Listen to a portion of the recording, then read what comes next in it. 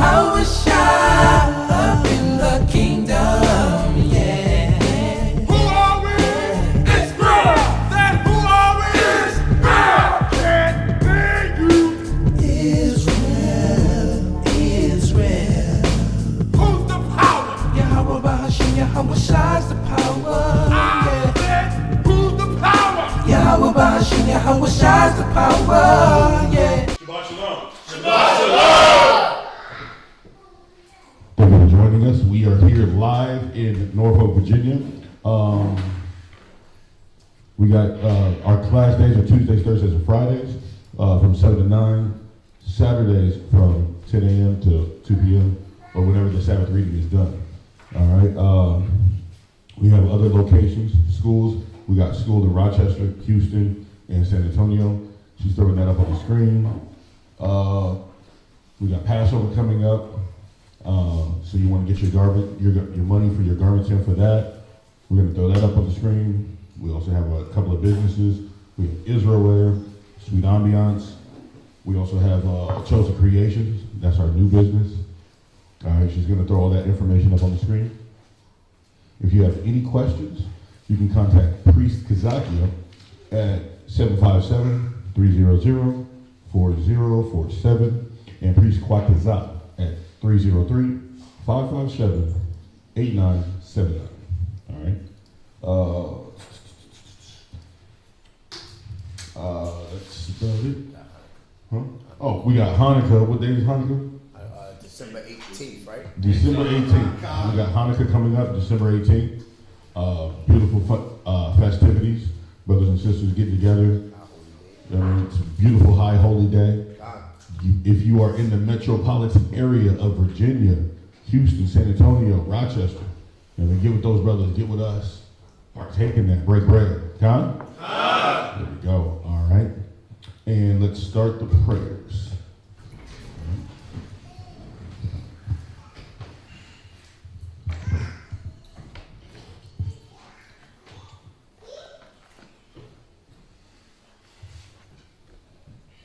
Barakataya.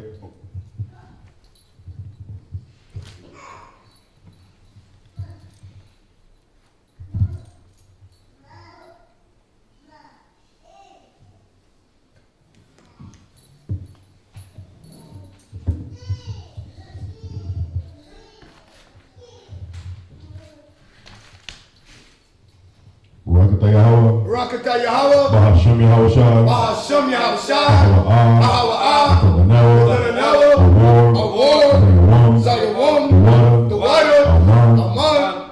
That's bless you Yahweh in the name of Yahweh Shai that gives to us the light this day. Thanks so be it. And the light represents the knowledge, wisdom, and understanding of the Most High. You can find that in Matthew chapter 5, verse 16.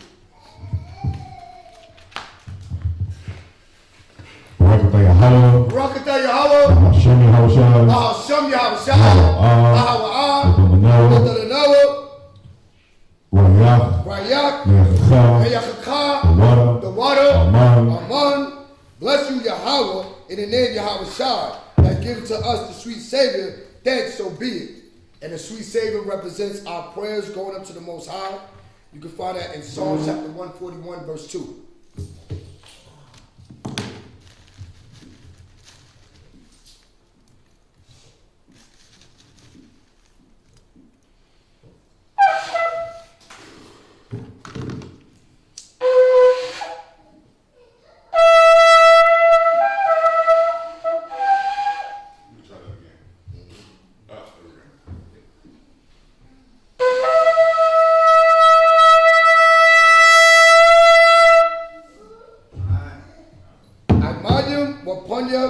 Shalom.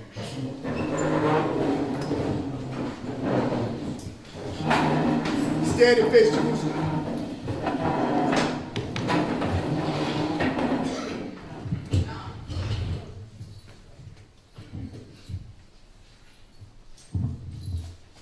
Barakatah Yahweh. Barakatah Yahweh. Bahasham Yahweh Shai. Bahasham Yahweh Shai. Ahawa'ah. Hashabah. Bashalom. The water. Aman. Bless you, Yahweh, in the name of Yahweh Shai, that gives to us the Sabbath this day. Then so be it.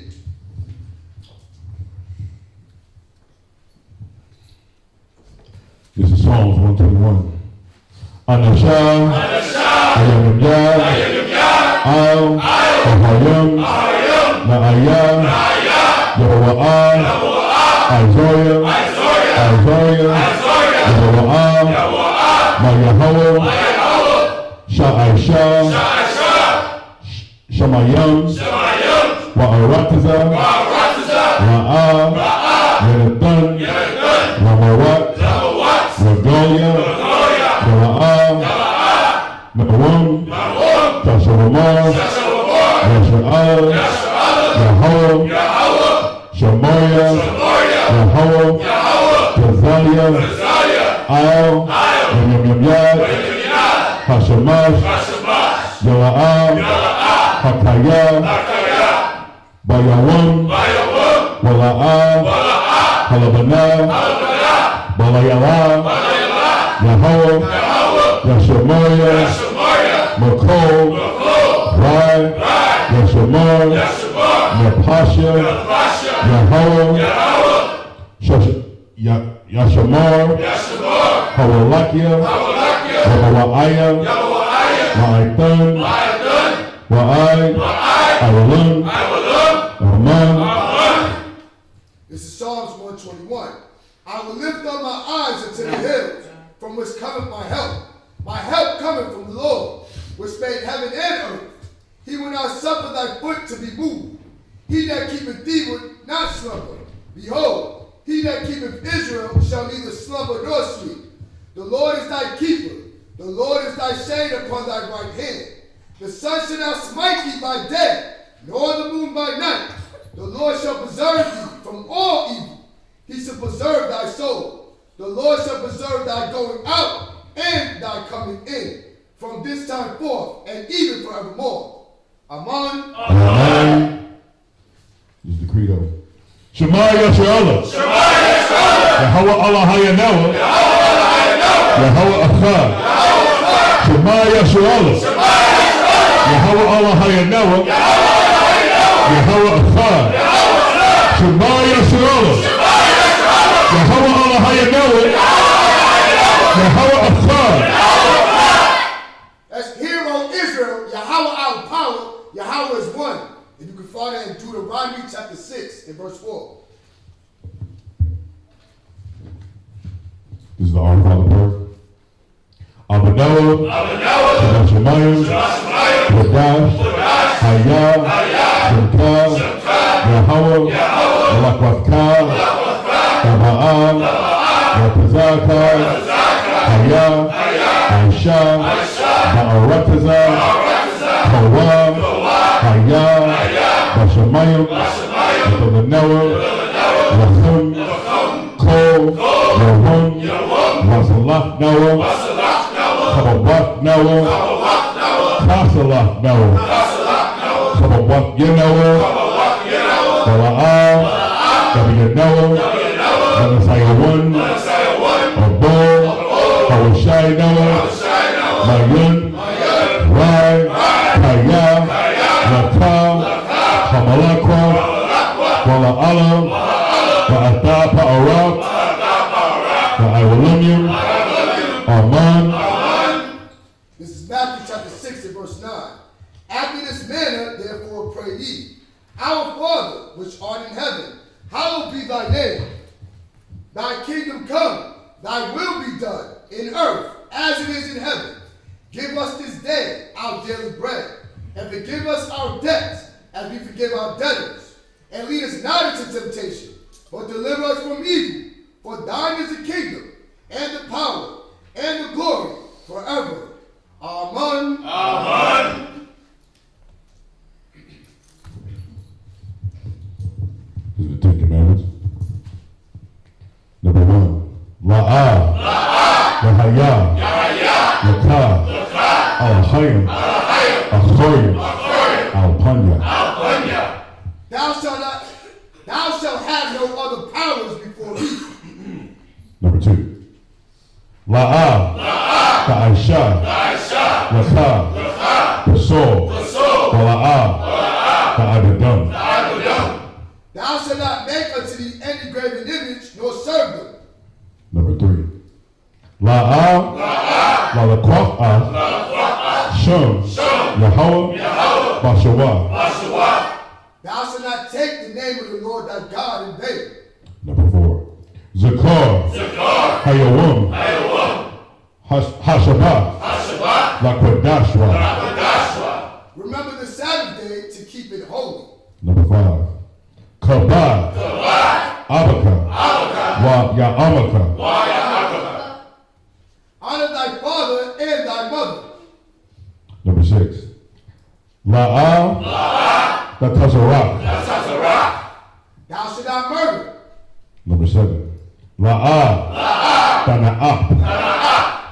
Thou shalt not commit adultery. Number 8. La'a. Taganab. Thou shalt not steal. Number 9. La'a. Ta'ayna. Shakur. Thou shalt not bear false witness against thy neighbor. Number 10. La'a. Takamad. Kol. Asherah. Nora'aika. Thou shalt not covet anything that is thy neighbor's. Yeshabiim, which means to be seated.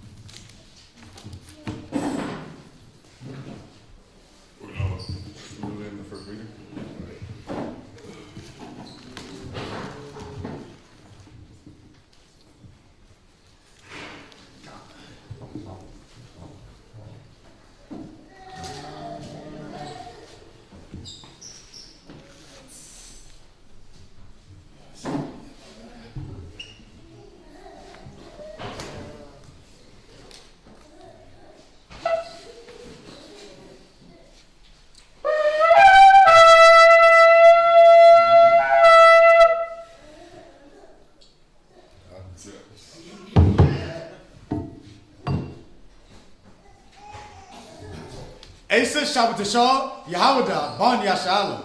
Asa Shabbat Shah Yahawada Ban Yashala. Aki Adbani. Barak. Yahawah Shem Yahushai Barakathum. Yahweh Shem Yahushai Barakatah.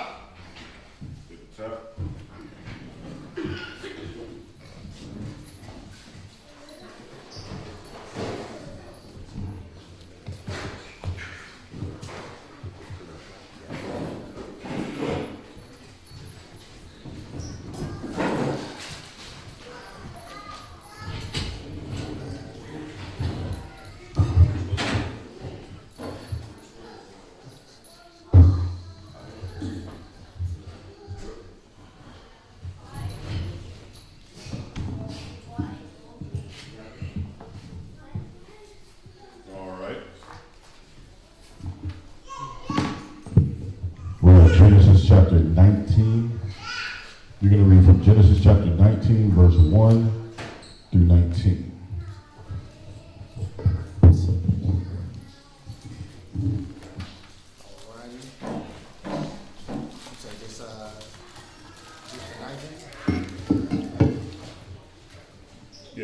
Chapter 19, verse 1 through 19. Genesis chapter 19 and verse 1. And there came two angels to Sodom at evening. So a little backstory, all right. We're starting at 19 in case to get everybody caught up. All right. We ended at chapter 18. All right. How many of you guys remember what happened in the last chapter? Go ahead, Nas. There was a war. A little bit louder so they can hear you on the internet.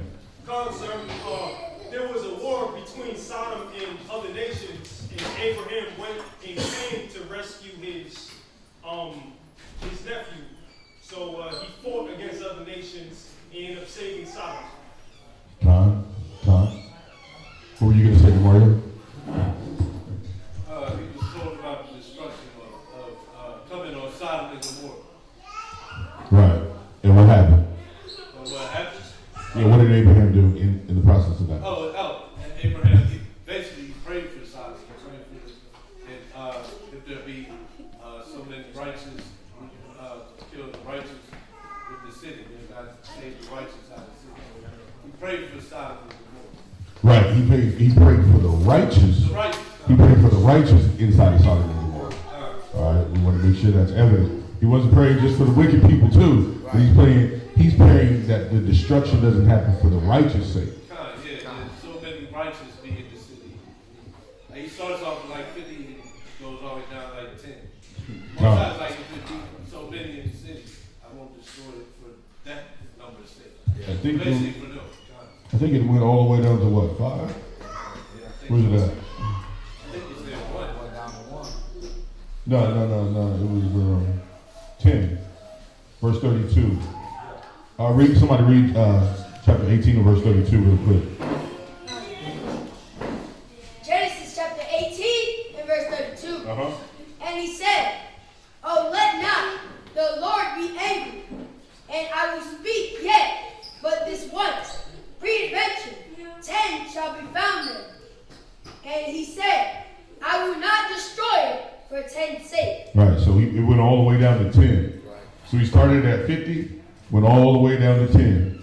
But again, that's just showing, as a recap, it's just showing that the Most High is still merciful. Right? He's willing to save a bunch of wicked people for the righteous sake. But what does that mean? That's inspiration for you to what? Keep fighting. You should be, that should motivate you. Damn, you know what? A lot of places aren't destroyed. Why? Because I'm still trying to fight. So what should you do within your spirit? Keep fighting. Right. All right, go ahead. Start verse 19. Genesis chapter 19 and verse 1. And there came 2 angels to Sodom at even. And Lot sat in the gate of Sodom. And Lot, seeing them, rose up to meet them. And he bowed himself with his face toward the ground. Again, see, this is showing you in our customs, back in the ancient time, this is that hospitality. This is that humility when greeting a brother. Right? This goes into that, let's grab it. Deuteronomy chapter 28. What is it? 54. Oh, okay. Okay. Who got it first? Deuteronomy chapter 28, verse 54. God. So that the man that is tender among you and very delicate. His what? His eye shall be evil toward his brother. No. Starting from the top. So that the man that is tender among you. This is that tender love that we had for one another. This is one of the things that got stripped from us. So if you think mean mugging, walking around mean mugging upon entry, anytime you enter a place, you got to like scope a dude up and down, right? You got to look at him cross-eyed, cockeyed, right? No, that's a curse, right? As soon as a brother walks in, you're supposed to embrace him with open arms. These 2 men are walking into the city. He was like, oh, my lords, right? That was that tender eye towards your brother. That was the tender eye towards your sister. You're not looking up on her to lust. You're like, okay, that sister might need some help. Oh, that brother in his household might need some help. Let's bring him in. These are one of the attributes that we lost throughout the generations. Don't you want that back? That's why you got to keep fighting.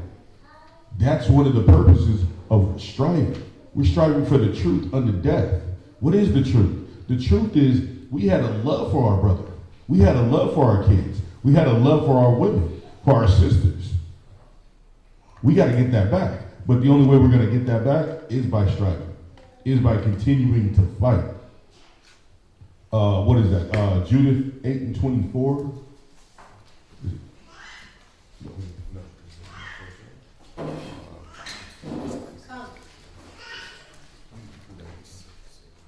Hang on. No, it's Ecclesiasticus. Ecclesiasticus 33:17. Go ahead. There we go. Ecclesiasticus chapter 33 and verse 17. Uh-huh. Consider that And this is why we got to keep fighting. You're not getting this knowledge, the truth of the Bible. You're not getting these breakdowns. You're not getting this hearty class in these hearty classes just to sit upon them. You're not just like taking it home and stockpiling it in your mind and saying, I got knowledge. Right. I know who my people are. God.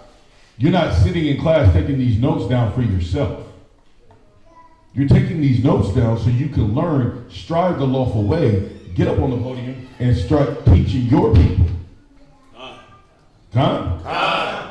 So this is what you got to consider. We're not striving for the knowledge just to sound smart in a conversation, to hurt somebody's feelings and cut the other nations with our language.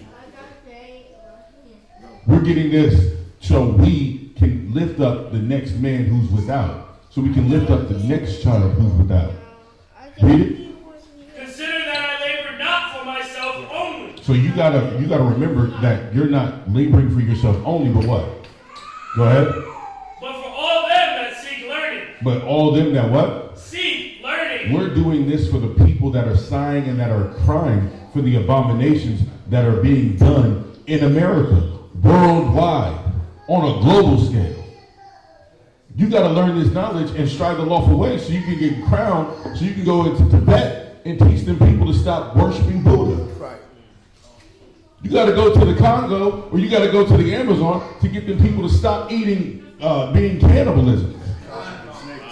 Right? Stop eating snakes, anacondas and crap. Right? We got to kill this stupid mind state that there's a black power movement because what? A comic book movie talks about Wakanda? We some African booty scratchers with some what? Some vibranium, some space age technology, and that's the way we're going to rule? A man's established by this word. Come on now. So this is what we got to consider. We're not trying to get this knowledge to sound smart, to look smart, to come appealing, and crush other nations and cuss them out. We're doing this for the people that are hurt. There's a lot of sick people in this world, and they need this word. Right. Was that it? Yes, sir. Yeah. So going back, this is the mind state that we got pulled from, that we got to come back into. So if you thought you was on point already, no, we're still sick. We got to keep striving forward. We got to keep moving forward. All right. So Lot saw these men, and he had that tender eye towards these men. That was that hospitality. That's a learned attribute he learned from who? His father, who is Abraham's brother, because this is his nephew. God. Right. So these are some of the traditions that we actually kept. Right now. We're going to read about Lot. He did a little something off, but you know what I mean? But this attribute right here, this is something that was still righteous. All right? Go ahead. Genesis chapter 19 and verse 2. And he said, Behold now, my lords, turn in, I pray you. Look at how he greeted him. He didn't hit him with a, what's up, my nigga? How you doing? Hey, cuz, what set you playing? You know what I'm saying? Where you from? You from the 804, 504? What's up, cuz? What you do around her? Right? He ain't talking all that jive, bro. All that jazz, man. No, he had enough decency and respect to call him my lord, my liege, sire.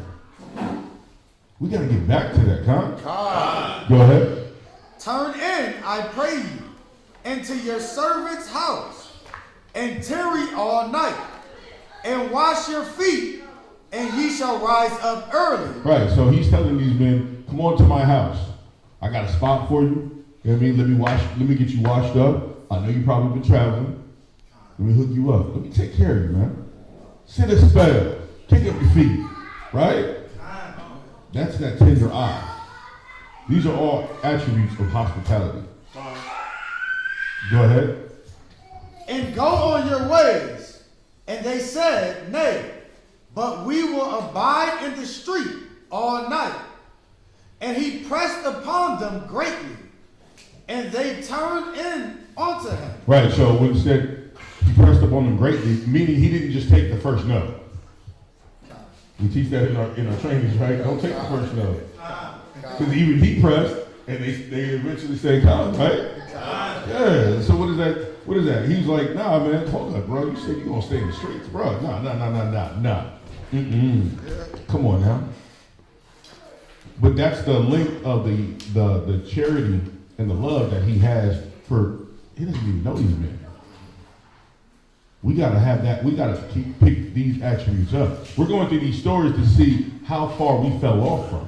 So you guys gotta be paying attention. Like, bro, that's charitable.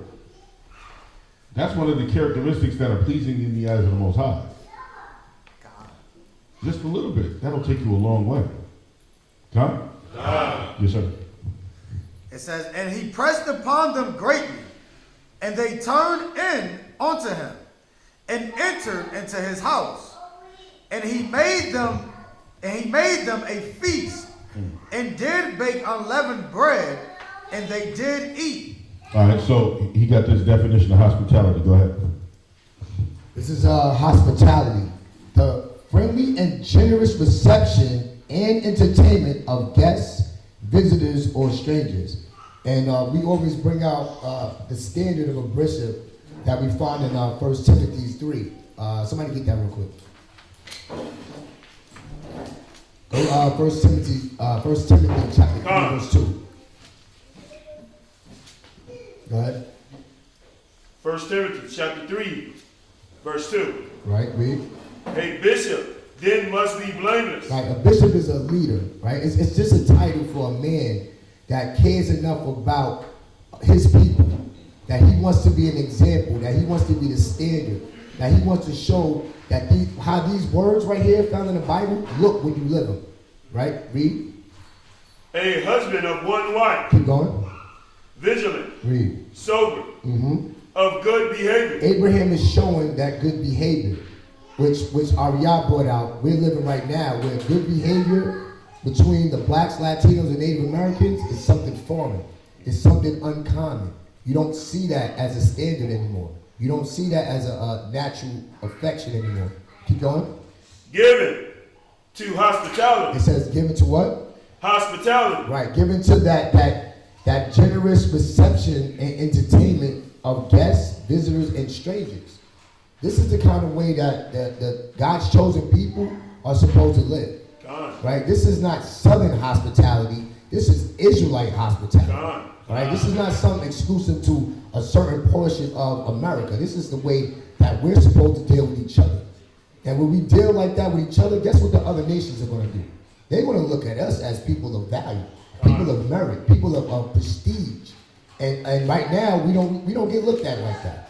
We get looked at as less, as worse, as base. But see, Abraham, our forefather, was showing us how powerful it is to deal with hospitality.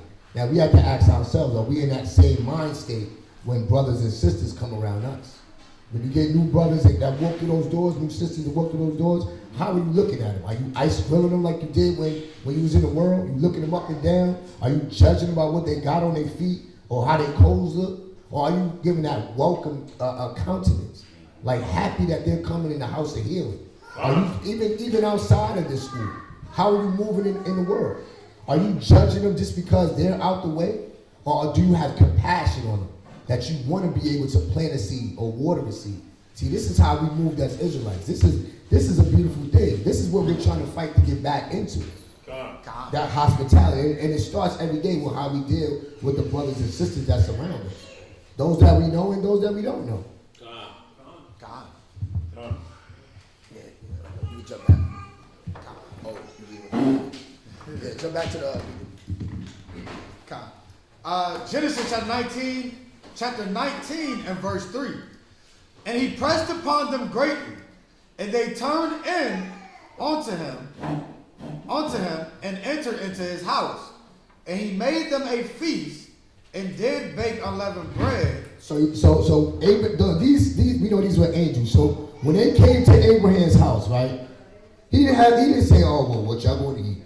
I mean, I ate already. Y'all want to take out? Y'all want to hit dominoes? No, it said, read that part again. It said this Lot too. Yeah. And he made them a feast. It says he made them a feast. Oh yeah, it's Lot. That's Lot. Yeah. It said he made them a feast. He thought enough. He had enough love for these strangers to cook them a feast, to treat them like his own. That's what we got to get back to. That these little acts are tokens, are signs of love. See, that word love is just a 4-letter word that you have to have some work behind. This is a man showing these people, these strangers, love. Right? Keep going.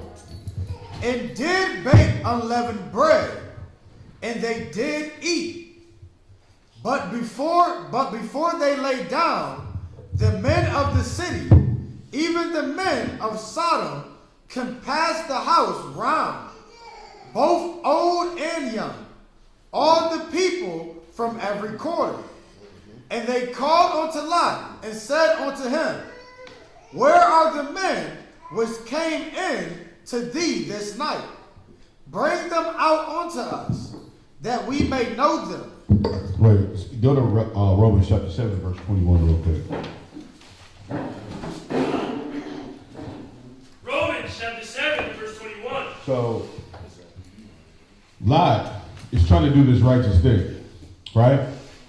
Huh? All right, so how many of us are always trying to do the right thing now that we're getting this truth? Huh? So this is showing you in every instance in life, right? Lot's no different than us. He's trying to do the right thing. He's trying to display the knowledge that he got, right? We're trying to display the knowledge that we get. But now, just in this short instance, as soon as he get done making the feast, he got the people kicking up. You know what I mean? They having a good old time. You know what I mean? Rah, rah, rah. Oh, hey, hi. How you doing? How you going? Who you got in her? Who you got in her? Right? Always some sick, wet. It'll be 2013, bro. God dang. Always trying to rain on the parade. Right? That and some damn nations. But what do we have? What are we looking at? Here's the picture, right? Here's what's going on. And this is what you got to realize in your life.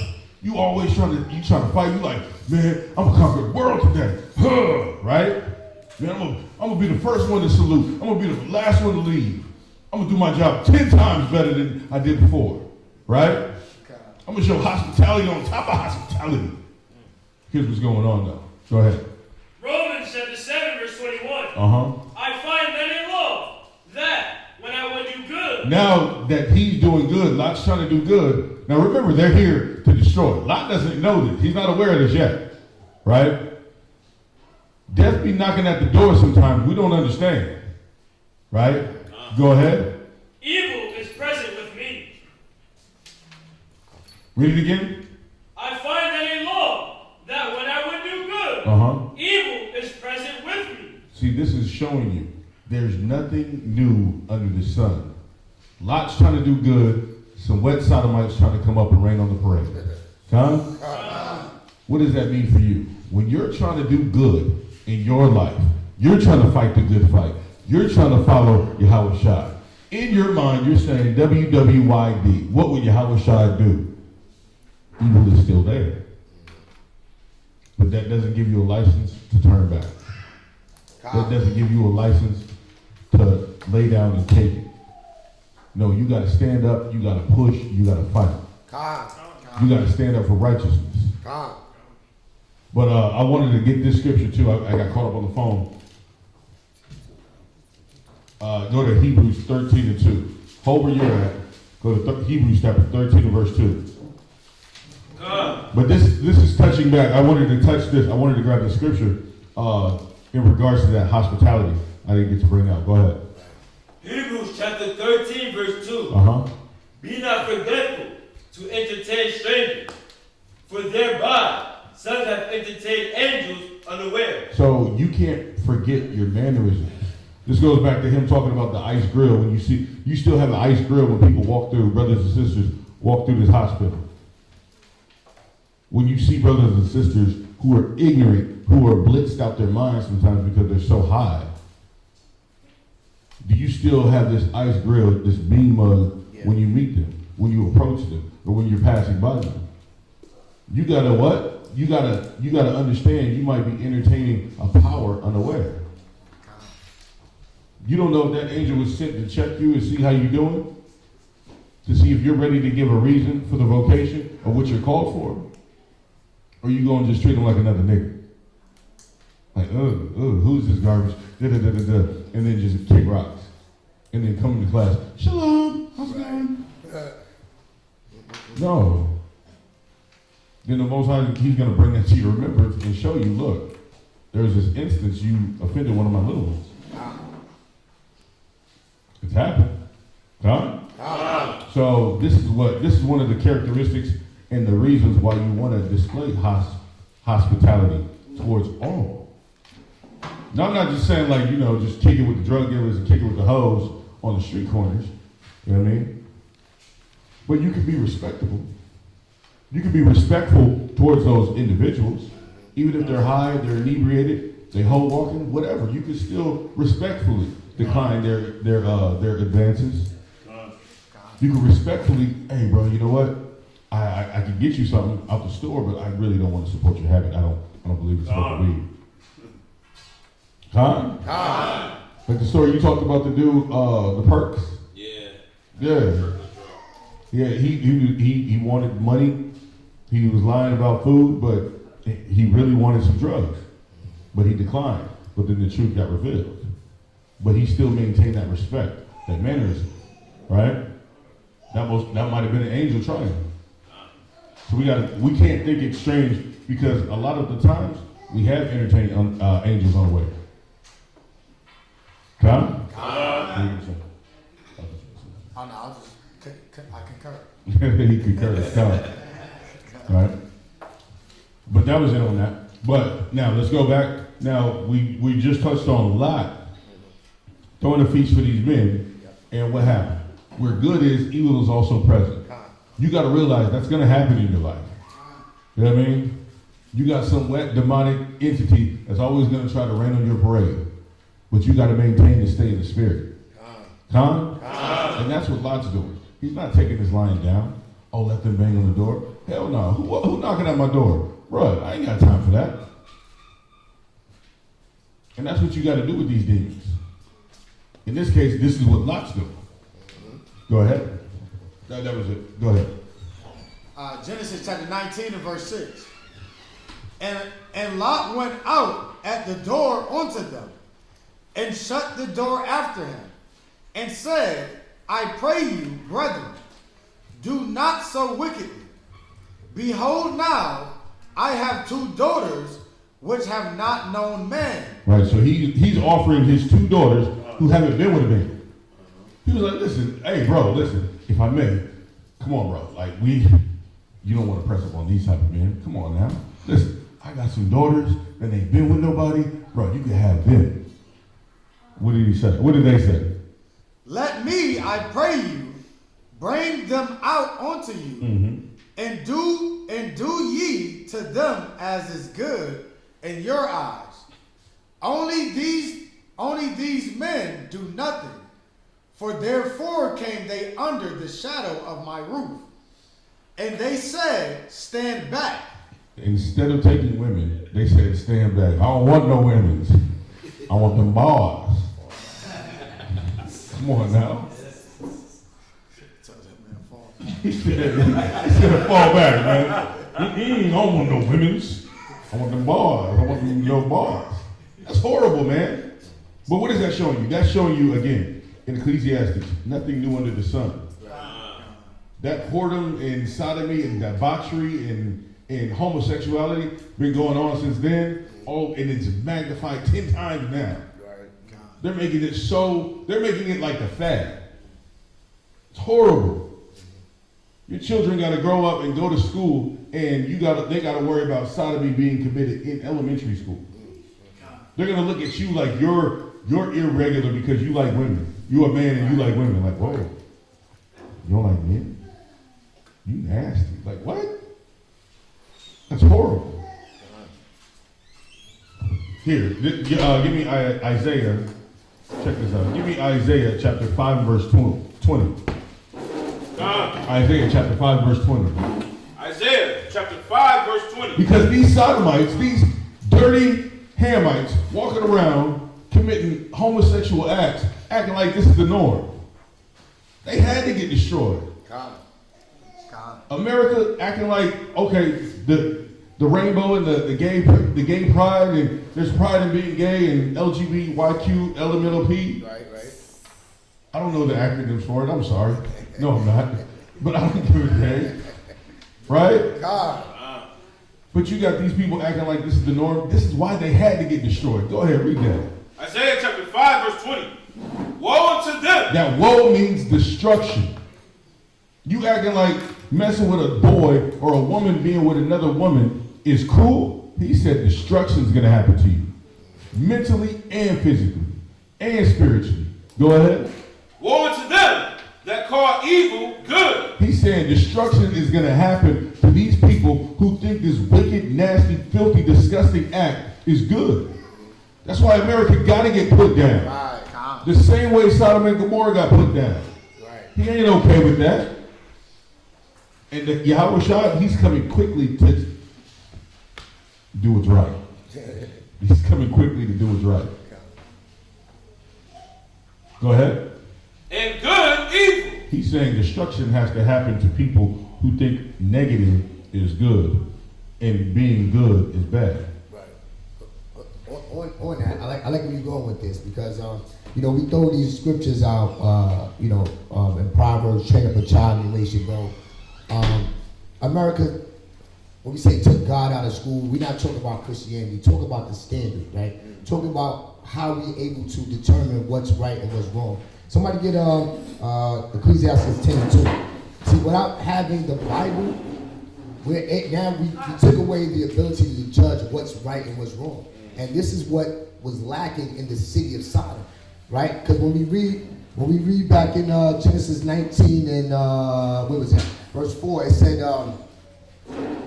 both old and young, all the people, right? All the men, old men and young men. It wasn't just the old men, it was the young men too. And what do you see in America? What do you see in America now? You see young kids, even in elementary school, saying, I identify as such and such and such. Rainbow Coalition. You know what I mean? Read that. Ecclesiastes 10:2. Ecclesiasticus chapter 10 and verse 2. Hey, let me say this, y'all. You guys gotta be aware. You cannot throw any wipes in this toilet. You can't throw any hard paper towels in that toilet. They found 2 wipes in there, and this guy, he's putting that on us. You cannot. Where's the sisters at? There's sisters back over there. Okay, are y'all listening back there? Okay, you guys can't throw wipes in there. You can't. It's your job. Every time y'all get kids go in the bathroom, make sure y'all follow them back there and go with them. So the toilet doesn't get clogged up. But go ahead, my bad. Yeah, I just got it, because if we don't tell them now, somebody can do it during the day. Done. Where you at? Ecclesiasticus chapter 10 and verse 2. As the judge of the people is himself, so are his officers. And what manner of man, the ruler of the city? Right, read it from the top. Ecclesiasticus chapter 10 and verse 2. As the judge of the people is himself, so are his officers. Right, so you're looking because that was beautiful how Bakar was bringing that out. How the Bible was taken out. The Most High was taken out. The standard of the Most High was taken out in the school system. So now they're just letting everything fly. So now you got not just old head homosexuals. You don't just have elder homosexuals. You got young homosexuals. You got little boys walking around trying to identify as a girl. You got little girls trying to identify that they're a boy. This is the standard that was supposed to be established in the school systems. This is what they wanted to take out. Why? Because they want your little boy to be confused. They don't want him to reproduce. They don't want our people to reproduce. This was all an agenda for Israel to begin with. They already plotted and schemed on this. Psalms 83. They crafted counsel. They became a confederate against the nation of Israel. So this was always their agenda. But this is why the Most High had to put these people down. Because they're trying to call evil good and good evil. They're trying to shame you for reading the Bible. They're trying to shame you because your kid, your son, your daughter is a young Hebrew Israelite and doesn't celebrate these wicked holidays. That's why the Most High had to put these people down. It started with the head, and then they worked their way to the children. And then once they infringe on the children, then he's going to grow up in that same fashion. That was it. Was that it? There's more on this. Go ahead. Okay. Woe unto them that call evil good and good evil. That's why America's got to get shut down. That's why Sodom and Gomorrah got shut down. Go ahead. That put darkness for light. And they're trying to let you know, they're trying to show you these dark, wicked acts and make it seem good. How do you know? Every TV show you watch always got to have some witchcraft. Always got to have some flaming faggot. Right? And then what do they do with the flaming faggot? They try to make you develop a sense of liking and character. They want you to have sympathy when he gets beaten down, when he gets made fun of. They want you to cheer when he stands up for himself and, I'm a homosexual. And you're like, yeah, love is love. Respect that man's wishes. He likes to be with boys, let him be with boys. He ain't hurt nobody. That's how they play on you. That wet spirit, That wet spirit. God. But no, that's what they do. They try to get you to sympathize with the homosexual. They try to get you to sympathize with the witchcraft. Oh, he's a bad witch. Oh, use some more wickedness to combat that wickedness. Like, Satan isn't divided against Satan. Right. Witchcraft is witchcraft. Right. Homosexual is homosexual. Right. What, you got a evil faggot and a good faggot? Right. You still got, come on now, what you got? I'm glad you said that too, because a lot of times what you hear in the moment, you hear brothers, oh man, look at them zesty brothers, right? But then they're okay with having a little threesome action. Yeah. It's okay to have the girls kiss the girls, but then the dudes, you turn up about that. Nah, evil is evil. Homosexuality is homosexuality. Like, Most High ain't dealing with that. He ain't trying to let you slide for those two girls now. Yeah, it's true. Yeah. Because I remember growing up, everybody was like, you're growing up, you're like, nah, man, that homosexual stuff is nasty. Yeah, bro, two guys, that's just nasty. That's homo, that's them faggots.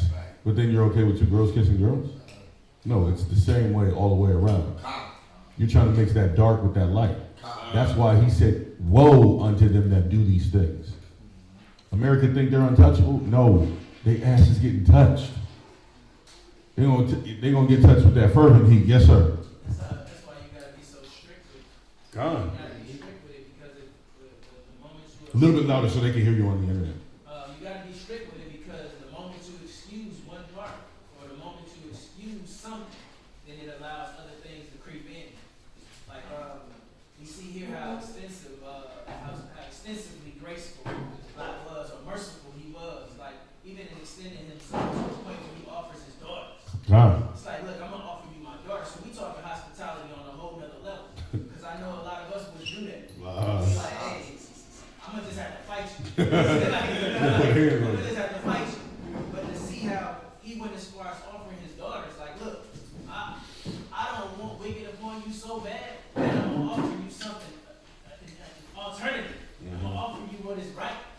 And they still decline. So you gotta be strict about that because we'll end up allowing small parts in and it'll become a big problem. Finish reading. And light for darkness, that put bitter for sweet. Right. And sweet for bitter. Yeah, you're mixing flavors. You're mixing sensations. They want to tell you the best sensation is penetrating the kundalini. Come on now. That's horrible. They want to tell you the best sensation is committing sodomy acts. Bestiality acts. A dolphin feels just like a woman. It's okay. Come on now. These people got to be destroyed. The Most High is not playing. When we read on, you're going to find out. Come on, man. When you look at the pictures, you could Google where Sodom and Gomorrah used to be. Come on now. It's a desolate salt place to show that fire and brimstone was there. America, they're going to be that perpetual burning place too, just like Sodom and Gomorrah. First nuclear holocaust. Continue. Genesis chapter 19 and verse 9. And they said, stand back. And they said again, this one fellow came to sojourn, and he will needs be a judge. Now will we deal worse with thee than with them. And they pressed sore upon the man, even Lot, and came near to break the door. Like y'all are saying, they press. This sodomite spirit is about pressing. And it's pressing and pressing the water. It's pressing and pressing until you're overcame by it or you sympathize with it. And that's why we gotta be conscious of that spirit. Go ahead. But the men put forth their hand and pulled Lot into the house to them and shut the door. And they smote the men that were at the door of the house with blindness. Right. This goes to the Most High always showing us if the Spirit is covering us, if it's protecting us, then we don't got nothing to worry about. Right? We don't got nothing to worry about when it comes to these demons trying to overcome us. But we got to be conscious. We got to be aware that what type of spirit is always on top of us and around us and who got that spirit on them. You got to watch it. Go ahead. Both small and great. Where you at again? Genesis chapter 19 and verse 11. Right. Go ahead. Our last precept. So that they wearied themselves to find the door. Mm-hmm. And the funny thing, it's the same vibe. It's the same vibe now. Like this spirit of sodomy, they weary themselves in trying to overcome us. Like the whole agenda is to get the nation under this whole spirit, right? Remember, you have to always remember what the scripture says. It says it. Let's get that real quick. Isaiah, except the Lord. Is it Isaiah or Matthew? Matthew. Yeah. Let's go there real quick.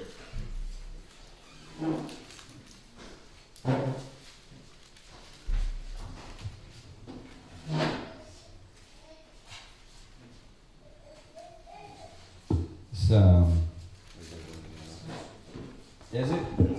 Okay, go to Isaiah 1 and 9. Isaiah chapter 1 verse 9. Mm-hmm.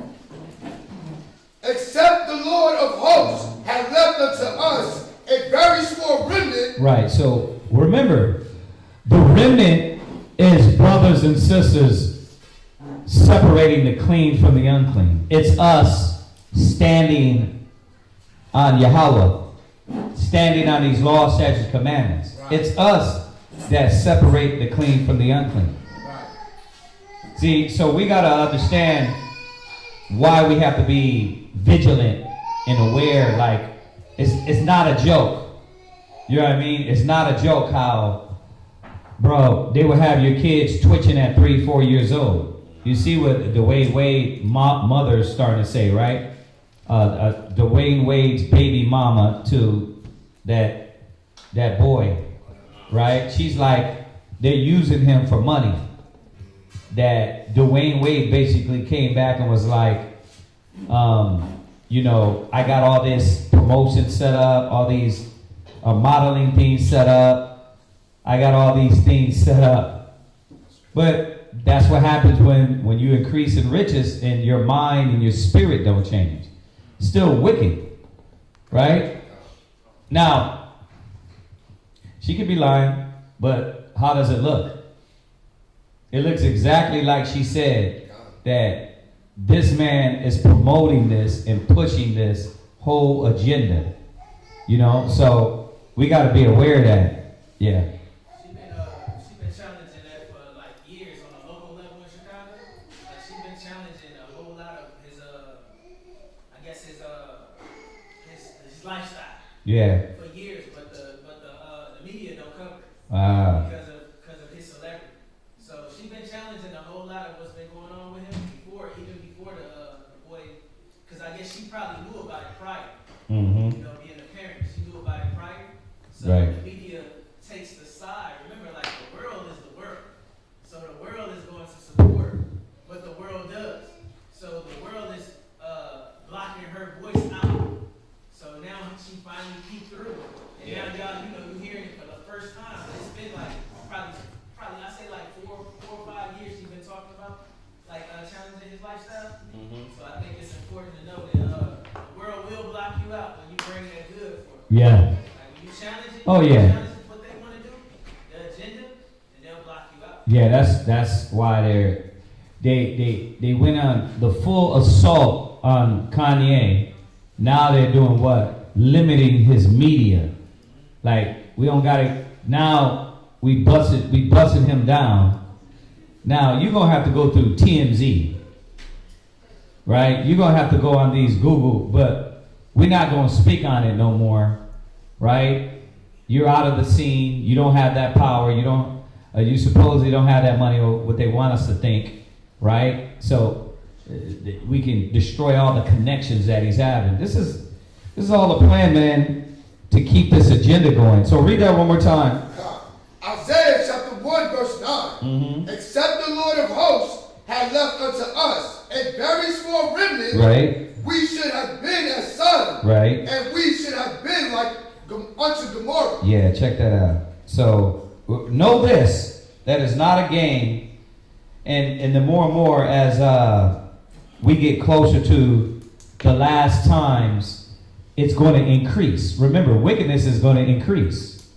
So watch your kids in schools.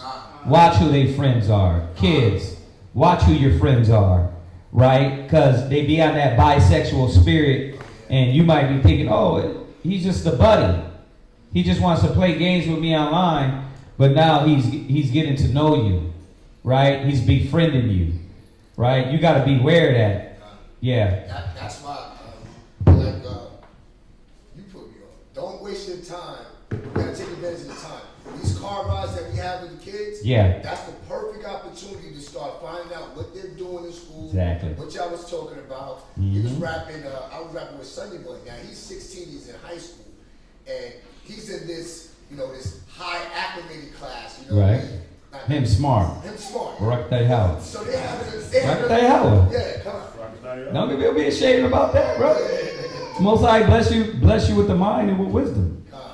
So they was having a conversation, right, about what's your sexuality. Mm-hmm. So what he was telling me is like he's basically the only straight person in his class. And I'm not talking about he's surrounded what the front? For real. Israelites, nations. Holy crap. At 16 now. 16. So now we're understanding why the Most High is going to be slaying old maids, little children. So when you're screaming like, why? That whole generation out of your whole class, you got one righteous man. Well, Yahweh, if there be one righteous man, well, then we're going to get him the hell out of there. And we're going to destroy everybody. See, but now, let me show y'all something. Since we're talking about this. You got one righteous kid, 16, right?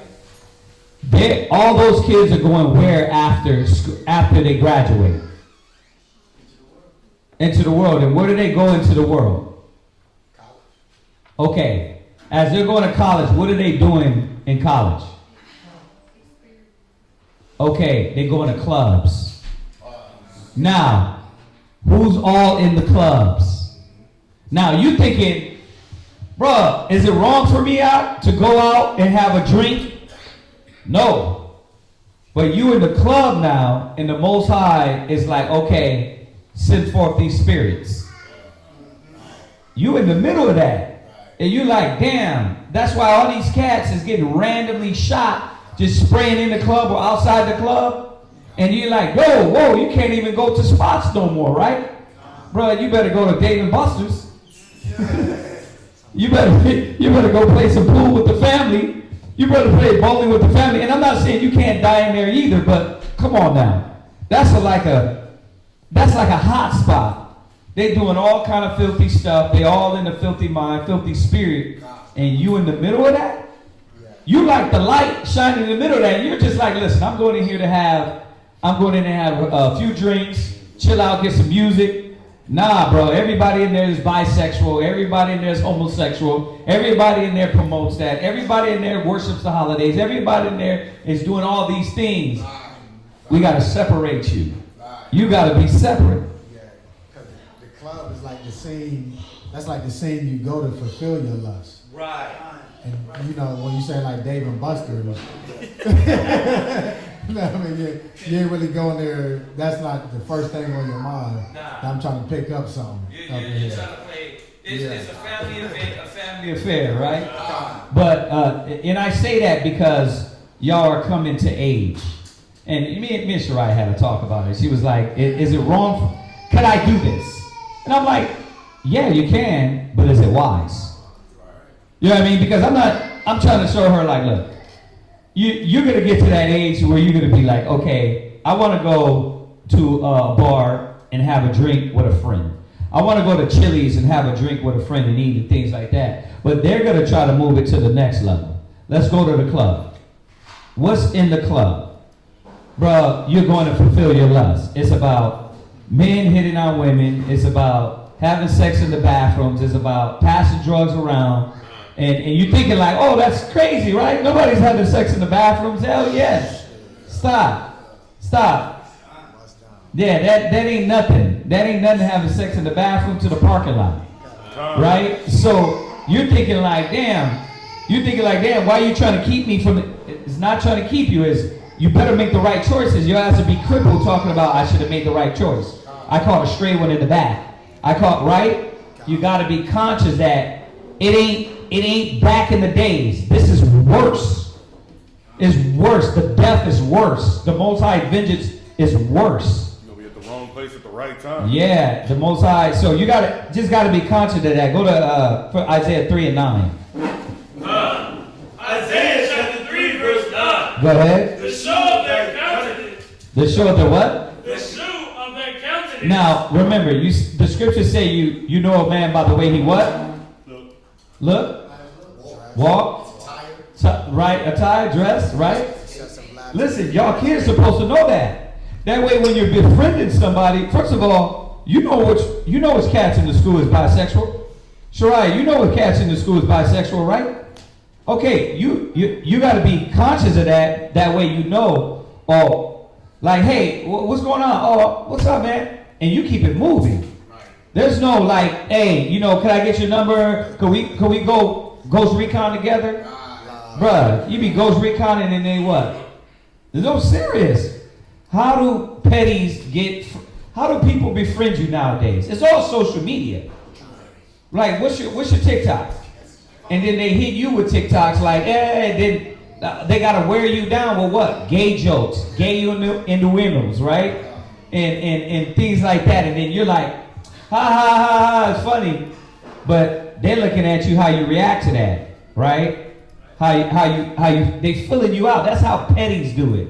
That's how people that's gonna try to touch you, take advantage of you. They touch your arm, right? They touching your shoulder, they doing this in the school. Yeah, they start massaging you. It's like, bro, what's up with you? Why you do? Oh, yeah, you gotta watch that. It sounds funny, but this is the entry. And then when you don't do nothing, when you ain't like stepping aside, they're like, okay, right? Yeah. Because they call it grooming. Right, there it is, grooming, yeah. Gotta watch for the grooming, all right? We making y'all all conscious of this. It sounds funny, and you're like, this is ridiculous until it happened to you, right? Have you got hit on yet? Yeah, by dudes? Oh, yeah. You got hit on yet, Shirai? All the time, right? They still trying to figure out where she stands. right? Is she lesbian? Is she bi? Is she this? And they know though. What? You gotta talk loud. I had a class last year where everyone was gay, even the teacher. And I remember when it came out that basically everyone in the class found out that everyone was gay, but me, they all were like, oh, we got eternity, we're gonna have eternity. And I was like, ah. Yeah, see, there's show. Look, read that again. The show of their countenance. Right? Does witness against them. See, it witness against them. Then you get these damn Christians talking about, oh, you know what? They try to totally disannul Sodom and Gomorrah. They try to they take it all out the picture, all out the Bible. Well, why do you think God destroyed Sodom and Gomorrah? Oh, there was a lot of things going on in Sodom and Gomorrah. Exactly. Well, let's start with them. Okay, because there definitely wasn't just homosexuals out here. There was cross-dressers. They were having sex with. Have y'all seen the ancient sex toys? Yeah. There's ancient sex toys. You're thinking like, bro, that was now. No, they got wooden dildos, whatever the hell they had back then. They had them all back then. Remember, there's nothing new under heaven. Wickedness started all the way back with Cain. We read that. Wickedness started all the way. Once he did that, it started all the way back and it trickled down. Right? Go ahead. They had hieroglyphs of what they did, like the woman. The Egyptian hieroglyphs. Mm-hmm. Okay, sis. She went there. She went there. But there it is. Ancient artifacts, ancient dildos, bruh, this is nothing new. We got to stop thinking like, oh wow, you guys are a little bit excessive. You Hebrew Israelites you just that's just too much. Like, bro, it ain't too much. This is real. They will turn your ass out. They will flip you, right? You fall asleep in their room, in their house, right? And they what? They try to drag you into their lust. It'd be like, you be thinking the guy is cool with it, and they dragging you into an orgy, right? And then it's two girls, one guy, and you think that's cool. Then he go, what? Let's fit another dude in there, right? That ain't cool. Two girls and one guy ain't cool, right? Because who's the girl? The girl's they're gonna try to get you in there, Shariah. They're gonna try to get the Quadashaya. They're gonna try to get the Tianos. They're dragging them in the middle of this, and then to turn you out. The show of their countenance shows it. Yeah. They take pride in it. Like that, turning you out. Like, oh, I changed this person. They take pride in it. Like the same way that you would target certain people, or the same way that, we target in the truth, yeah. Things, they prey on certain people, and that's the straight people. Like, because they take pride in it. Like, they wanna turn you out. They wanna be able to say they turned somebody out. That's something that they brag about. Yeah. China was actually telling me when she lived in Atlanta that those sodomites they like to go for the straight men that's married, and that's what they after. That's what they want to change all the time. Yeah.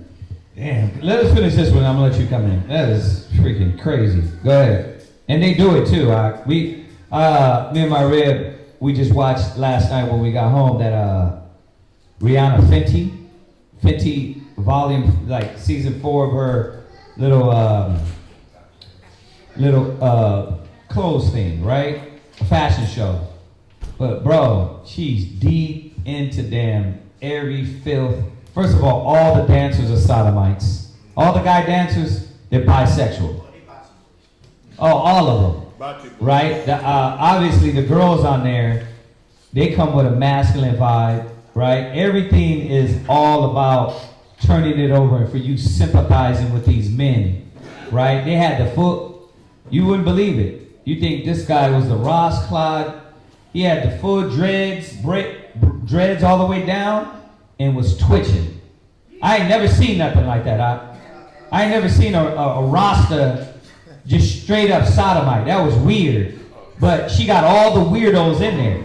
It's all promotion of that. It's all promoting that spirit. What's up? Did you see that guy from Big documentary? From where? It's called God Forbid. Nah. Like, he was just talking about how Christianity introduced it, or had they way with certain things. Like, speaking of an actual pastor and his family, him and his wife had like they call him pool boy. They call the guy, quote unquote, pool boy, and he was basically sleeping with the pastor's wife. I'm talking about one of the biggest name pastors in America. Really? He helped with Trump's candidacy. So you gotta see it. It's crazy. What is it called? God forbid. God forbid. We definitely gonna check that out tonight. Eddie Long was doing the same thing. Yeah. He was paying boys. He was paying the guys scholarships, tuition. He was paying their tuition, and then sending them pictures of him in the gym flexing and stuff like that. Yeah, touching little boys. Or finish it. And they declare their sin as Sodom. Right. They declare their sin as Sodom. So I'm hoping y'all are seeing this. And once again, going back into the scriptures and being able to show people that this spirit, this homosexual spirit is off. You gotta be tuned up. Your sword gotta be ready. Right? Don't let nobody press you and make you feel guilty. Look at them right in the damn face and say, nah, that's off. That's wicked. Right? The Most High is not with it. Right? Just like they can look at you in the face and try to get you to be a sodomite. You got to have the same confidence, the same pride. I'm sick and tired of damn America trying to make you feel guilty to stick to what you believe, but they want to break you to what they believe. We got to look at them the same way, like, nah, you're not going to break us. Right? You're not going to diminish me. You're not going to make me feel guilty. Right? Go ahead. That's it on that. Right? No. Oh, there's more? Go ahead. They hide it not. Oh, yeah. There you go. Blatant with it. They blatant with it. They're blatant with it, man. So when it said they press, this is what these sodomites do. They press. What? Go ahead. Oh, finish it. Hold on. Woe unto their soul. What? Woe unto their soul. The Most High said, woe unto their soul. He's not messing with none of that. Right? So what happens when your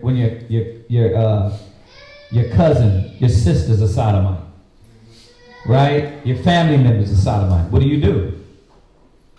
They ain't around the kids. They can't be around the kids. It's a whole spirit that comes with that. Right? You let your butch sister do, nah, bruh. You get over there, bruh. Get over there with that. You're not going to be, no, we don't want my kids around that. The only way they come around when they get older, when they like 16, 17, full-fledged in the spirit of the Lord, can look at them like, nah, you tripping. Right? But once you let them as a kid be indoctrinated and see that, right, that's when they start sympathizing with it at a young age. Train a child up. That's what the agenda is. Train a child up, like y'all were saying when I got in.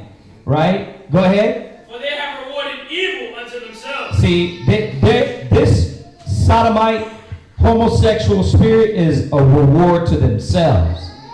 Right? So when they dying, when the diseases, when the Most High is coming through, wiping them out, it's for a purpose. Right? What you got? 1 Corinthians 15:33. Oh, hold on a second. He had a scripture first. You can't do that. Oh, I thought you were talking to me. Yeah, I was, but I didn't know you had a scripture. Let him put his real quick. Okay. I have two. I'll pull this one. Proverbs 4:16. Is that bathroom working? Hi, sir. Okay, go ahead. Proverbs chapter 4, verse 16. For they sleep not, except they have done mischief. Right, for they sleep not, except what? Except they have done mischief. Except they have done mischief. Yeah. See, and this is that evil spirit. This is that negative spirit, right? Plotting and planning for the little deceptive mind to say that, Shariah, oh, we're going to turn you out. Right. You know what I mean? That's why you can't laugh at these things. You can't look at them, but you got to look at them and like, really? Y'all got to start talking intelligent and breaking their ass down and making them go home and slit their damn wrists when they say something like that. I'll make you slit your damn wrists. You know what I mean? Go home and hang yourself in your damn bathtub. You come to the spirit with me like that.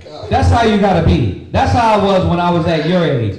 I wasn't playing with that. I was like, listen, this is what the word says. Y'all niggas is not gonna defile me, right? The word is true. Yeah, go tell them, listen, first of all, God ain't with that. Like, you gotta make everybody feel bad. And then look at them like,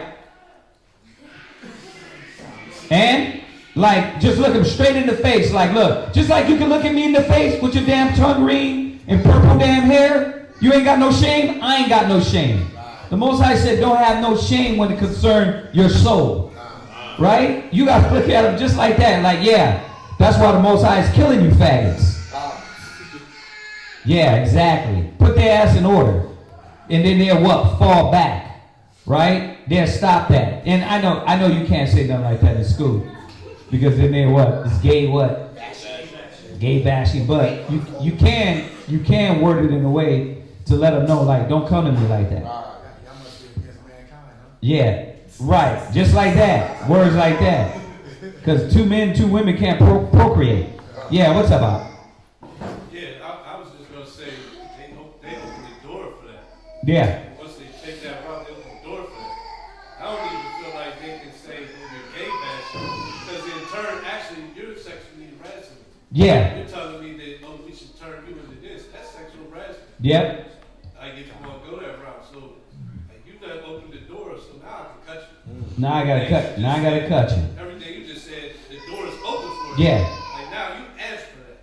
Yeah. Because now, okay, well, that's how you feel. Well, why'd you say that? Well, why'd you say that? Right, I get to show you how I feel, because I wasn't bothering nobody. You're right. Like Charles the White got me. He was telling a story about facing somebody the other day on one of the outlets. Yeah. It was because they asked him about his, he had a Confederate flag hat on. Uh-huh. But his immediate reaction was, he started going in on him, like, why are you bothering me? Yeah. Like, yo, you opened the door for that. Right. You know this cat, how he is. You could have left him alone. You could have left him alone, not bothering nobody. Right. It was the same situation. You could have left me alone, not bothering nobody. I wasn't going in on you. Right. Now you're talking about, oh, we should turn you into what we are. Oh, okay, hold up. This is what you are. Right. And now I'm really pouring on. So just put you in your place. Yes. You got to. And I'm saying that with all seriousness is that don't play around with that spirit because it's not a joke. It's not a joke. Right? Just like being a drug dealer is not funny. Right? Being a murderer ain't funny. Why we get to play with that? Right. When it comes to sodomites, it's like, oh, you nasty only. Bro, the Most High is going to put y'all to death. Right? Go ahead, finish it. And their sleep is taken away. Uh-huh. Unless they cause some to fall. Yeah, and the whole agenda is to get everybody in that mode. Their countenance do show that. Isaiah 3:19. What you got? 1 Corinthians 14:33? 13, 33. Okay. Or 15, 33. Mm-hmm. 1 Corinthians chapter 15 and verse 33. Be not deceived. Evil communications corrupt good manners. Yeah, their communication, how they're talking, how they're delivering this, right? I like that because it goes back to the 3 and 19. It show what there is. Like what your communication is showing exactly what you're about. I can say 3. It's 3 and 9. Isaiah 3 and 9. I'm trying to put that one in my head. Right. Go ahead. It also emphasizes what was mentioned earlier about taking standard out of school. Uh-huh. You gotta understand you're a house for truth. And when they're invading, because communications come through, we had this conversation before. Communications come through various ways. So, your communication could be among those people that your company that you are accompanied by. So you just gotta be careful, you gotta be aware, because they're coming to intrude, to invade, to steal from you, to kill you, to destroy you. That's why, when you said take it seriously, you can't laugh about it. You really gotta be serious about it. Because if you're not serious about it, they gonna come in there and do what they supposed to do. Cause they are evil. That's what they're coming to do. Evil. Like if you joke, it's like you just said about if you call somebody a faggot, right? They take that serious. Well, you got to take serious your defense. If somebody said I'm gonna rape you, that's not a joke. You don't play around with that. You're going to the school like, look, this cat said he's gonna rape me. Well, what do you think they're saying by, we're gonna turn you? It's the same thing. Take it serious. It's not funny. Look at them right in the damn face and say, listen, you're overstepping your boundaries, and I don't want you to make me feel like you're harassing me. I go to the principal. Right? What? It's a sad part because, like you were saying, it's not just the children, it's the elders too. Right. Like, I'm around elders almost every week. I'm not really used to being around my generation. And when I look at the elders, it's like I have to be tempted to not respect my elders because usually you're supposed to respect your elders. Right.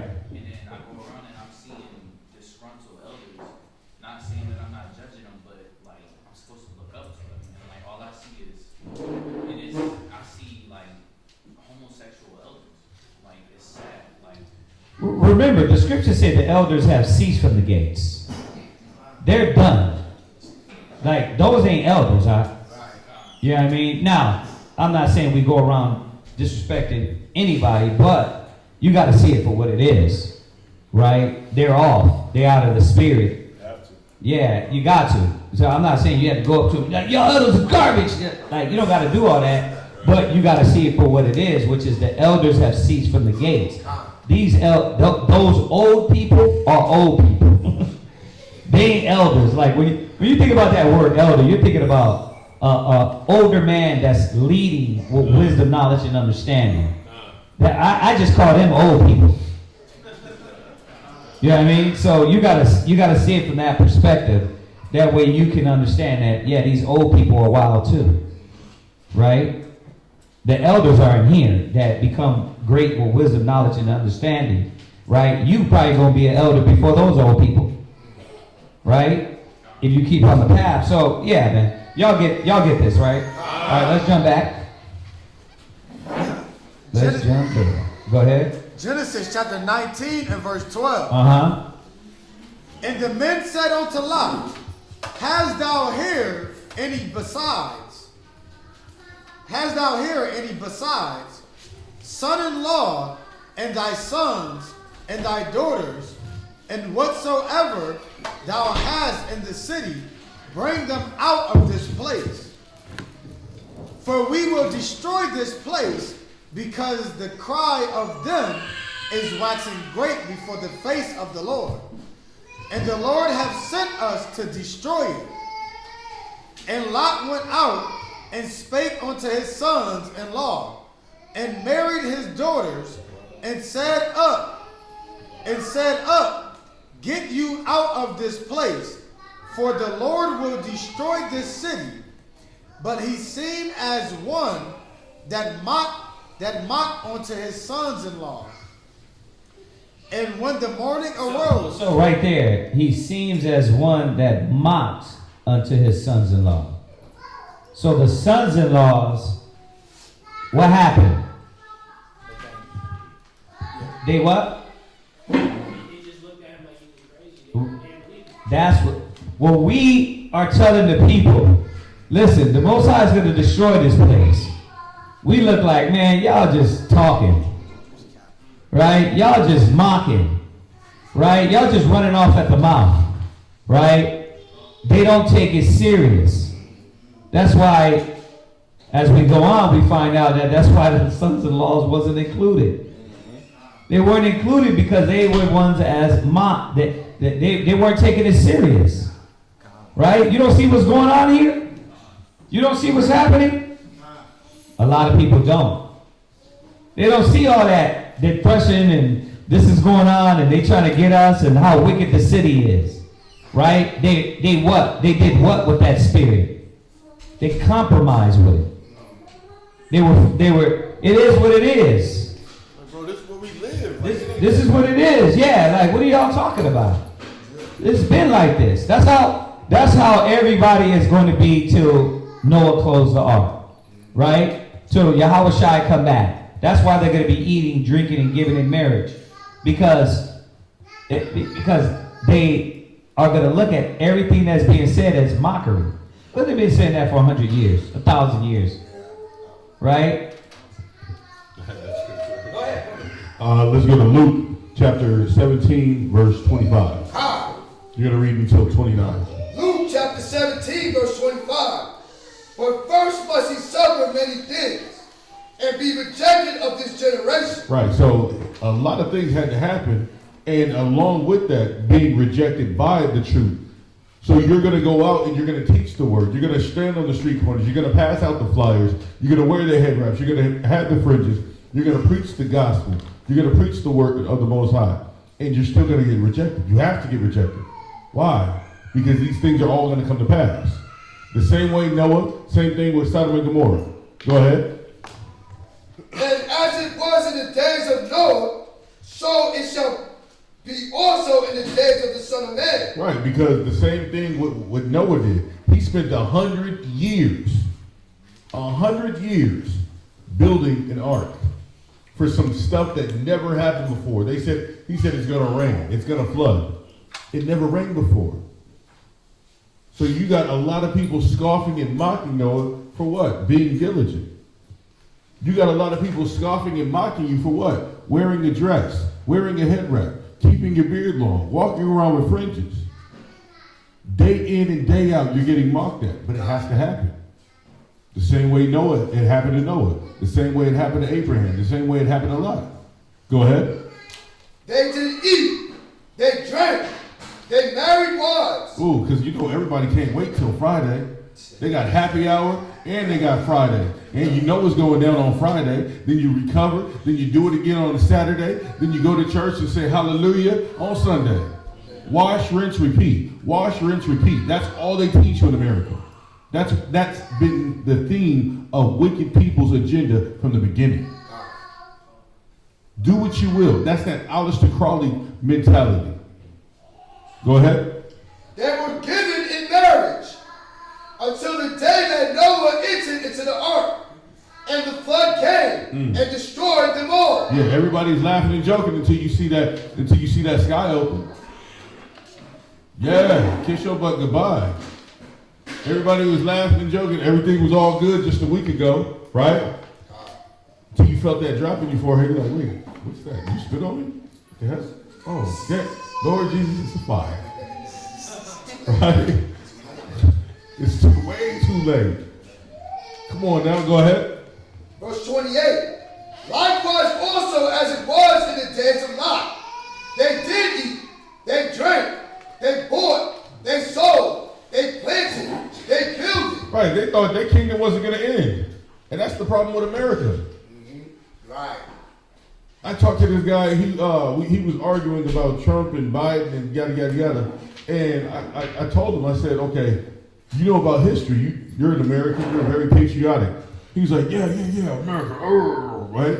So I said, so if you look at the history of America, if you look at any kingdom in their history, did they ever, like, are they still around? What happened to the Roman Empire? What happened to the Grecians? What happened to the Mesopotamians, the Persians, the Medes? He was like, they're not here anymore. I said, so with that understanding, you still think America's going to last forever?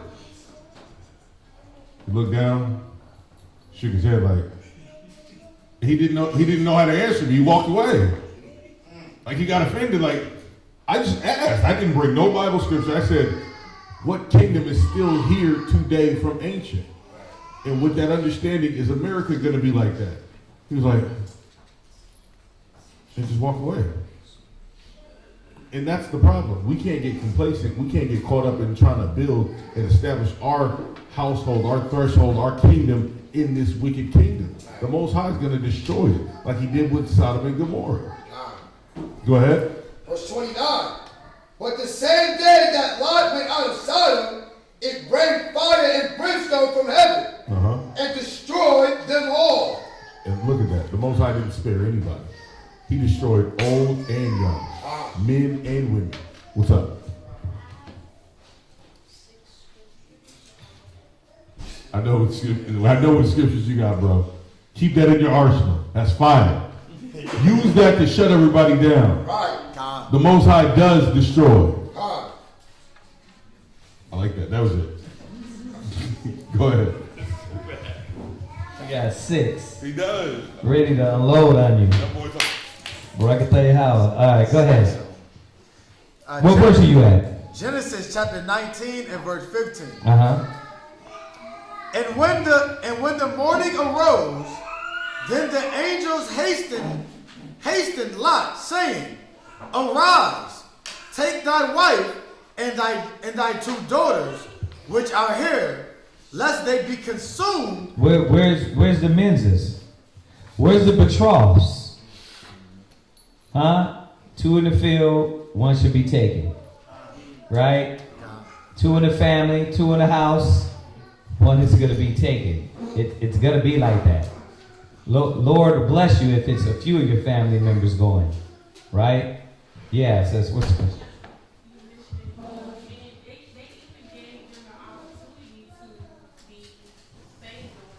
Right.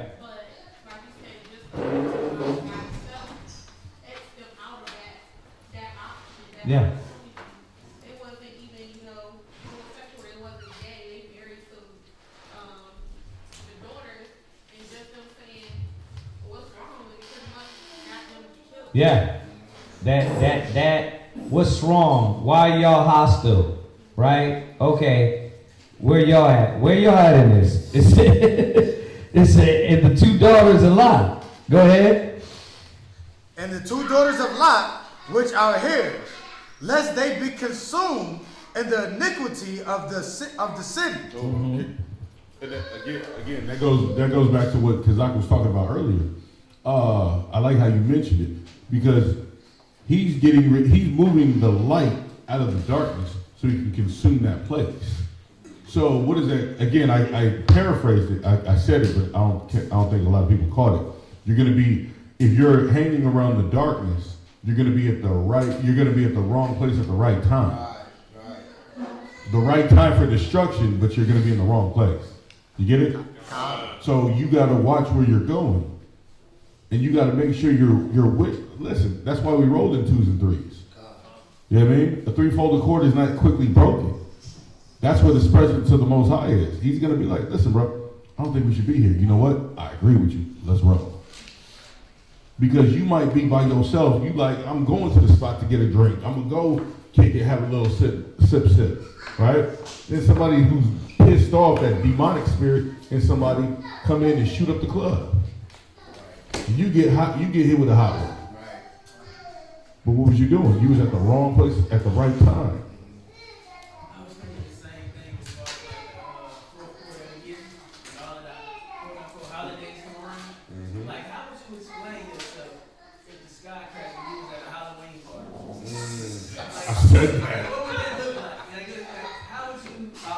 Well, and an Israelite at the Halloween party, he'd be like, I was going to go teach everybody. Dressed up like a Smurf. Right, but yeah, funny. But it's that fourth quarter, and all of that stuff happening. When you have those temptations, I guess. But some people justify it by saying like, oh, but my family still do it, and I just want to gather with my family. And I'm like, you believe in sacrifice? Right. Like, are you playing?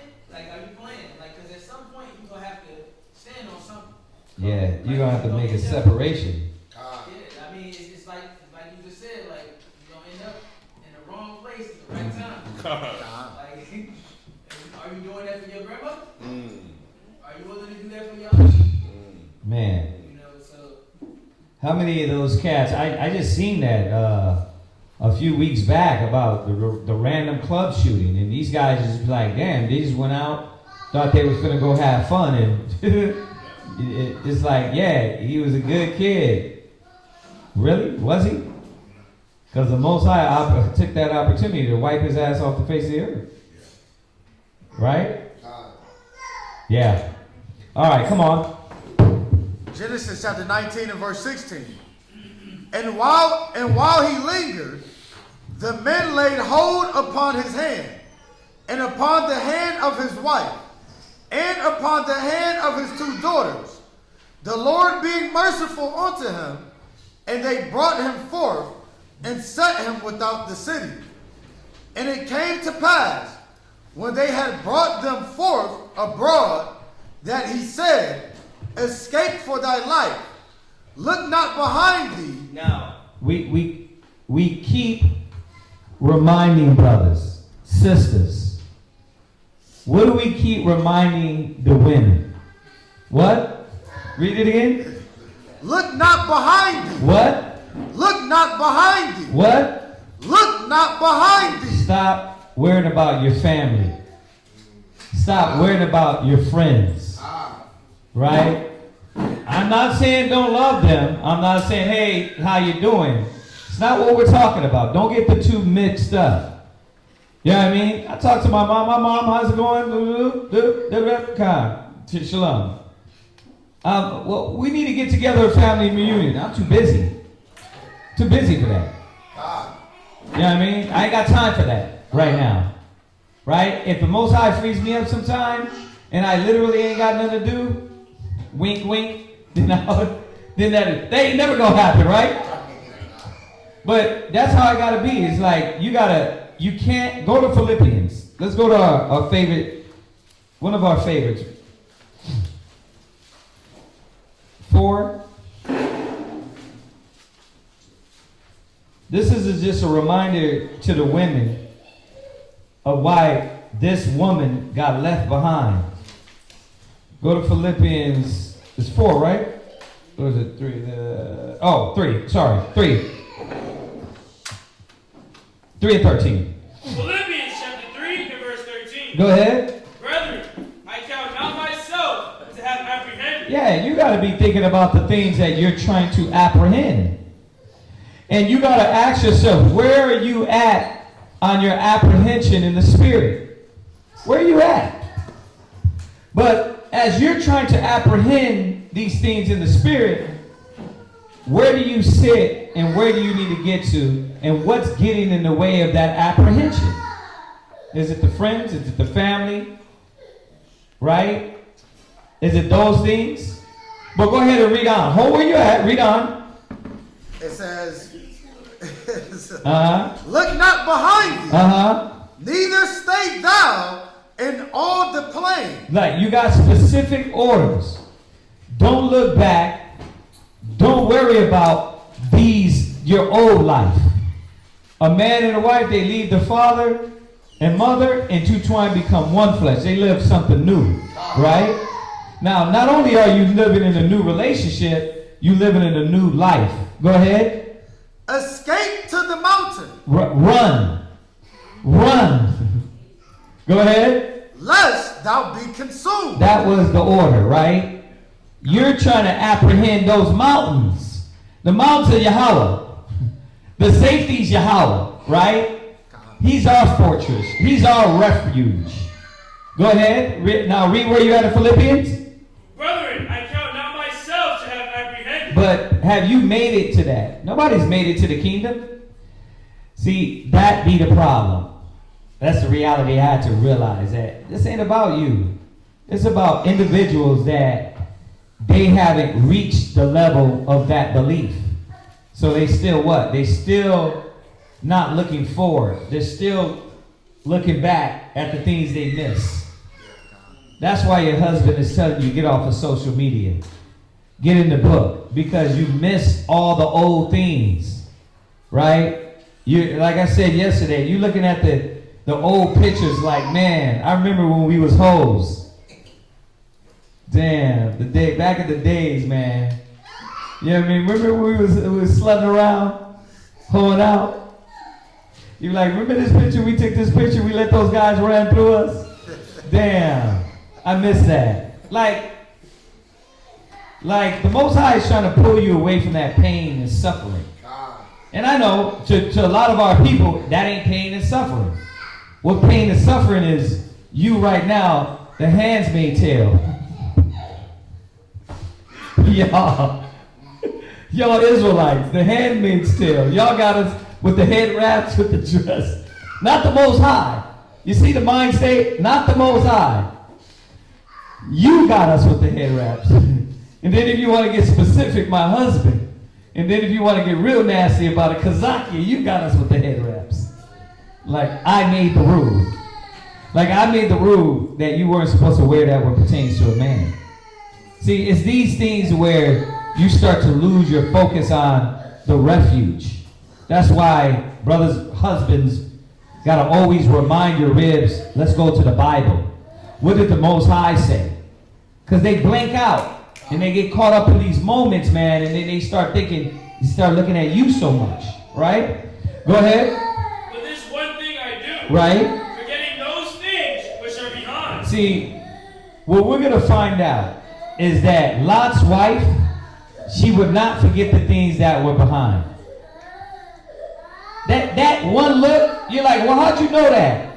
Because that one look back, the one glance back, showed where her heart is. And that's what's constantly going on with a lot of brothers and sisters, is that the look back, the I want to fight and argue because you don't want me around my family. It's not that I don't want you around your family. It's that you don't see that you're unequally yoked. Their belief is is overcoming you. You're sympathizing with all the foolishness. And the foolishness is bringing weakness on you. Right? My rib can deal with her parents.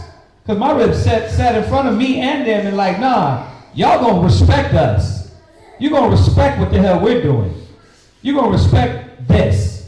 And as soon as they get out of line, she know how to what? Straight up disappear on their ass. Like, you don't respect us? She's like, don't answer calls, all that. Then when you start acting right, we'll start answering calls again. But a lot of sisters don't do that. You over there listen to mama. You listening to mama. You listening to daddy. And daddy and mama is not telling you in the spirit to keep moving forward to the refuge. They want you to keep what? Looking back at all the pain and suffering that you already partook in. Why do I want that again? Go ahead.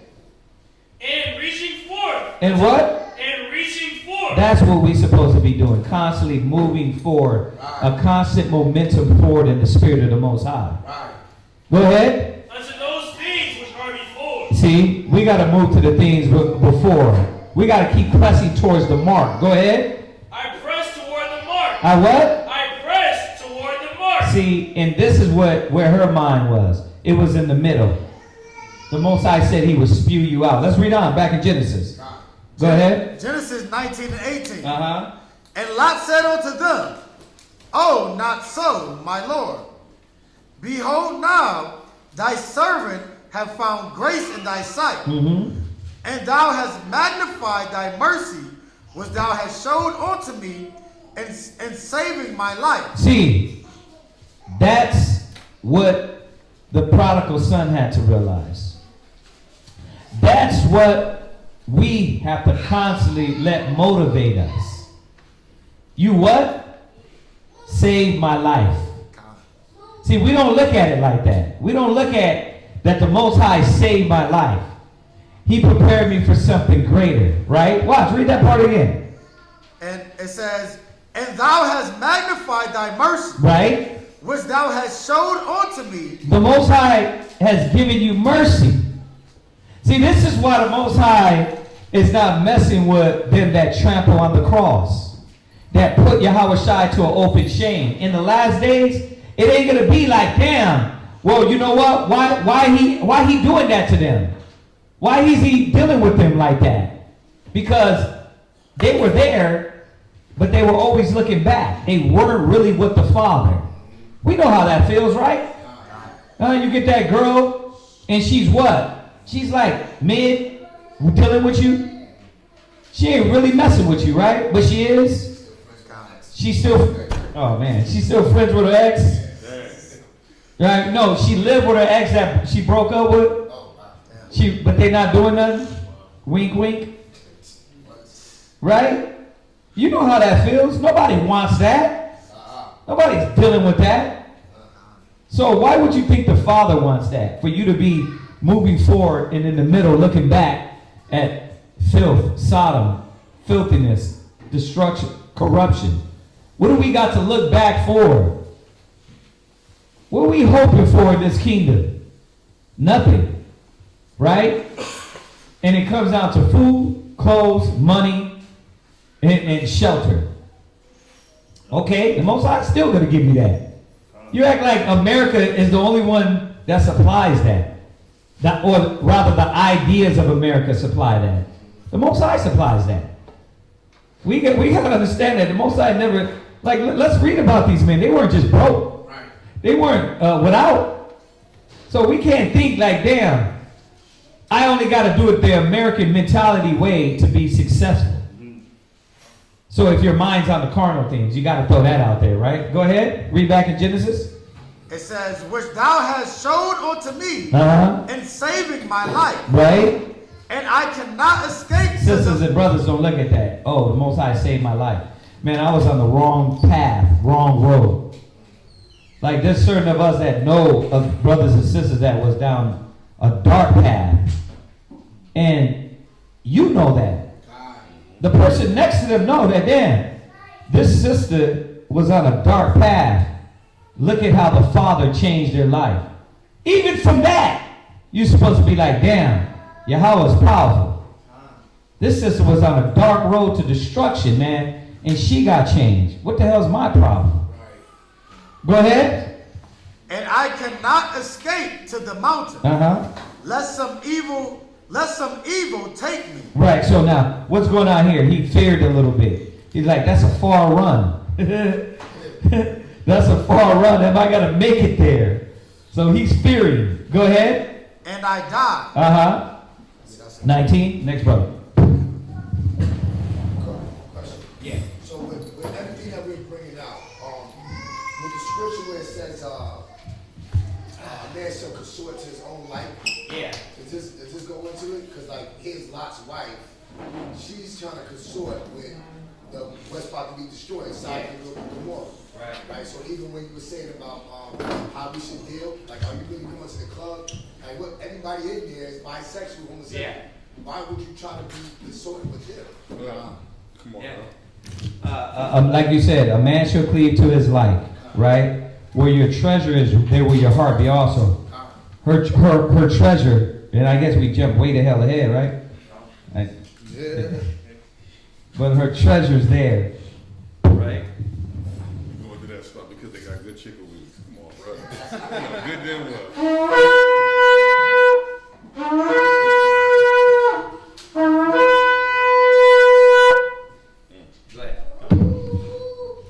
Nazir, Shabbat Shah, Yahawada, Ban Yashala. Nazir, Shabbat Shah, Yahawada, Ban Yashala, Amajid, Barak.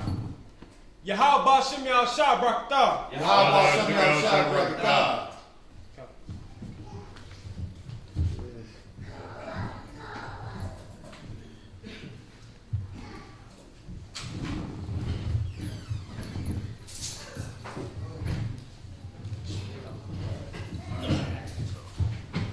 I'm not there yet. He helped me move my chair. I'm not there yet. All right, you're reading from 20, verse 20 down to 38. Genesis chapter 19, verse 20. Behold, now this city is near to flee unto, and it is a little one. Oh, let me escape thither. Is it not a little one, and my soul shall live?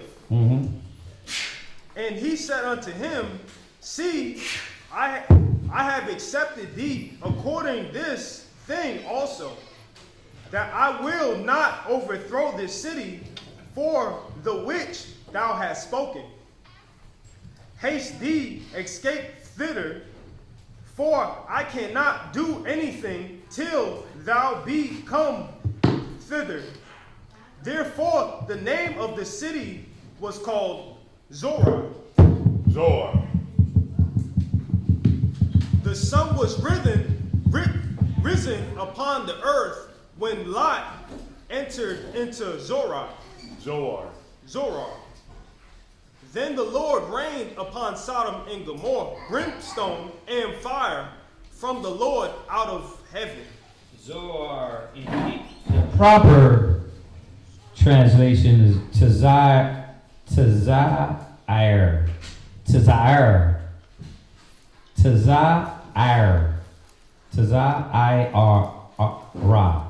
So it's Tazar, which is insignificant.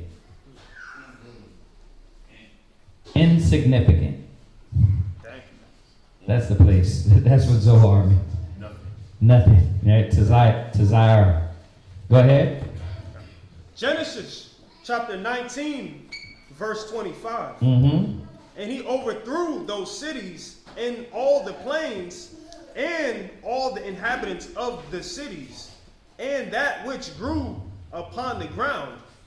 But his wife looked back from behind him, and she became a pillar of salt. And Abraham got up early in the morning to the place where he stood before the Lord. And he looked towards Sodom and Gomorrah, and towards all the land of the plain. Behold, and lo, the smoke of the country went up as the smoke of a furnace. And it came to pass, when God destroyed the cities of the plain, and God remembered Abraham, and sent Lot out of the midst of the overthrown, when he overthrew the cities in which Lot dwelled, and Lot went up out of Zorah, and dwelled in the mountain, and his 2 daughters with him, for he feared to dwell in Zorah, and he dwelled in a cave, he and his 2 daughters. And the firstborn said unto the young, Our father is old, and there is not a man in the earth to come in unto us, after the manner of all earth. You got to think about how much destruction had to happen for them to snap into that mode, to where, like, literally they think the earth is destroyed. This wasn't some small thing, right? Like Esau tries to describe it on the History Channel. This is literally raining, like the Most High said, fire from heaven, right? Go ahead. Come, let us make our father drink wine, and we will lie with him, that we may preserve seed for our father. And they made their father drink wine that night, and the firstborn went in. Right. Now, remember, this isn't something that we do. To be clear, this is something that they think is the end of the world, and for that's why they did this. But this is not lawful. Most High is not with that, right?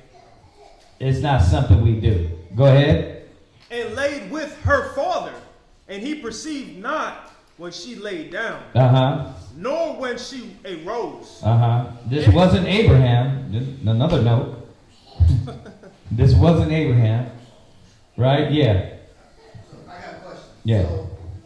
So, Zohar is a city that Lot was supposed to go to, but he didn't? No, that's the city that they went to, Zohar. Okay. Yeah. That's the city they went to instead of fleeing all the way to where he originally had said. Go ahead. And it came to pass on the morrow that the firstborn said unto the younger, Behold, I lay yesterday night. Oh, Slakia. Yesternight with my father. Let us make him drink wine this night also, and go thou in, and lie with him, that we may preserve seed of our father. And they made their father drink wine that night also, and the younger arose and lay with him. And he perceived not when she lay down, nor when she arose. Thus both the daughters of Lot with child by their father. The firstborn bare a son, and his name was Moab. The same is the father of the Moabites unto this day.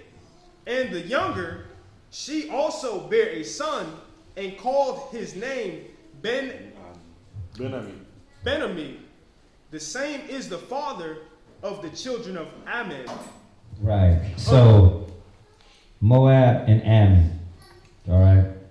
So, what we haven't got is a clear understanding of where these people truly inhabited. Right? the Moabites and the Ammonites. Moab as his father. Mawa'aba, right? That's what Moab means, as his father. Right? Yeah.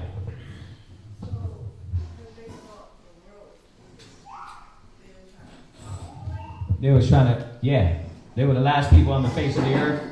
If you were the last people on the face of the earth, what would you do? That's what they did, right? They lay with their father to bring forth so they wouldn't end existence. Go ahead. Unto this day. Uh-huh. That's it. All right. That's it? Yeah. Okay, next part. I mean, good. Yeah, that was good.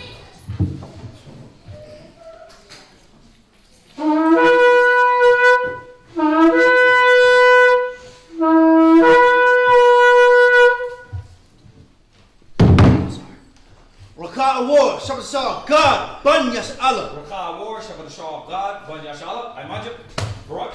Yahweh Hashem Yahweh Shah Brakatam. Yahweh Hashem Yahweh Shah Brakatam.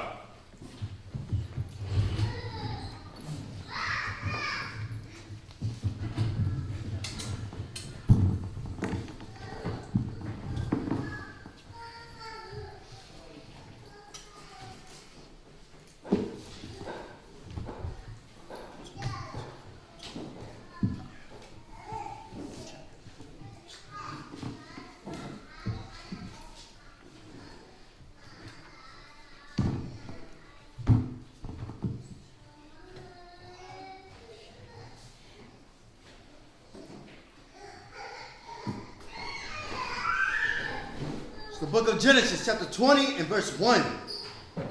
And Abraham journeyed from this toward the south country and dwelled between Kadesh and Shur and sojourned in Gerar. And Abraham said of Sarah, his wife, she is my sister. And Abimelech, king of Gerar, sent and took Sarah. But the Most High came to Abimelech in a dream by night, and said to him, Behold, thou art but a dead man, for the woman which thou hast taken, for she is a man's wife. Right, and we just touched over this, right? It seems like we just read over this. Yeah, no, that was Pharaoh. He went to Egypt. Oh, well, we went over the Pharaoh portion. That was the 12. Come. Right, exactly. Oh, Abraham. Abraham, yeah. Ah, got it. Okay, all right. So, same instance, right? He same instance. So, moving with wisdom, proving his faith, and the Most High is constantly intervening. He's constantly intervening with Abraham. Constantly there protecting him, his household. Right? Go ahead. Verse 4. But Abimelech had not come near her. Hold on one second. Romans chapter 8 and verse 31.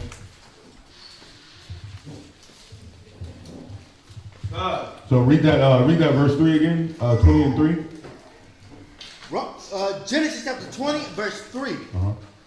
But the Most High came to Abimelech in a dream by night, and said to him, Behold, thou art but a dead man. Now remember, Abraham's a friend of the Most High. He's a friend of the Most High, so he came in, he was like, listen, you a dead man. You a dead man. You messing with, brother. Think about what you about to do before you do it. That's scary. Right? But but why? Because his actions found favor in the Most High. That's why we're bringing out this scripture. Go ahead. Romans chapter 8, verse 31. Uh-huh. What shall we then say to these things? If the Most High be for us. See, that's what you want. You got to make sure you're doing the actions that are pleasing in the eyes of the Most High. Because if the Most High be for you, go ahead. Who can be against us? That's why it says in Proverbs that when a man's ways please the Lord, right? He makes even your enemy. That's where I'm going to. Proverbs 16:7. It says, when a man's ways please the Lord, he maketh even your enemies to be at peace with you. Now, this man wasn't an enemy, but listen, still, he was a king. He was an established king, right? So he's walking into his domain. But the Most High was like, I got you. My guy, I got you. Go ahead and say, that's your sister. But guess what? You touch it, you're a dead man. He put the fear of the Most High put that fear in him real quick. Yeah, he took out that dog. I guess, sis, why are all the sisters back there? Why are all the sisters back there? You're in a meeting? In the Sabbath meeting back there? Oh, because I got a question. I got a question about this. Come on in. We slim. There's a seat up here, or over there.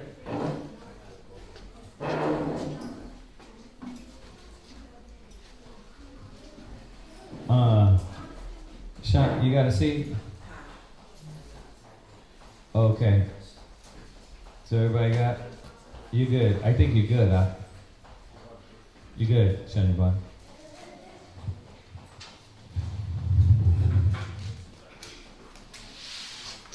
All right. So where we at? Romans 8:31. No. Oh, here's the reading. Yeah. Genesis chapter 20 and verse 3. Go ahead. But the Most High came to Abimelech in a dream by night. Right. And said to him, behold. Right. Now, so if y'all are paying attention, Abraham went into this country. The king seen that his woman was good. But Abraham went and told and said this is his sister. Right? The Most High, when a man's ways please the Most High, he makes his enemies be at peace with him. Right? Okay. Whose logic was that said, listen, go tell this woman, go tell this man, excuse me, that this is your sister? Whose logic is that? Abraham's logic, right? Okay. Why was the Most High with that logic? What? Just say it. It was self-defense. Why was the Most High with that logic? Yeah. It was using wisdom. Oh, it was using wisdom, right? But now let's think about this. Could something else have been said? If we sat here and we think about 100 ways that he could have went about this, could there have been another different way? What you was gonna say, sis?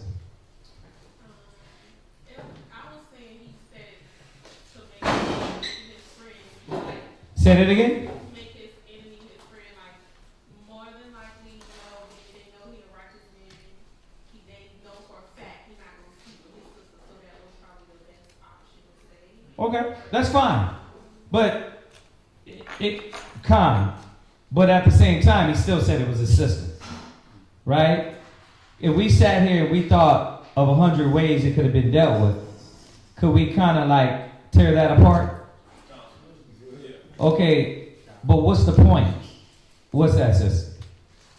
Maybe because the Most High probably guided him to say that. Because if he would have said it any other way. It didn't say that. So it didn't say the angel, the spirit told him, say this is your sister. The Most High did guide him with wisdom. Right? The Most High guided him with that high intellectual wisdom to guide him in the spirit, right? But in this instance, as before, the angels came and talked with him and said, hey, listen, that didn't happen. Right? Okay, but what you was going to say? I was going to say, since Abraham was following the ways of the Most High, and he knew the Most High would preserve him, so he, in that wisdom, that he gained from the Most High, knowing that in his preservation, he would bring about a nation that all nations of the earth will be blessed. So he operated in that preservation that the Most High had promised him. Right. All of that. Mm-hmm. And so that's where his logic came from. Right. Oh, sounds great. Sounds beautiful. Right? When you're the man, right? But let's put a year 2022 black woman in this situation. Y'all thought I was going somewhere else. I'm not going nowhere else. What I'm saying is this. How many black women, sisters, if you're in that situation, Abraham is your wife right now. Abraham is your husband. Abraham is your husband. Let's go ahead and break that down and teach how Abraham could have did it different ways. Because that's what you would do, right? You'd be like, Asa, you could have did that. Why you do it that way, Asa? Right? Why you do it that? Your rib would say what? I could tell you 30, 40, 50 ways. Asa, I could tell you, your rib would say, well, I can tell you about 100 ways right now. Oh, what ways you could have done that? Right? Let's be fair about this. She could probably, at her logic, she can come with 100 different ways than saying, I'm your sister. Right? What? What is it really? They just really wanted the one way. Huh? The one way is that I'm your wife and you should be willing to die for me. See, now you're talking about it. Now you're talking about it. Okay? So, what I'm trying to show y'all is this. Y'all can always break up your husband's logic and see 1,000 ways outside of the way he chose. But if you if you let him make the decision and let the Spirit reveal to you if the Lord is with him and you guys, it will reveal that. But because you don't, and you have an evil eye at him, what happens is when things do happen, you don't see it. It's like, whatever. The only time you do acknowledge it is when there's negative repercussions. Then it's like, see, you're a dummy. But when it goes good, you never put it on that list of, damn, this is why I got to follow my husband. This is why I have to follow his leadership. The Spirit of the Most High is with him. He made a decision. It looked weird, but if I follow and be faithful, the Most High will bless us because we're in the same mind, the same spirit. But the problem is that you figure, because a woman's logic is this. I got 1,000 ways that it could have been done different. Why didn't you do it that? You could have did many different ways. He didn't have your way. He had his way. Won't you be led by him and let the Spirit lead you? It'll reveal.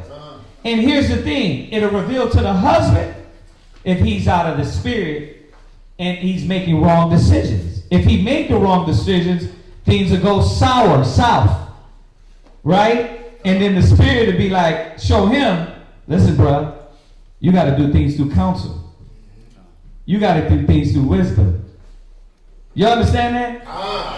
It's not supposed to be you fight him every step of the way in decision. I try to tell y'all this all the time. Leadership has nothing to do, and I tell my officers and brothers around me, it has nothing to do with Kazakia's way is the right way. Like, AI, what do you got on the schedule today? Well, I got such and such. I got Achaya, and then I got this brother over here at the mall. I could be like, well, listen, switch that up, right? Determining on what? Who I might want in class. It's not that his way was wrong. It's that I considered something else in the situation. But what you do is you say, nah, that's stupid. Because it's not your way. You go ahead then. Do it your way then. Let's see. Like, look, the Most High is going to check your ass because I'm smarter than you anyway. And you know what? I'm going to let the Spirit check you. But when it doesn't go your way and the Most High is with his wisdom, then you shut up and act like it didn't happen. You can learn a lot of things from this moment that you cannot control every way. And because it's not your way, follow your leader and let the Spirit reveal if the Most High is with your husband or not. Don't be a demon just because you're not getting your way and you're not controlling the situation. You was going to say something, Shalom. I was going to say, a lot of times the woman's lack of faith in the husband's wisdom is they think that when it does go wrong or if it does go negative, there's no repercussions for them because they don't see the counsel that's given to them before, during, and after. Right. They only see that if they're wrong, the repercussions they get because the husband's coming at them. They're saying something that they shouldn't say. I'm glad you said that because you figure, because your wife watches you. She knows, you ain't getting counsel from brothers. Then there's not going to be no repercussions. Well, y'all got to understand this. If brothers ain't getting checked by the men around them and they're playing, I'm gonna play distant from brothers because I know what that means. If I strong arm brothers and keep them away, they won't check me a lot. Your rib ain't stupid. She sees that. She sees when you're trying to circumvent and trying to make it comfortable for you. But what does the Bible say? The scriptures still tell you what? That if they're not corrected by the men around them, then they got the Most High on their ass. And then you'll start seeing things in the house get weird, get messed up, situations. You won't get blessed. Things that happen because it's got to show the husband some way that his wisdom is not working. That's how it works. But like she just said, it's about faith. Remember this. The time him going into Egypt, right now, it was showing how faithful Sarah was. You never hear about Sarah complaining, murmuring, backbiting, argumentative, disrespectful, out of order. You heard it one time, and if you think, come on now, it would have been written in there. Let's be real about this. Just like when she laughed a little bit, like Abraham laughed, but her laugh was different. You're like, well, why her laugh? Why her laugh was checked? Because it was different. Abraham's laugh was the same way. He's the damn father of faith. Hers was what? A little bit of unfaithfulness in that. So the Most High is bringing it out. So do you not think he would have brought out if she was what? Disgruntled, out of order, disrespectful, combative?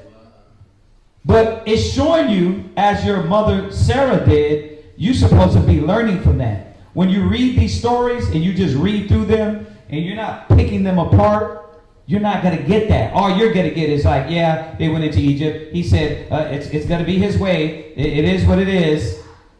And you don't take nothing from it. You're supposed to be learning. Put yourself in the situation and then you can start talking yourself through this. You wouldn't have did that. Father of faith or nah, you would have been arguing with that ninja. You know what I mean? Most High with him or all, you would have been like, bro, why you, that's stupid. Why, who the fuck? Okay, well, let's see then. Right? That's what you would have done. And that's not conducive to the unity. You're a man and a wife being in one mind and one spirit. What you gonna say? I was about to say, I'm actually glad you touched on that too. But I was about to say, I got the answer to your question. When you said why the Most High was with that logic. What were you gonna say? I see why Abraham said that because if you really dive into his logic or try to think like that, he said that he was his sister to him. So technically, ask yourself, did he lie? So then I thought to myself, well, he said that she was his sister, right? So technically, Adam was the father, and then we're the seed of God. So It's gonna go down and explain that part too. But the thing is this, I ain't looking at it like that because I knew Abraham was a man of wisdom. It didn't matter why he said it.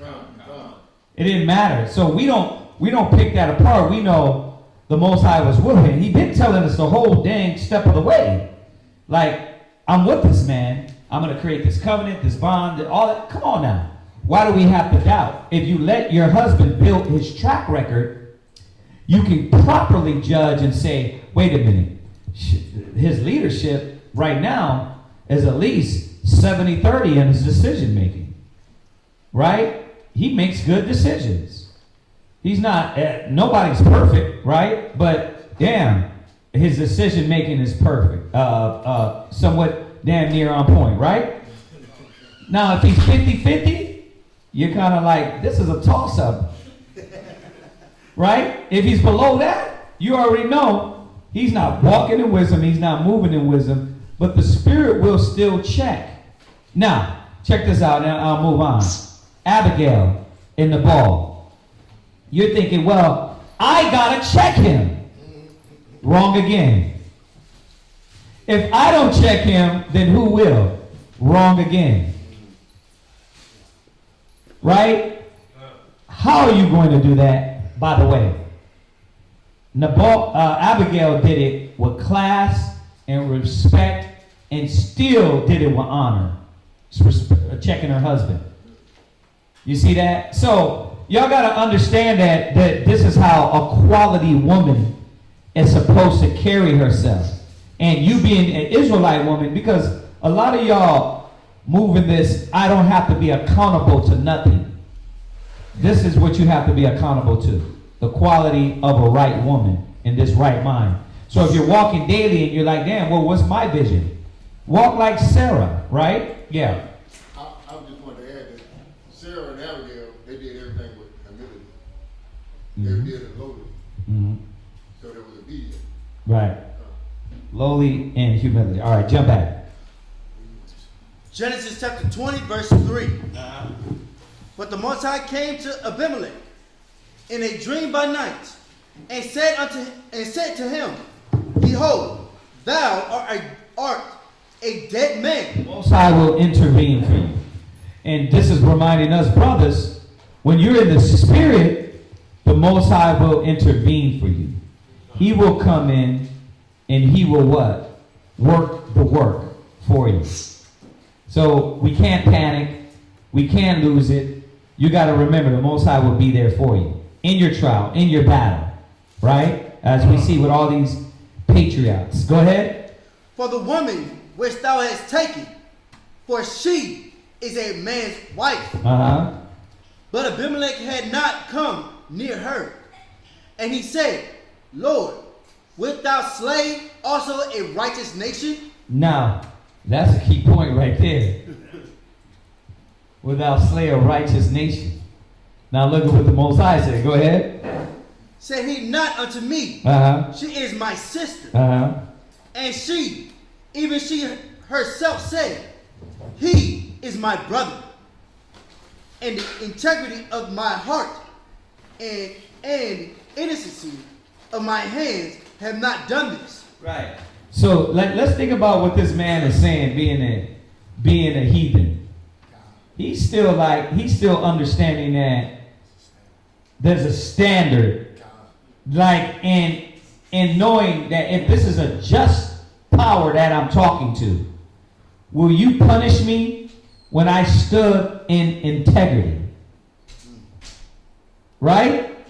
Now it goes on, but is that not the truth? If you stand in integrity, how many women can stand in integrity and let the Most High intervene?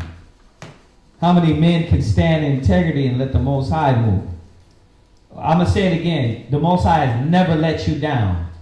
It's your decisions that made bad repercussions. A father pulls you out of the bad repercussions and situations. Let's think about it. All the things you complain about, you put yourself in. Right? Your life, your relationships, right? Situations you've been in, you put yourself in them. Through your decisions, you not having no wisdom, no knowledge. So don't say, yeah, well man's going to the Lord. Bro, a righteous man's goings of the Lord. Stop that. It says a wise man's steps are guided by the Lord because he's using the wisdom. Your steps wasn't guided by the Lord. It was guided by your wisdom. But the Father still pulled you out of that. He was there for you regardless. So we can't jump to conclusions and think, damn, the Father's not going to be there for me. Man, he's a better Father than any of us. He knows you're dumb as hell and you put yourself in these situations. And he's got to what? He pulled you out of them. Right? Like we do. We let our kids do, okay, you grown, you're going to make, all right, then do what you got to do then. And then we sit back and we're like, okay, this is what went wrong. That's what the Most High does. Go ahead. Verse 6. And the Most High said unto him in a dream, Yea, I know that thou didst this in the integrity of thine heart. Mm-hmm. For I also. This is a powerful dream, ain't it? For I also. Like you literally in the dream talking with the Spirit of the Most High. Right? But this is a dream conscious enough for you to know this ain't no dream. This ain't just comes through a bad stomach ache. Right? Like you know there's a warning right now going on. Go ahead. For I also withheld thee from sinning against me. See, there you go. I withheld you. Okay, all that integrity talk. Come on, bruh. But I withheld you. So the Spirit is coming back before he what? Before he makes that move. Okay, why didn't the Spirit intervene for you and make intercession?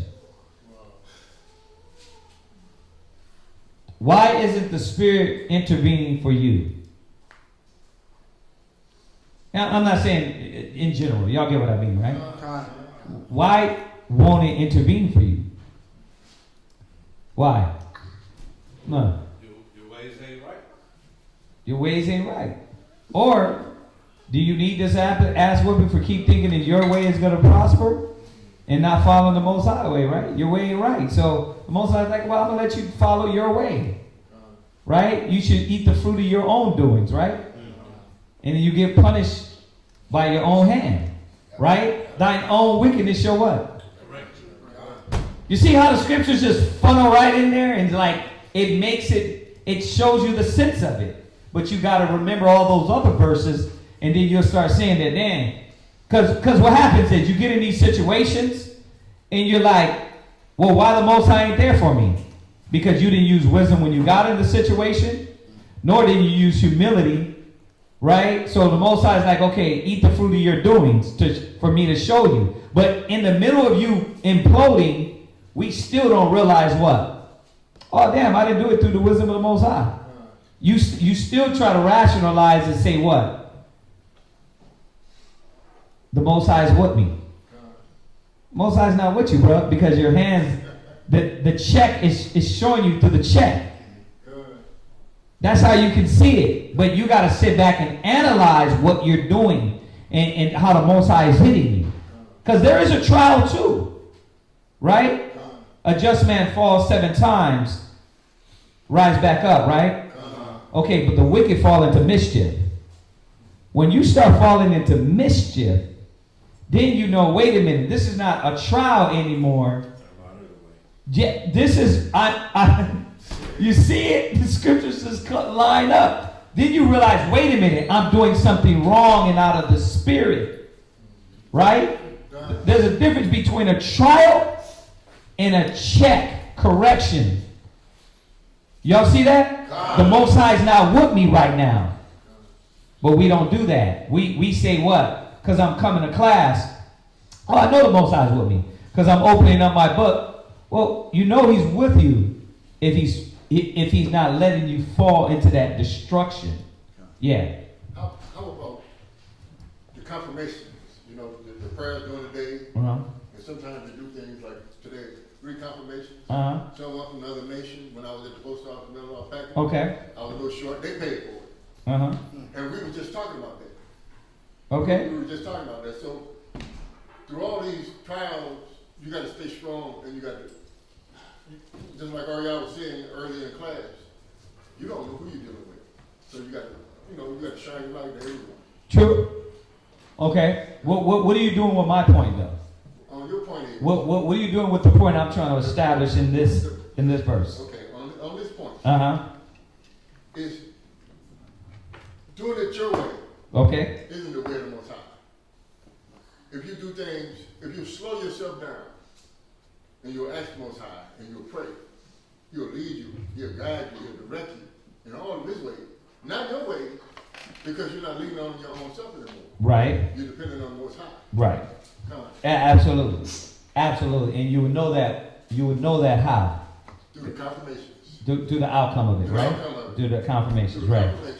Right, that you're doing right in the spirit of the Most High. Because if not, then you deal with a strong delusion. Right. All right, go ahead, read on. Therefore suffer I thee not to touch her. Mm-hmm. Verse 7. Now therefore restore the man his wife. Uh-huh. For he is a prophet, and he shall pray for thee, Mm-hmm. and thou shalt live. And if thou restore her not, know thou that thou shalt surely die, thou and all that are thine. Therefore Abimelech rose early in the morning, and called all his servants, and told all these things in their ears. And the men were sore afraid. Then Abimelech called Abraham, and said unto him, What hast thou done unto us? And what have I offended thee, that thou hast brought on me and on my kingdom a great sin? Thou hast done deeds unto me that ought not to be done. And Abimelech said unto Abraham, What sawest thou that thou hast done this thing? And Abraham said, Because I thought, surely the fear of the Most High is not in this place, and they will slay me for my wife's sake. And yet indeed she is my sister. She is the daughter of my father, but not the daughter of my mother. And she became my wife. Mm-hmm. And it came to pass, when the Most High caused me to wander from my father's house, that I said unto her, This is my kindness, which thou shalt show unto me. At every place whether we shall come, say of me, He is my brother. And Abimelech took sheep and oxen, and men servants and women servants, and gave them unto Abraham, and restored unto him Sarah's wife. And Abimelech said, Behold, my land is before thee, dwell where it pleaseth thee. And unto Sarah he said, Behold, I have given thy brother a... That's hell of divine intervention, ain't it? Like the spirit of the Most High come to this individual, now you what? It's all laid out for you. Whatever you need, bro. Just take it, right? It's yours. Go ahead. I have given thy brother 1,000 pieces of silver. Mm-hmm. Behold, he is to thee a covering of the eyes, unto all that are with thee, and with all other. Thus she was reproved. So Abraham prayed unto the Most High, and the Most High healed Abimelech, and his wife, and his maidservants, and they bare children. For the Most High had fast closed up all the wombs of the house of Abimelech, because of Sarah, Abraham's wife. Mm-hmm. Okay, next brother.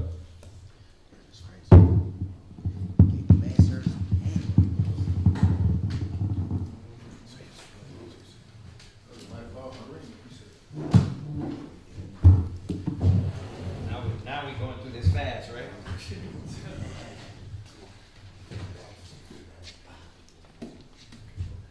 We still got that Ecclesiasticus.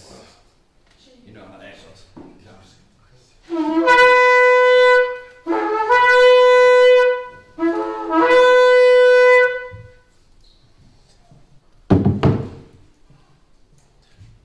Maria Shabbat Yahweh Ban Yashala. Maria Shabbat Yahweh Ban Yashala. I want you. Right. Yahweh Shem Yahshua Brakatham. Yahweh Shem Yahshua Brakatham. You're reading from 21 down to 20. No. You're reading from chapter 21 down to 20, right? Oh yeah. Yeah.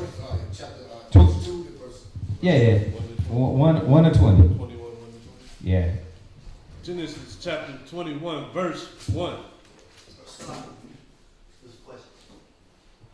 Yeah. Did he ever say how long it went for the Most High shut up everybody's womb? Like It didn't give a time period, but I was thinking about that too. It had to be a span of time for them to recognize. What? Huh? What was the question? Oh, about the womb being shut up. How he shut up the womb of all his family, everybody of Abimelech. You didn't catch it? The last part, he said he shut up. They couldn't have babies, so the Most High had opened the womb back up. It was right over here, 17 and 18. Yeah, so it didn't say the time, but when you think about it, it had to be a little time period to where the Most High was like, okay, I'm going to reveal this to you. Like, this is happening because you're doing these things, right? All right, go ahead. Question. Yeah. Question. Where can we find who's Sarah's fault? Let me get that again. Because that wasn't his sister, that was his niece, right? Yeah, I think it was his niece. Yeah, because if it was his sister, that'd have been the law fault. Yeah. Right. So yeah, it's his niece. But I was trying to look for it because, of course, that's why we got to know. We got the definitions have to be in context. And I go into the Zondervan's, it's saying it was his sister, half sister. Nah, Yeah, I think we looked this up before. Yeah. Yeah, we can find it. Let me find it. It's back.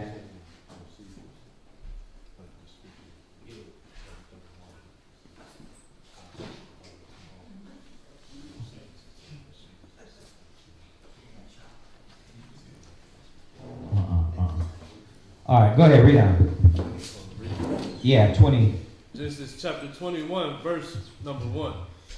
And the Lord visited Sarah as he had said, and the Lord did unto Sarah as he had spoken. For Sarah conceived and bare Abraham a son in his old age, at the set time, of which Yahweh had spoken to him. And Abraham called the name of his son that was born unto him, whom Sarah bare to him, Isaac. And Abraham circumcised his son Isaac, being 8 days old, as Yahweh had commanded him. And Abraham was 100 years old, when his son Isaac was born unto him. And Sarah said, God hath made me to laugh, so that all that hear will laugh with me. And she said, who would have said unto Abraham that Sarah should have given children suck? For I have borne him a son in his old age. And the child grew and was weaned. And Abraham made a great feast, the same day that Isaac was weaned. And Sarah saw that the son of Hagar the Egyptian, which she had borne unto Abraham, mocking. Wherefore she said unto Abraham, cast out this bondwoman and her son, for the son of this bondwoman shall not be heir with my son, even with Isaac. Right. So the Arabs, the Ishmaelites, were not going to be partaking in that covenant. Right? Yeah. I just picked up on something, right? Mm-hmm. Why was it that Abraham was always saying that Sarah was a sister? Because he had two wives at the time, right? You talking about Hagar? Hagar, yeah. But, no, Hagar was never considered a wife, bro. But a concubine. Right? Correct? So why would he say... Remember, she was cast out. Was she cast out in verse 20? No, not at the time. Or is Not at that time. So then obviously she obviously she's moving around. She's not moving like a wife. She's moving like a servant, right? It's good you brought that up, because what is it showing us? Why the Most High don't want us to deal with concubines now? Because brothers will literally have them as wives. Right, it was a whole different relationship with them. I don't think it can even be comprehended in this time. So when brothers say that, it's like, bro, that's dumb as hell. Because you're just literally just going to be fornicating with the nations. Right? You're not going to be moving on this level of Abraham and how he was moving. And then some of brothers, they what? Make these heathens wives. They were never like that, right? We know it's different dynamics now, man, that a lot of our people literally marry these women and have kids. It's a whole different dynamic. But you see why the Most High, like one of this situation with concubines, it's like you want to just stay away from that all the way. You know what I mean? Don't, you know, this will come up. Brothers, she's a concubine. Bro, Most High ain't dealing with that. He wants you to deal with a wife of your nation, right? You ain't got the money, you ain't got the riches, you ain't got the power, you ain't got the rulership, especially to have no living maid, living nanny that you hidden on the side, right? As a side piece. Nah, bro, that's just your lust, right? Yeah. That's like Esau. Esau married a woman of another nation and made her his wife, not his concubine, but his wife. Right. Most High didn't like that. Yeah, Most High didn't like it. The parents didn't like that. Right. Go ahead. Verse 11. Uh-huh. And the thing was very grievous in Abraham's sight because of his son. And Yahweh said unto Abraham, let it not be grievous in thy sight because of the lad and because of thy bondwoman. In all this Sarah. Right, you see that? That bondwoman. So Abraham knew how to deal with her. Like, she wasn't on no level. She was moving like a servant, a slave. Right? That's what bond is, right? Yeah. It's under servitude. Go ahead. In all this Sarah have said unto thee. I'm sorry, just jump back again. Remember, when Sarah gave her, it wasn't on, it was like, look, my servant, to go into her to bear a child. Right? It wasn't like, oh, you know what? Now you're going to be booed up with this chick. Right? You're going to, now y'all putting a family together. You got your apartment over here with Hagar, and then you roll over here with Sarah. This was a heathen woman. We knew that it was different standards how we would deal with them. Right? Go ahead. Now, let me say this. That wasn't the case with all Israel, right? All Israel didn't fall in that mind state, in the right mind state.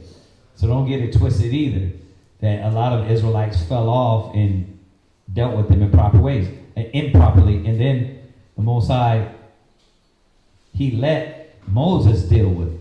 So it's complicated, because he let Moses have a woman of another nation and shut everybody up when they spoke against him. Right? Different situation. Right?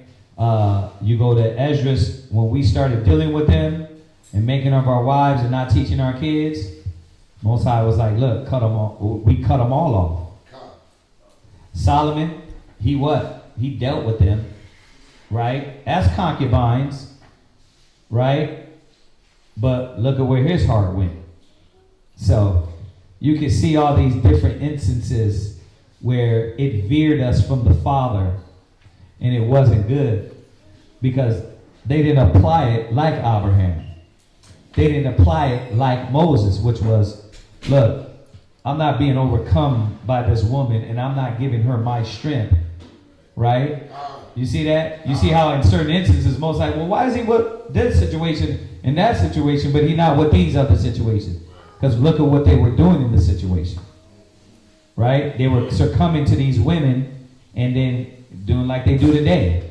right? You want to tattoo Japanese names on yourself. You want to get Chinese names on yourself, and what because your girlfriend's Korean, or now you want to study Buddhism like her, right? Because she's about that, right? Or Hinduism, or my girl's a Muslim. You know what? I'm a Muslim, right?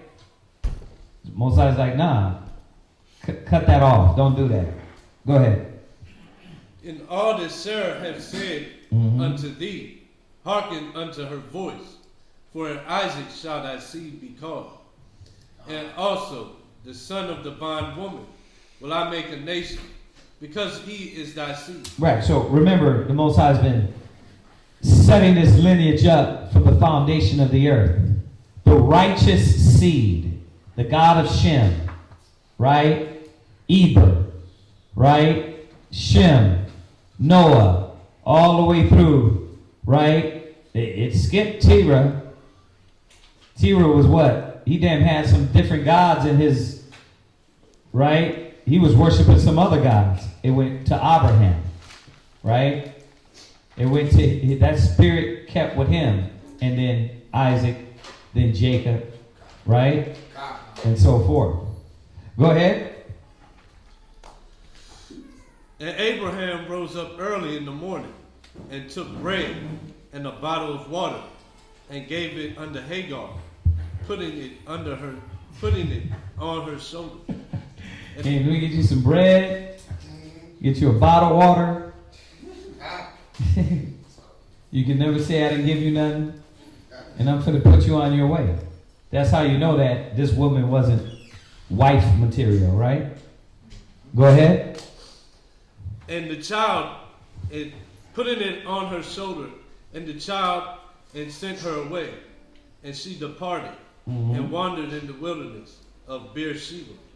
And the water was spent in the bottle.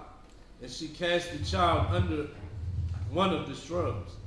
And she went, and sat her down over against him, a good way off, as it were a bow shot. For she said, let me not see the death of the child. And she sat over against him, and lifted up her voice, and wept. And Yahweh heard the voice of the lad. And the angel of Yahweh called to Hagar out of heaven. This is still Abraham's son. So the mercy that the Most High, listen, you're going to be a father of nations, right? This is still his son. So the Most High is like, no, I made a promise, right? He was going to have all these different things. If he let him die there, would he fulfill his promise? So he's a power, he's a God that he should not lie. Look, I'm going to hear that cry. You see the sequence of things that had to happen for the Most High to fulfill his promise. Y'all get that? Go ahead. Out of heaven, and said unto her, right? What aileth thee, Hagar? Fear not, for Yahweh hath heard the voice of the lad, where he is. Arise, lift up the lad, and hold him in thine hand, for I will make him a great nation. And Yahweh opened her eyes, and she saw a well of water, and she went and filled the bottle with water, and gave the lad drink. You know, one thing we're supposed to be seeing from all of this, man, is like all these stories that have all this divine intervention, right? Oh, look ahead. There's water there. Don't panic, right? That we should be getting from that out of these stories. Like, if you don't panic and you keep your eyes ahead, the Most High is always there to quench your thirst. But as soon as you panic, as soon as you go left, as soon as you give up, you don't got nobody defending you then. You see that? You don't got nobody defending you. You got to stay faithful. Go ahead. And Yahweh was with the lad, and he grew, and dwelt in the wilderness, and became an archer. See, Yahweh was what? Yahweh was with the lad. So the Most High was what? Fulfill his promise to Abraham, to his seed. Go ahead. And he grew, and dwelt in the wilderness, and became an archer. And he dwelt in the wilderness of Paran. And his mother took him a wife out of the land of Egypt. And it came to pass at that time that Abimelech and Phicol, the chief captain of his host, spake unto Abraham, saying, Yahweh is with thee in all that thou doest.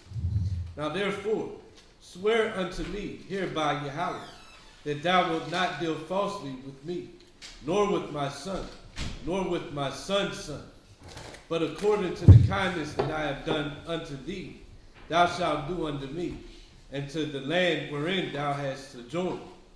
And Abraham said, I will swear. And Abraham reproved Abimelech because of the well of water, and Abimelech's servants had which Abimelech's servants had violently taken away. And Abimelech said, I wot not who have done this thing, neither didst thou tell me, neither yet heard I of it, but today. And Abraham took sheep and oxen. That's why, on another note, your name is very important. Like Abraham had a name to where, you see how this whole situation could have went left? It didn't. Now, if y'all know the stories, then it went, after Abraham died, they plugged up this well to where Isaac had to go unplug it, right? But the thing is this, what's going on here? We're not going to fight over this because I respect you, right? That order, that name, your household, that's very important, right? What you do, not only your husband, wife, and the children, your name is known. So, go ahead. Yeah. Oh, that's it? All right, next one. You number 5? Concepts. Yeah.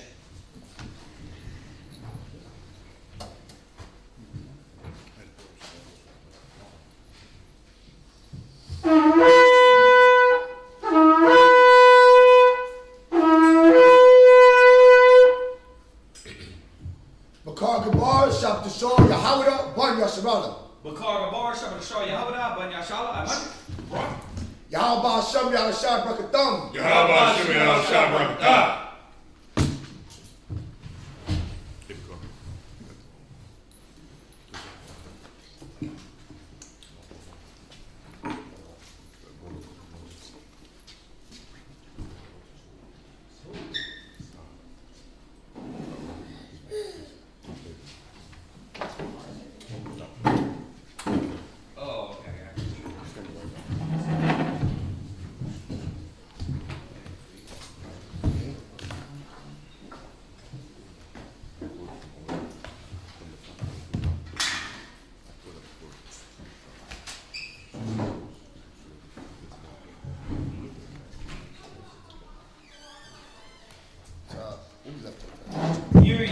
You're at what, 21?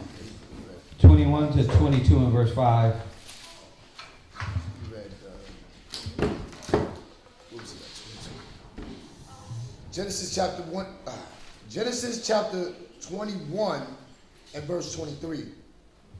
Now therefore swear to me hereby the Most High that thou wilt not deal falsely with me, nor with my son, nor with my son's son, but according to the kindness that I have done unto thee, thou shalt do unto me, and to the land wherein thou hast sojourned. Verse 24. And Abraham said, I will swear. And Abraham reproved Abimelech because of a well of water, which Abimelech's servants had bodily taken away. And Abimelech said, I wot not who have done this thing.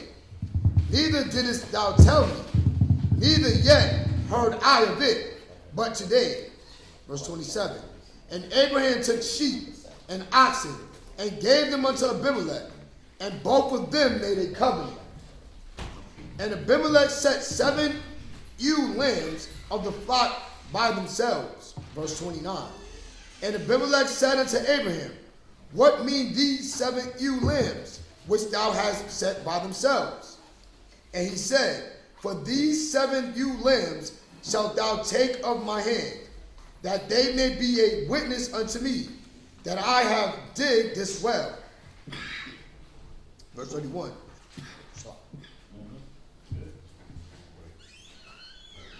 Wherefore he called that place Beer-sheba, because there they swear both of them. Verse 32. Thus they made a covenant at Beer-sheba. Then Abimelech rose up at Phicol, the chief captain of his host. And they returned unto the land of the Philistines. And Abraham planted a grove in Beer-sheba and called there on the name of the Most High, the everlasting power. Well of the sevenfold oath. Well of the sevenfold oath. Ba'ar Shabai. Well, I know Shabai is 7. Right? And then, yeah, Ba'ar must be oath. I mean, even if you translate that, it's just well of the oath, right? Yeah. What would it be? 7, I'm sorry. Yeah, because they're translating that bad. Because Shabai is 7. Ba'ar must be oath.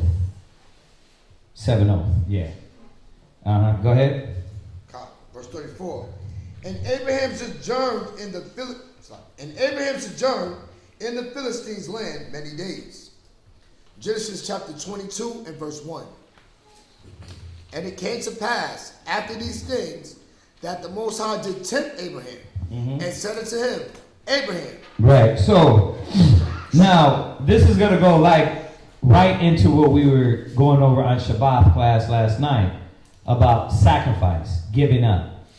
Right? I didn't throw this in there because I knew we were going to read it, but it goes right with the same thing. The Most High is requiring. Yahweh Shai had to give up. Yahweh Shai had to come out of his comfort zone. You are going to come out of your comfort zone. Nothing is going to be easy. Nothing is going to be, well, I could just sit around and do bare minimum. He's going to constantly pull from you. And we know that he that soweth sparingly shall reap sparingly. You don't want to give up? You don't want to do? You don't want to present nothing on the altar? Well, then you're not going to get nothing from the altar. Right? Go ahead. And it came to pass after these things that the Most High did tempt Abraham and said unto him, Abraham. And he said, Behold, here I am.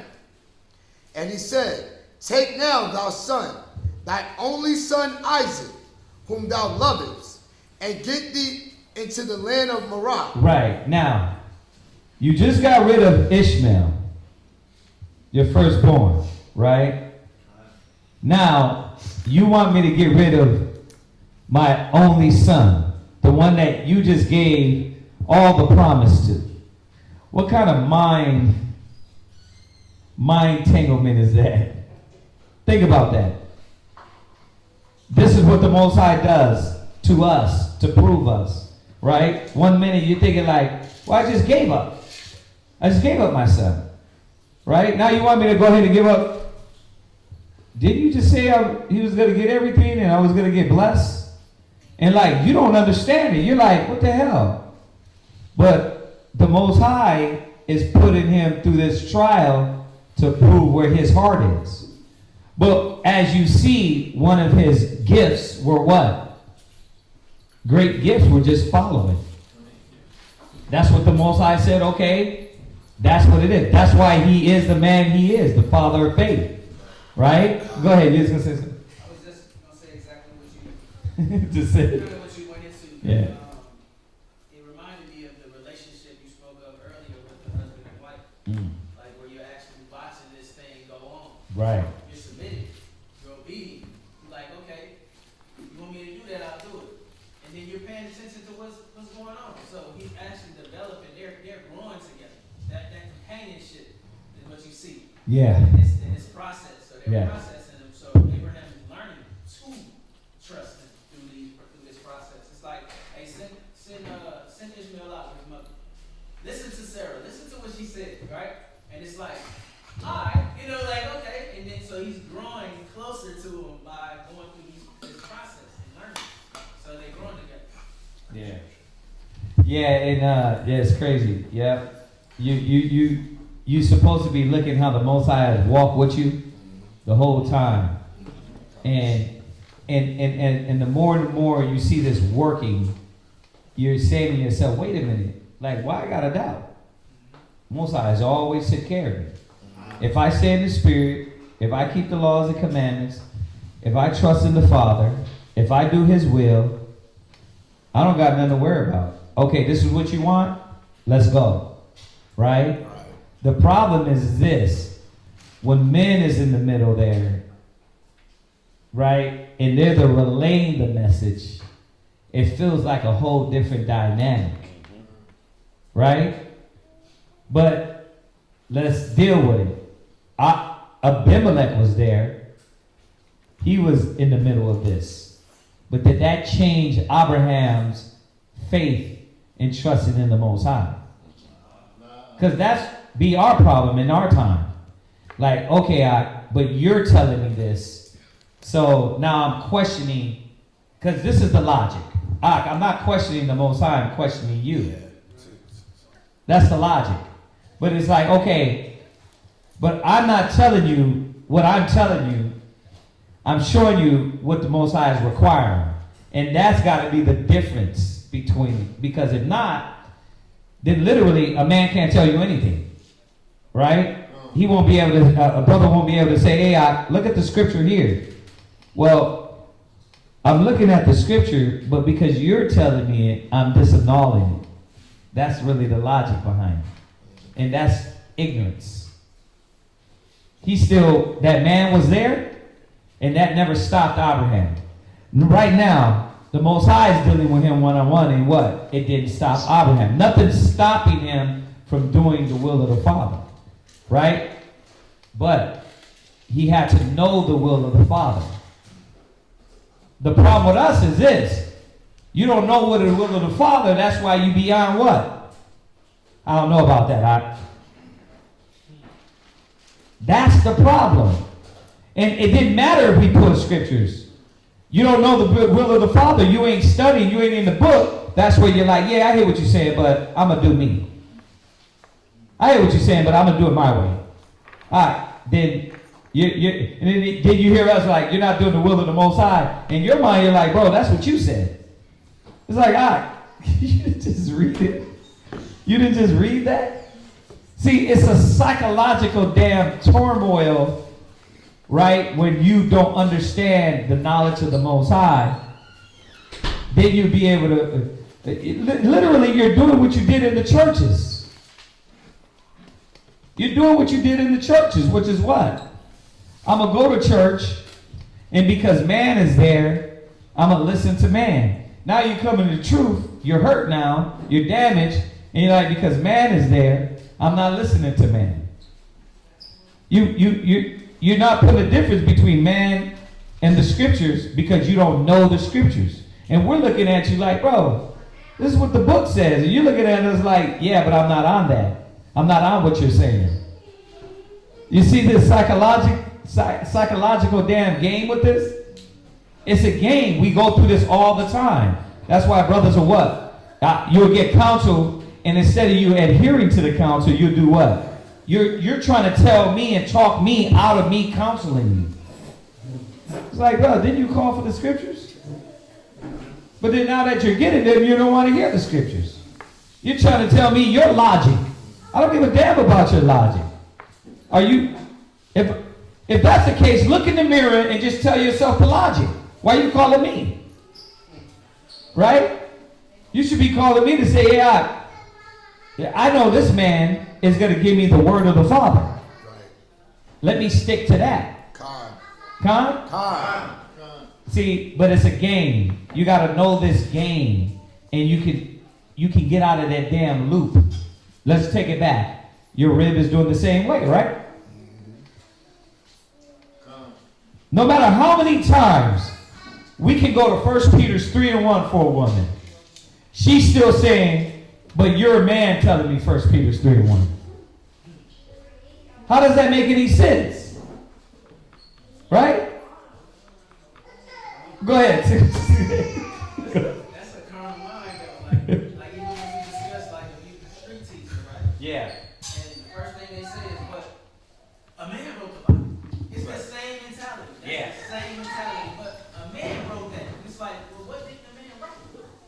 Right. Like, what was a man not used to write?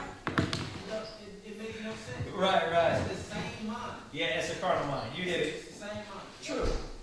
True, but if you listen to what I just explained there, it literally causes all the confusion. That's why I try to disannul the confusion by saying, if you don't get it, just say, show me in the Bible. Right? You would think that would dead it, but it still doesn't dead it.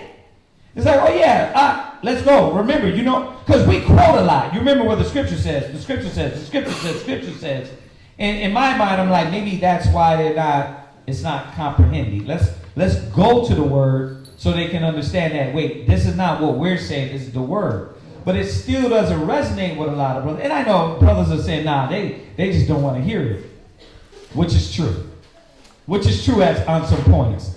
But I'm trying to hip you to this game that you play with yourself to not adhere to the word of the Most High. It's a carnal mind, yeah. Would Romans 10 and 14 go with that? Go ahead, let's go there. And then I'll let somebody else have their hand raised.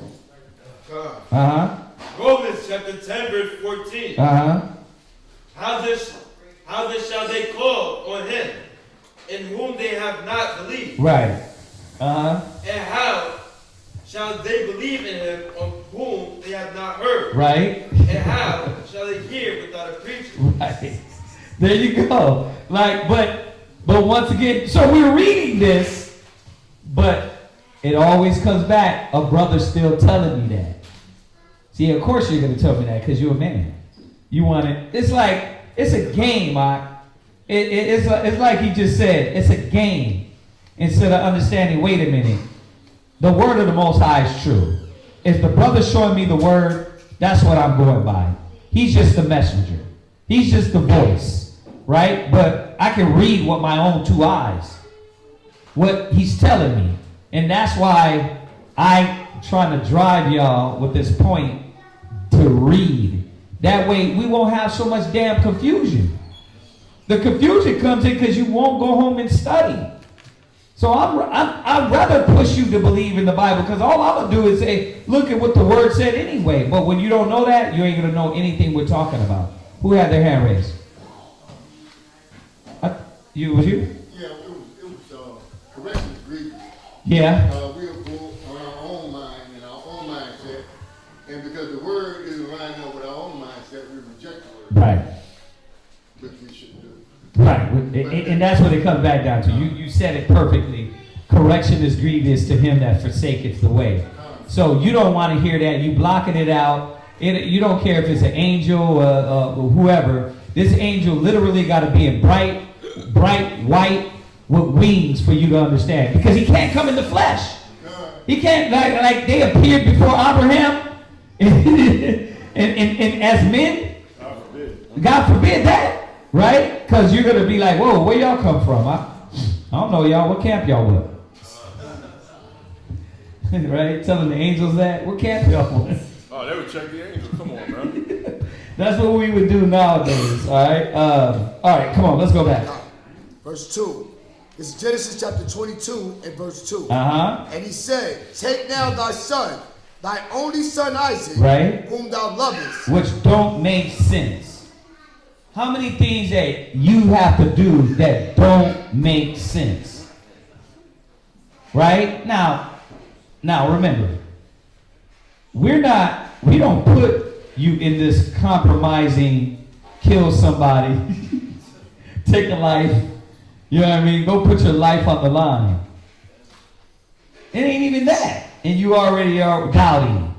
It ain't even that. It's like, look, put away the lust of the flesh. I gotta doubt that. I'm a second question what you're saying now. Why? This is a benefit to you. Right? AI, dedicate yourself to the Most High. Why? Why you want me to dedicate? There's an agenda behind that. Yes, it is. The agenda is to what? Get you to dedicate yourself to the Father fully. That's the agenda. That's the plan. Right? Man's agenda is always, our agenda is always the same thing. If you lock in more to the Spirit of the Most High, you would stop all the shenanigans and be more of a help. That's the agenda. Right? Because right now, with all the damn shenanigans, you're still occupied with worldly things instead of doing what we need help with, which is preaching the word of the Most High, getting this word out. You see that? That's the agenda. Go ahead. And offer him therefore a burnt offering upon one of the mountains, which I will tell thee of. Right, that don't even sound right. Right, AI, you got to give up. Now, let's bring it down to us. You got to give up. You got to lose. Brother, I just got this rib. What do you mean I got to lose her? You know what I mean? I got to put her before, I got to put her second to the work of the Most High. I just got her. Like, that don't even sound right. Yes, it does sound right, brother. Who are you dedicated to? What are you willing to give up for the Most High? How much time? How much dedication? And that's what we were going over yesterday. When it said he gave his back to smiters, right? Every man in the Bible was proven in this way. Are you ready to give your back to smiters? Right? What you got? Matthew chapter 10 and verse 37.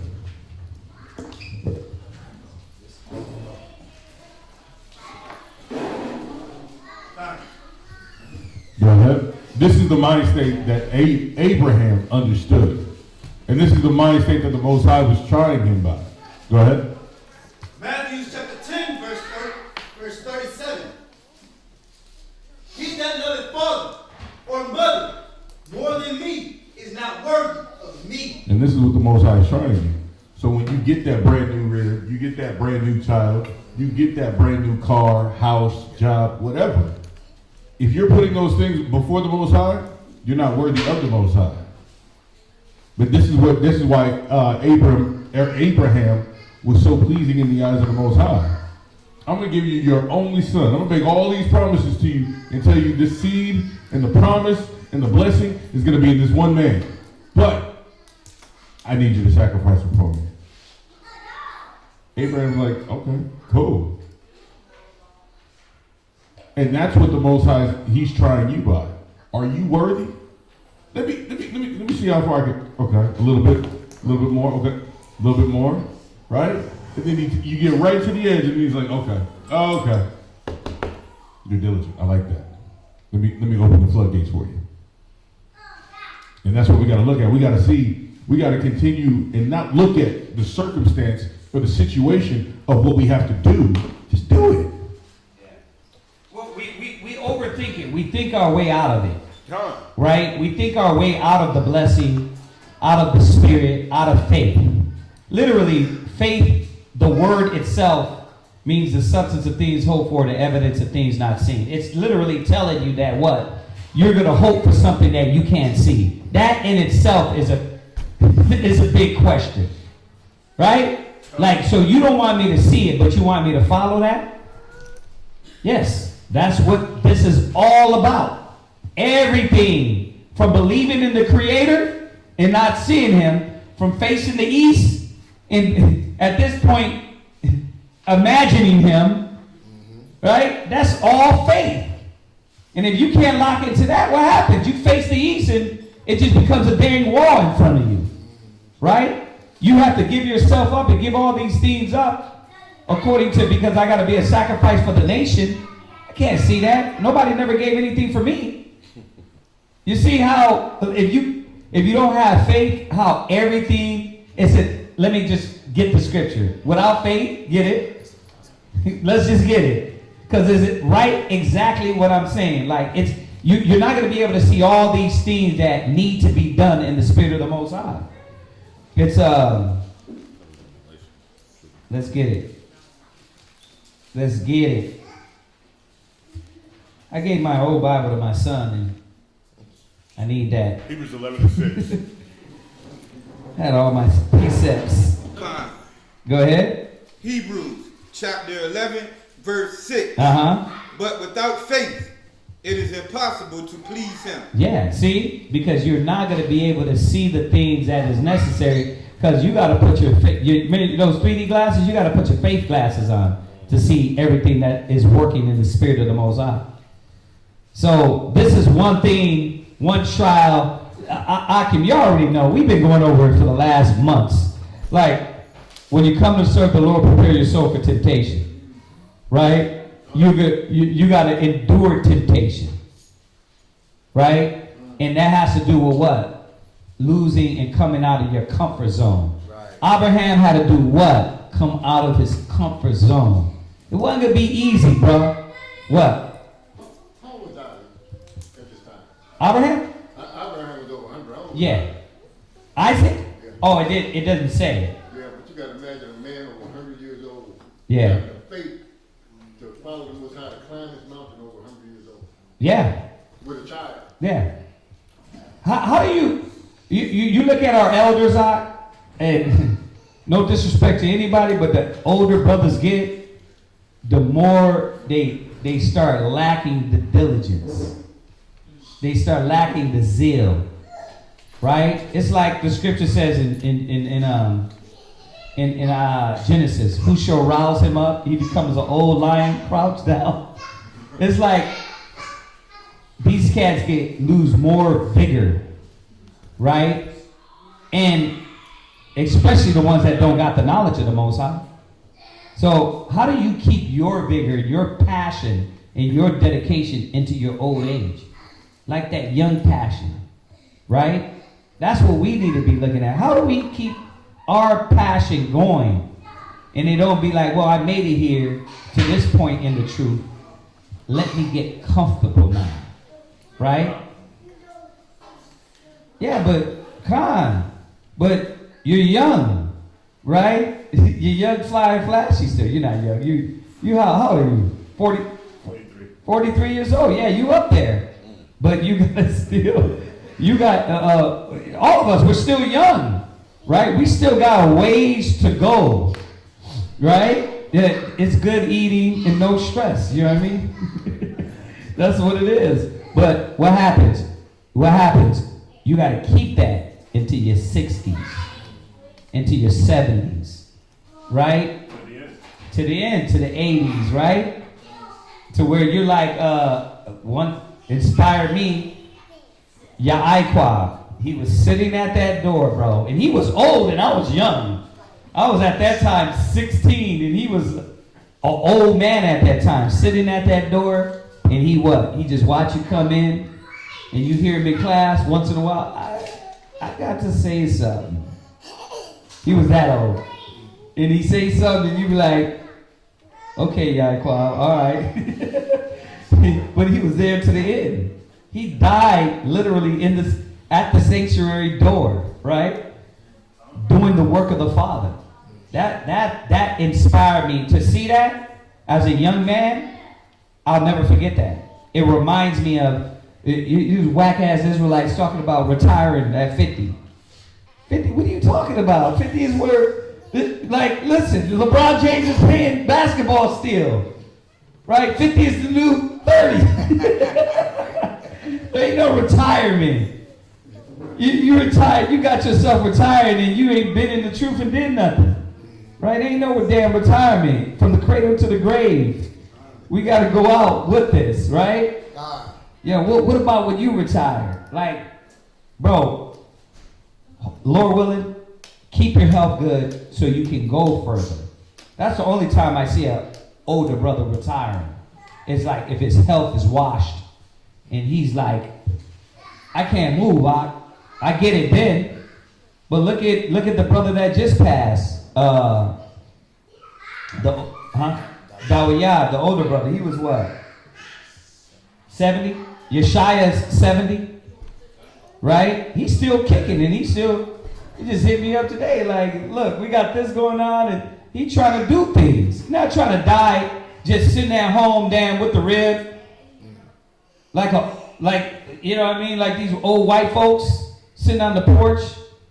Right? Nah, man, we dying in this work. Yeah. My friend, my brother, Nicodemus. He battled. Yeah. And at the end, he overcame. Yeah. And I love that video he posted that he's going to fight to the death. Right. And he was fighting. He started driving at night. Right. He started driving at night. A lot of things changed. It was little things like that. So brothers, watch brothers. Yeah. I'm an older brother. I'm probably the older one here. that older brother inspired me. Yeah. And I'm glad you When he came out with knee braces to the street speaking, I was like, see? I was like, brothers ain't got no damn excuse. But those are the things that back in the days had us young cats really inspired, like to keep rolling. And those are my anchors that I'd be like, nah, you ain't got no damn excuse, bro. You 30 years old, so when you start talking about, but my knees, well then stop eating all the damn sugar and eat all the bad food. Like you're 30 years old. No.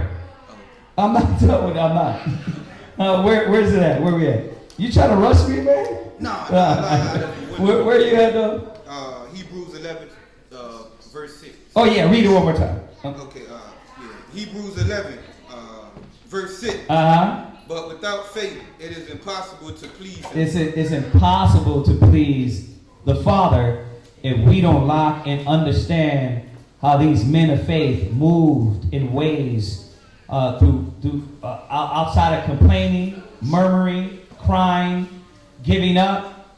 He didn't do that, right? And we're gonna finish our class too on sacrifice, but there were so many other men like this man, right? Is that it? Go ahead. For he that cometh to God must believe that he is. Right, and I know you're thinking, well, I believe in the Father. You don't believe in him. Where are you at again? Hebrews chapter 11, verse 6. Was that your question, sis? Okay. So you don't believe if you can't go through these things and say, wait a minute. If I'm doing the will of the Father and I'm pleasing the Father, he's going to be there for me. When you're reluctant, when you're pulling back, when you're just damn want to watch everybody else doing it, and then you try to jump in. What about those? Y'all know about those? I'm going to watch and see if he's going to jump. Okay, I'll do it now. Bro, come on, man. That's whack. That's whack. I'm going to see him jump in the fire first, and then I'm going to jump. Nah, bro. Let's take my big toe in first. The Warriors are at the front of the line. The damn cowards, man, we got to leave them at home. Right? Where's the... Ain't no laughing at the water over here. Right, exactly. Huh? No cowards, right? Was that it? Go ahead. And that he is a rewarder of them that diligently seek him. Right, in all the instances, going back to what we were talking about with the sisters, if you're faithful and you follow his example, Sarah's example, then what happens? You will see the reward. Why don't you never get the reward? Because you never follow through. So this is what we're supposed to be getting from this. You don't supposed to be getting, hey, you got to go kill your kid. Because nobody's being asked that. Nobody's being asked to go kill your kid. But what we are asking is that if any man, what? Love father, mother, brother, sister, more than me is not worthy of me. Right? Oh, right. And finish that. Matthew chapter 10, verse 37.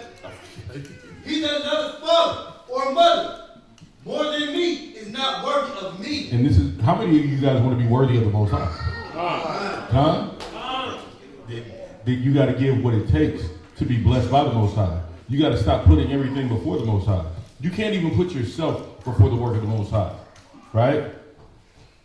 Give me 2 Corinthians 6 and 10. Or no, 6 and 12. I'm sorry. Last one. Go ahead. 2 Corinthians 6 and 10. 12. 12. Yes, sir. Ye are not straitened in us. 2 Corinthians chapter 8 and verse 12. I'm sorry. I said 6 and 12. My numbers. 2 Corinthians chapter 8, verse 12. For if there be first a willing mind. So one of the requirements, it said the one in Hebrews, like you must believe that the Most High is going to help you, right? That's an obligation. You're obligated to believe that the Most High is going to bless you. If not, he will not bless you. Right? That's the word must. You got to look that word up. It's beautiful. It's obligated, right? But in order for you to be obligated, you have to have a what? Willing mind. If you don't have a willing mind, if you are not malleable, If I can't work with you, if you can't give me a little brain space, that's what the Most High is saying. Listen, pour some out this cup, give me half empty, so I can fill some up, right? But if you already filled up to the brim with your BS and this American mind state, then I can't work with you. You know what I mean? If you give me an inch, you know what I mean, I'm going to get a mile. But if you're not even willing to give the Most High an inch, you're not going to go a mile. Yeah, damn well, nowhere. God. So in order for you to receive the reward, you must be what? Be willing to have a what? Willing mind. You have to have a willing mind. What is that? What is a willing mind? It's an open mind. It's being malleable. Let me use you. Can I use you? Not for wickedness, not for my self-gain, but can I use you to be an asset, to be a valuable asset to the body? Can I use you to be an example? Good or bad? Which one you want? You want good? Okay, cool. Let me work with you. Let me bless you. Why? Go ahead. It is accepted. It's what? It is accepted. So if you're letting the Most High work with you, that's what's accepted. That's the beginning stages of the must. And then you'll be found so diligently, and then the Most High is going to work with you. That was it. Go ahead, read on. Genesis chapter 22 and verse 3. And Abraham rose up early in the morning and saddled his ass and took 2 of his young men with him and Isaac his son and clave the wood for the burnt offering and rose up and went unto the place of which the Most High had told him. Verse 4. Then on the 3rd day Abraham lifted up his eyes and saw the place afar off. And Abraham said unto his young men, Abide ye here with the ass, and I. They might not be able to. Y'all might not be able to stomach this, right? Y'all, you can see that, right? He's like, okay, y'all stay here. I'm gonna go ahead, right? Why he didn't take it with him, right? Because he knew what he was finna do. They might be like, what the hell is going on? Right? Their measure of faith might not have been to his measure of faith, right? And we all have that measure of faith, and it can keep growing, right? Go ahead. Abide ye here with the ass, and I and the lad will go yonder and worship, and come again to you. Mm-hmm. You're right. God. 6 or 6.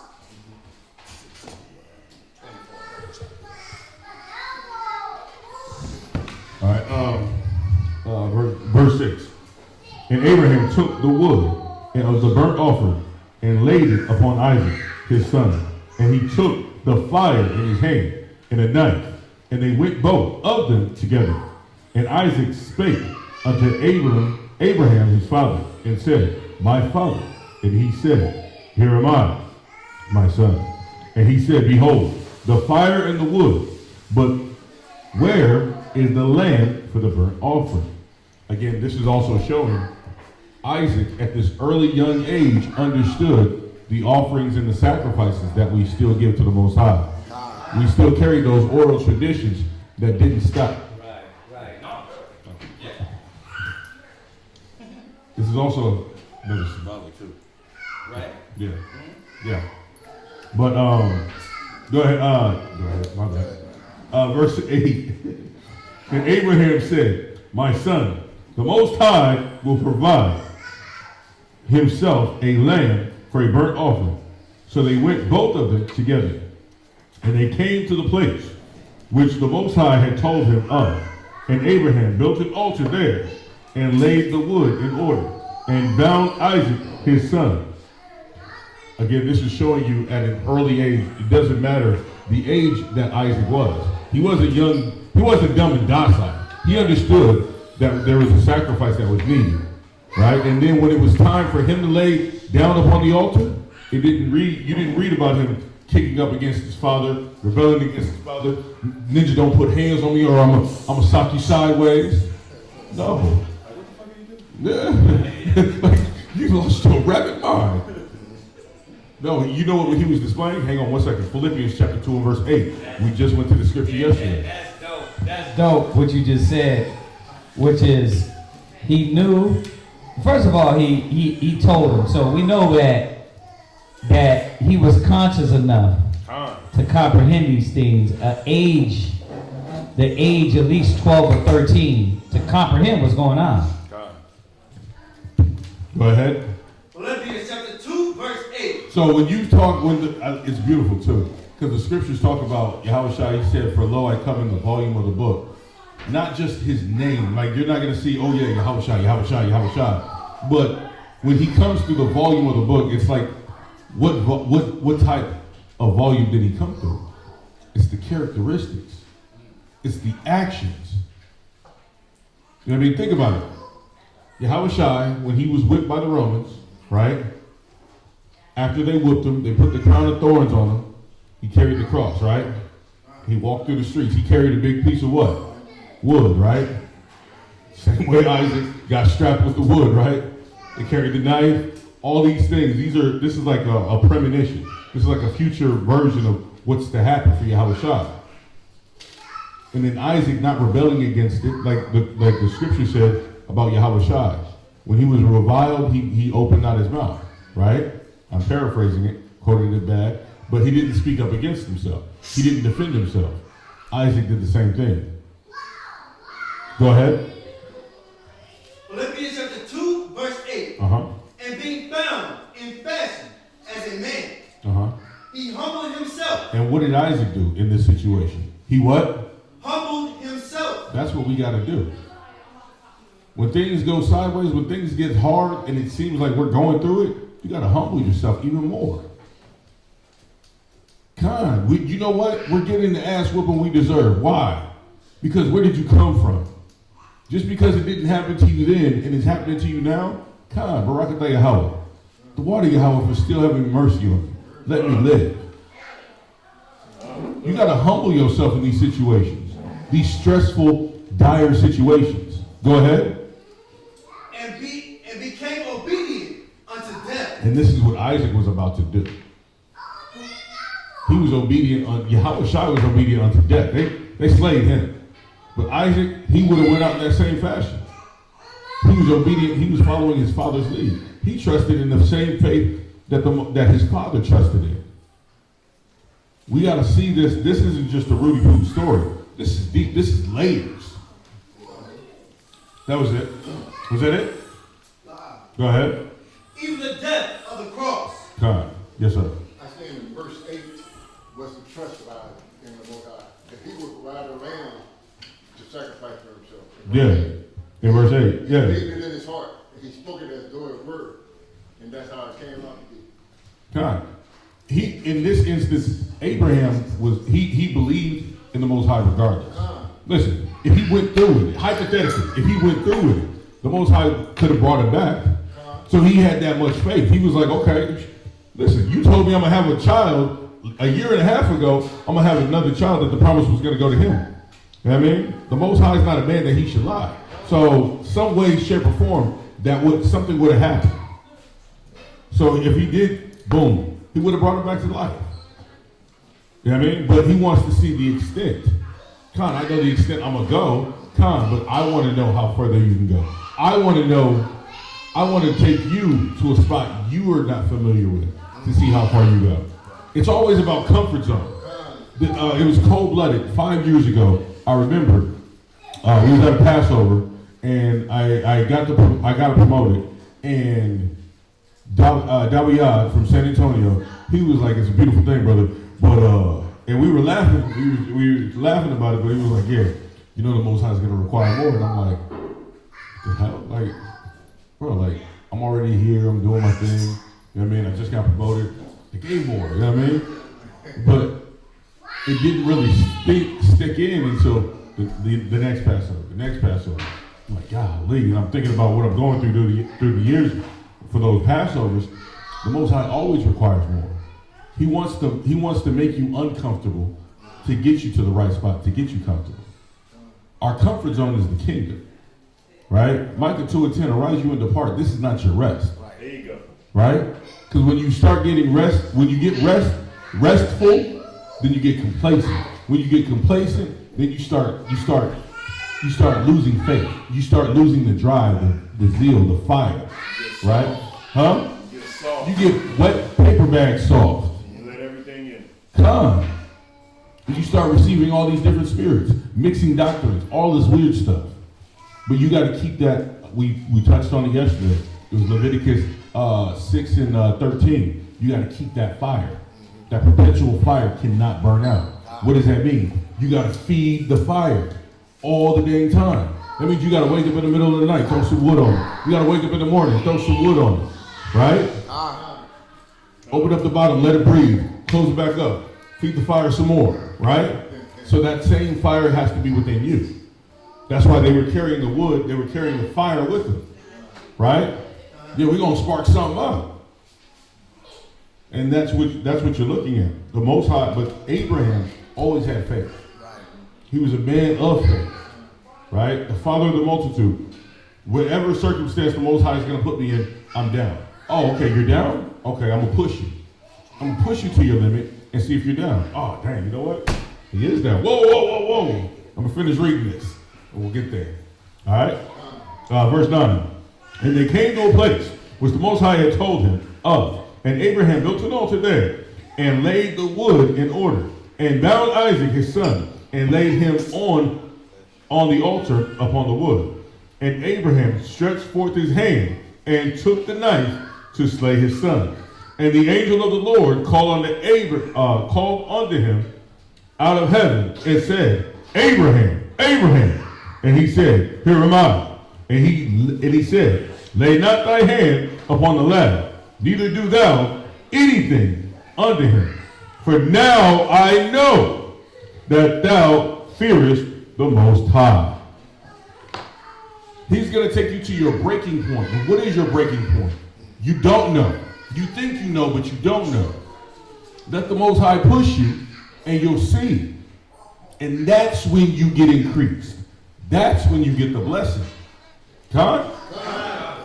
Because it goes into how Abraham followed. Like going back to what Kazak was bringing about the woman, how you need to follow your husband. He still did everything like the angel told him, to offer up your son as a sacrifice. But in verse 8, like Cameron said, he said the Most High is going to provide that land. Why? Because he know after every situation he's been through, the Most High was faithful. So let me just continue. Let me be obedient and follow what was given told of me, what the Most High is going to make. I can't see it right now, but as long as I keep walking, he's going to show it. Right. A pretty basic scripture, but just a reminder of what the brother was just saying to go with that situation. 1 Corinthians 10 and 13. Go ahead. 1 Corinthians chapter 10, verse 13. There have no temptation taken you, but such as is common to man. Right, because we're always going to have a trial and a tribulation. We're always going to have something that's to try our belief, our faith, what we believe in. In the world, they try you, right? But you get a negative reward. You get a corruptible outcome. Huh? And the same thing in the truth. You get tried, okay, cool. You come in, your family members against you. You stop eating pork. You a Muslim. You got a head wrap with you in a cult. You're always going to get tried, right? But we're doing it for an incorruptible crown. Huh? Go ahead. But the Most High is faithful. But your father, your daddy, your girlfriend, your rib, your kids. No, it says, but the Most High. Go ahead. Who will not suffer you to be tempted above that ye are able. He knows your breaking point. You think you know. It's like having anybody ever had a physical fitness trainer? Tom? Yeah. Anybody worked out with Zion? Yeah, we got a physical fitness trainer. Yeah. You can tell Zion, like, I can't do it. No. You know what I mean? Come on, push 2 more feet, 5 more feet. Then when you look back, you're like, dang, I done ran a mile. I done ran 5 miles. Yeah, you didn't think you could do it. But that's how the Most High is. He's like, come on, a little bit more. then what you do? You crossed the whole valley. You crossed the whole nation. You came a whole long way. You became a whole new creature, right? You became so new and you got so changed. Now your family members, the people that you hung around, can't even recognize you. Your mannerisms change, your vernaculars change, your characteristics change. They're like, who's that? Is that Calvin? That can't be Calvin. Is that Miles? Nah, that ain't Miles. Miles used to be the blunt smoker. He was the party of the life. Like, why are you talking like that? Why you so calm? Why's your demeanor changed? Yeah. But the Most High, He's faithful to know your breaking point. He's not going to break you to destroy you. Right. He wants you to have an expected end, like it said in Jeremiah. Right? So the stuff that you're going through, it's coming. It's the same cycle. You know what I mean? You conquered lust today, it's going to come back around eventually. Right? So it's just going to get stronger and stronger. But why? Because you're getting stronger and stronger. You know what I mean? So the Most High, He's faithful. He's not going to let you get destroyed. Go ahead. But will, with the temptation, also make a way to escape. And that's the problem. The problem is, though, that you don't find the escape route. You just want to automatically abandon ship because you're not faithful. You're not trusting in the Most High. When you see the danger coming, you already draw a blank mind. You're like, I don't know what to do. You lose focus for like a split second, however long. Instead of understanding, like you said, like the scripture said in verse 8, yeah, we're going to take you up to, what's the sacrifice? You know what? The Most High is going to provide a lamb. But I need you, in the meantime, I need you to lay down. So He knew the blessing was coming, yet, bro, we just still got to go through it though. So the Most High is still there. He has a way for you to escape. And that's what you got to tell yourself. You got to say that out loud. You got to know that within your spirit. I already got this. Okay, but let me go through it. Woo! Okay, let's do it. Go ahead. That ye may be able to bear it. Because the Most High wants you to bear it. Why? Again, Ecclesiasticus 33:6, right? We're not laboring for ourselves. Abraham didn't just go through this to be tried as a man of faith just for himself. He did this to be put in a book of remembrance so we can all learn. So you can't make any excuse within your mind like, well, Yahushua, he was a demigod, he was God in the flesh, I can't do it. Okay, well, cool, let's take a step back. Let's go to Abraham, Isaac, Jacob, Moses, Aaron, Joshua, right? Let's go to all these patriarchs in the Bible and see, Yahushua, Yahushua did it. Okay. Whoa, he just suffered all the way to the cross and did it without sin. But they were all doing the same drive. So the Most High is showing you through the example of anybody, pick one, in the Bible, that it can be done. The perfect one to follow is Yahushua. But this is before Yahushua. He's showing us, like, look, he was diligent. You're able to bear it, but you're not doing it for yourself. You're doing it for the next man. And sometimes when we're going through these situations, we get pig-headed and forgetful. Like the scripture says, be not a forgetful hearer or forgetful doer, right? We get forgetful in the midst of our trials and tribulations that I'm not going through this just for myself. You thinking that me, myself, whoa, always me. Oh, look, walking around like Eeyore from Winnie the Pooh. You know what I'm saying? Oh, Santa crap. Yes, sir. In the midst of our adversity, we take those stripes to count it our joy. And the great men of the Bible, they slowly fell down and prayed through these situations. And we should do the same thing. Pray for it, but not forget why you're going through it. The thing is, you can go through it, but it's like insanity. If you don't know the reason why to change it, then you're going to keep going through it, right? So, but when you do go through it, you have to take a moment. You have to be consciously aware. Okay, this is what I'm going through. This is why I'm going through it. Maybe I put I'm not the Job. I'm just getting tried. No, I probably did something to get tried. You know what I mean? To get this ass whooping. But let me know why I'm doing it and who for. Myself, so I can change, and to be an example an example and an example for the next brother and the next sister. Come? All right, verse 10. And verse 12. Verse 12, second to last precept. Seeing thou hast not withheld thy son, thine only son from me. Verse 13. Genesis chapter 22 and verse 13. And Abraham lifted up his eyes and looked, and behold, behind him a ram, caught in the thick by his horns. And Abraham went and took the ram, and offered him up on the burnt offering in the seat of his son. And Abraham called the name of that place Jehovah Jireh, as it is said to this day, in the mount of the Lord it shall be seen. You got the definition? Oh, that's it's like Yahweh sees. Is that Hebrew? Yeah, Yahweh sees. What verse? 22 verse 14. Yeah, 22 and 14. Yeah, it's Yahweh, Yahweh, the Most High sees. Yeah. Beautiful.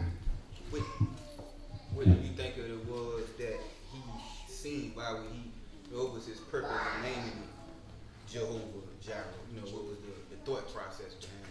The Most High sees. The Most High sees what's going on. He sees my heart. He sees my spirit. Okay. Yeah, he sees me. Yeah. Verse 15.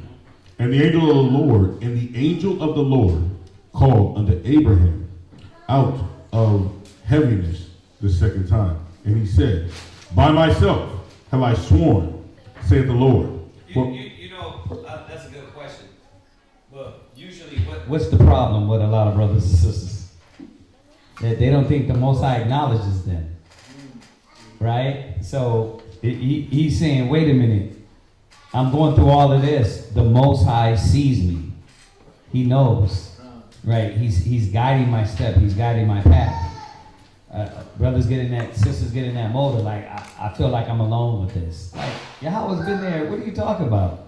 That's so proper mind state. Like, I feel like I'm alone. Like, Yahweh's been there from the beginning.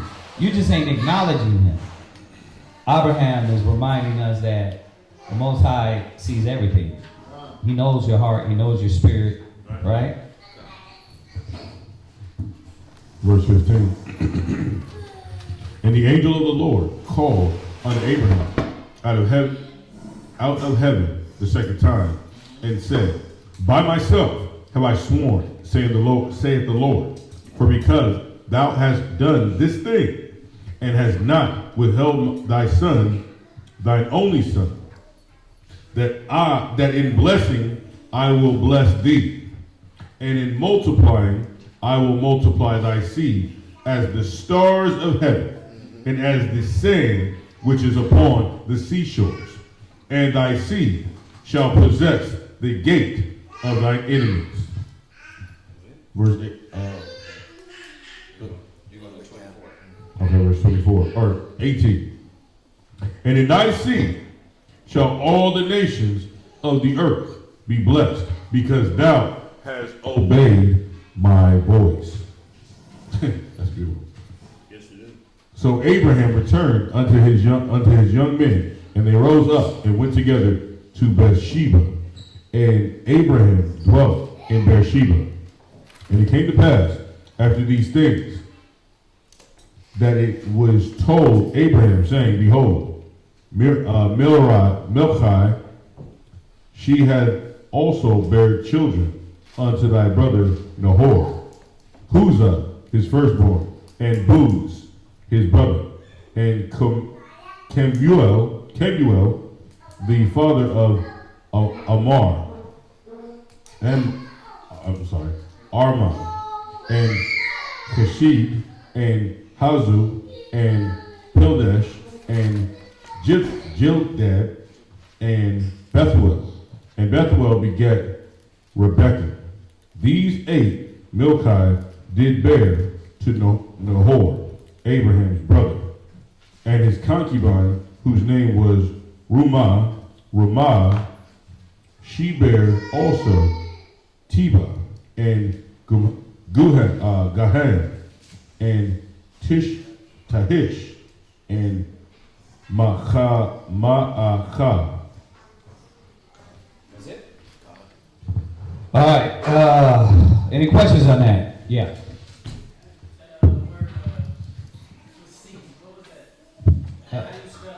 Ya, Ra, Yara'ah. So it's Yara'ah, Yara'ah, to see, Yara'ah. So it's a Y. So it's YAHRA-AH.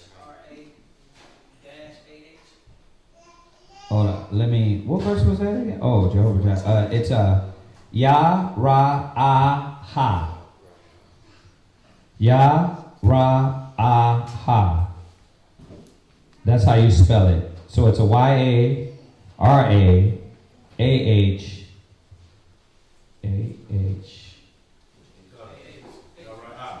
No. There's a ha at here. Huh? Oh, Pacific. Spell it out the sound, right? Right. Of it together. Right. Spelled it right. Yeah. Right. It'd be yara with a ha at the end. Yeah, and an H at the end. Yeah. Yara. Yes. And this would be still proof of, like how we try to speak, some Hebrew without English, because it's occurring in the English Bible as well. Yeah, but they put it in English with the vowels and all that. Jehovah, Jireh. Right, there was no J and all that. Con. Yes, sir. All right. Yes, sir.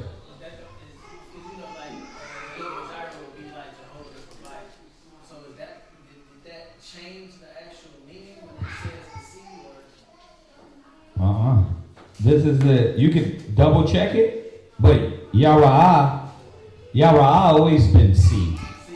Yeah, to C. I don't know where they got that translation from. Even in the text it says the Lord will provide. So they will go with Jehovah provides. They would go with that. So it's like young man mentioned, like as far as like when they translate into English and they are saying something, it's almost like they're saying something else. It's like Right. is that still fitting? Oh, I see what you're saying. Yeah, the Most High provides. Right. He sees. I'm sure he sees us and provide. That makes sense. Yeah. The other thing is look in a different translation to see if it's Yara'ah that way. Yeah. The Most High provides, he sees. Yeah. What you got? My sword. We go down onto the Strong's. It says Yahweh will see, and then the apostrophes to it. So I can see where he would get provide if he was sent to it. That's the Strong's definition. Yeah. Yeah. The BDB says just Yahweh sees, and the Strong says Yahweh will see, and parentheses to it. Okay, so when you go into the Ra'ah, to see, look at, inspect, perceive, consider. To see, perceive. I don't know what the provide.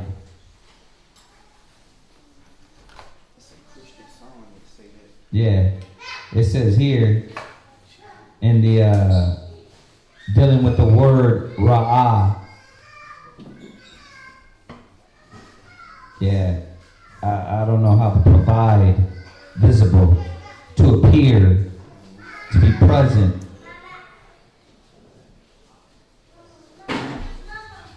Yeah. So what I would do is I would look it up. How I would do it, if I want to triple double check, what I would do is I will go to my Hebrew Bible and I'll look up that word again. I'll go to there and then I'll go to the interlinear I got it at home though. It's the big one, the interlinear, to make sure it is Yara'ah. And then I would say what it says in Hebrew. Yara'ah. Right? If it's that. So I could double check that. Y'all gotta remind me though. What you got here? On the Strong's in a blue letter, it does say provide. Provide, the guard. Oh, really? Respect, yeah. Huh. Oh, okay, so I get it. So this word in context can be used, yeah, to as far as provide. You see that a lot too. Yeah. Ra.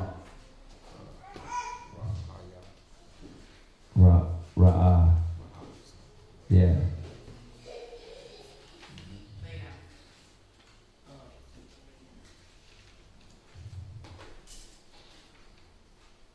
Mm-hmm.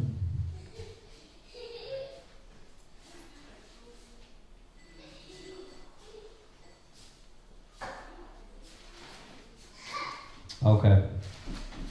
Yeah. Yes, sir. So some of the Hebrew words are like synonyms that what don't mean. Yeah. Sometimes it's used in different contexts. Yeah. Yeah. Yeah. Right. Right. In the context of how you use it. Right. That 7, Shabbai, right? Shabbai can be, I could say 7, or in the context that I use it, we know it means what? A complete. Right? Complete number. Like the finishing, right? Right? The Shabbat is rest, right? But if depending how you use that word 7, you can know I'm talking about the 7th day, right? The rest. So yeah, in the context. Yeah. All right. All right. So we're on Ecclesiasticus, the 8th chapter. Ecclesiasticus, the 8th chapter. Start from verse 1. Slept wrong. Jeez. All right. Strive not with the mighty man, lest thou fall in his hands. Be not at variance with a rich man, lest he overweigh thee. For gold hath destroyed many, and perverted the hearts of kings. Strive not with a man that is full of tongue, and heap not wood upon his fire. We talk about that all the time. Like, you don't have to engage every argument, everything don't have to be a debate. Everything don't, like I heard y'all were the guy at the gym. He every time he get around y'all, he want to do what? He think everything's a debate. It's like, remember the scripture says, the doubtful disputation, get that one real quick? It's like in Galatians. We got to remember this. Is it Galatians 6?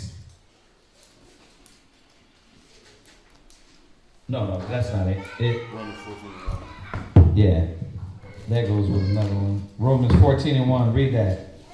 Romans chapter 14, verse 1. Him that is weak in the faith, receive you, but not to doubtful disputation. Yeah, everything doesn't have to be a debate. Everything ain't now you say something stupid and I got to go ahead and ask you to the fire. We got to go back and forth. Nah, sometimes you got to just leave it where it be. Like, yeah, I'm not going to sit there with you, and I know your whole motive is to do what? To breed foolishness and anger. Why I got to get in that middle of that conversation? If it's about the word, then I'm going to receive what I want. Doubtful disputing. Right? Like, I already know it. Like, most of these cats is like, they want to argue the point. Like, bro, what's the point of that? Right? I'm not going to sit here and argue with you the point, and I know you don't believe. You ain't going to show up. Your whole thing is to what? Just argue. Now, if you're trying to learn, that's a whole different thing. Like, no, I'm just asking because I want to know. Oh, okay, all right. Sometimes you got to ask a person that. Oh, do you really want to know? Yeah. Or is this just, well, why do you want to know? Well, I want to know. Okay, well then we can talk about that. So everything doesn't have to be an argument. It says, strive not with a man that is full of tongue, and heap not wood upon his fire. Right? Ecclesiastes 28. Go to one of our favorite chapters, Ecclesiastes 28 and 9. Ecclesiastes chapter 28, verse 9. Uh-huh. A simple man disquieted friends. See? A what? A simple man disquieted friends. Yeah, you gotta understand that a simple person always wants to argue. They always want to go back and forth. That's how their mind is. It's chaotic. Go ahead. And make a debate among them that be at peace. Yeah, there ain't no debate, bro. If you come in and talk, learn, okay, we can do that. But if you want to debate everything, and then why are you here? Why are we talking? Right? Let me be on my way, you can be on your way. Right? We don't have to fight about everything. I'm jumping back. You got something else? Okay. All right. It says,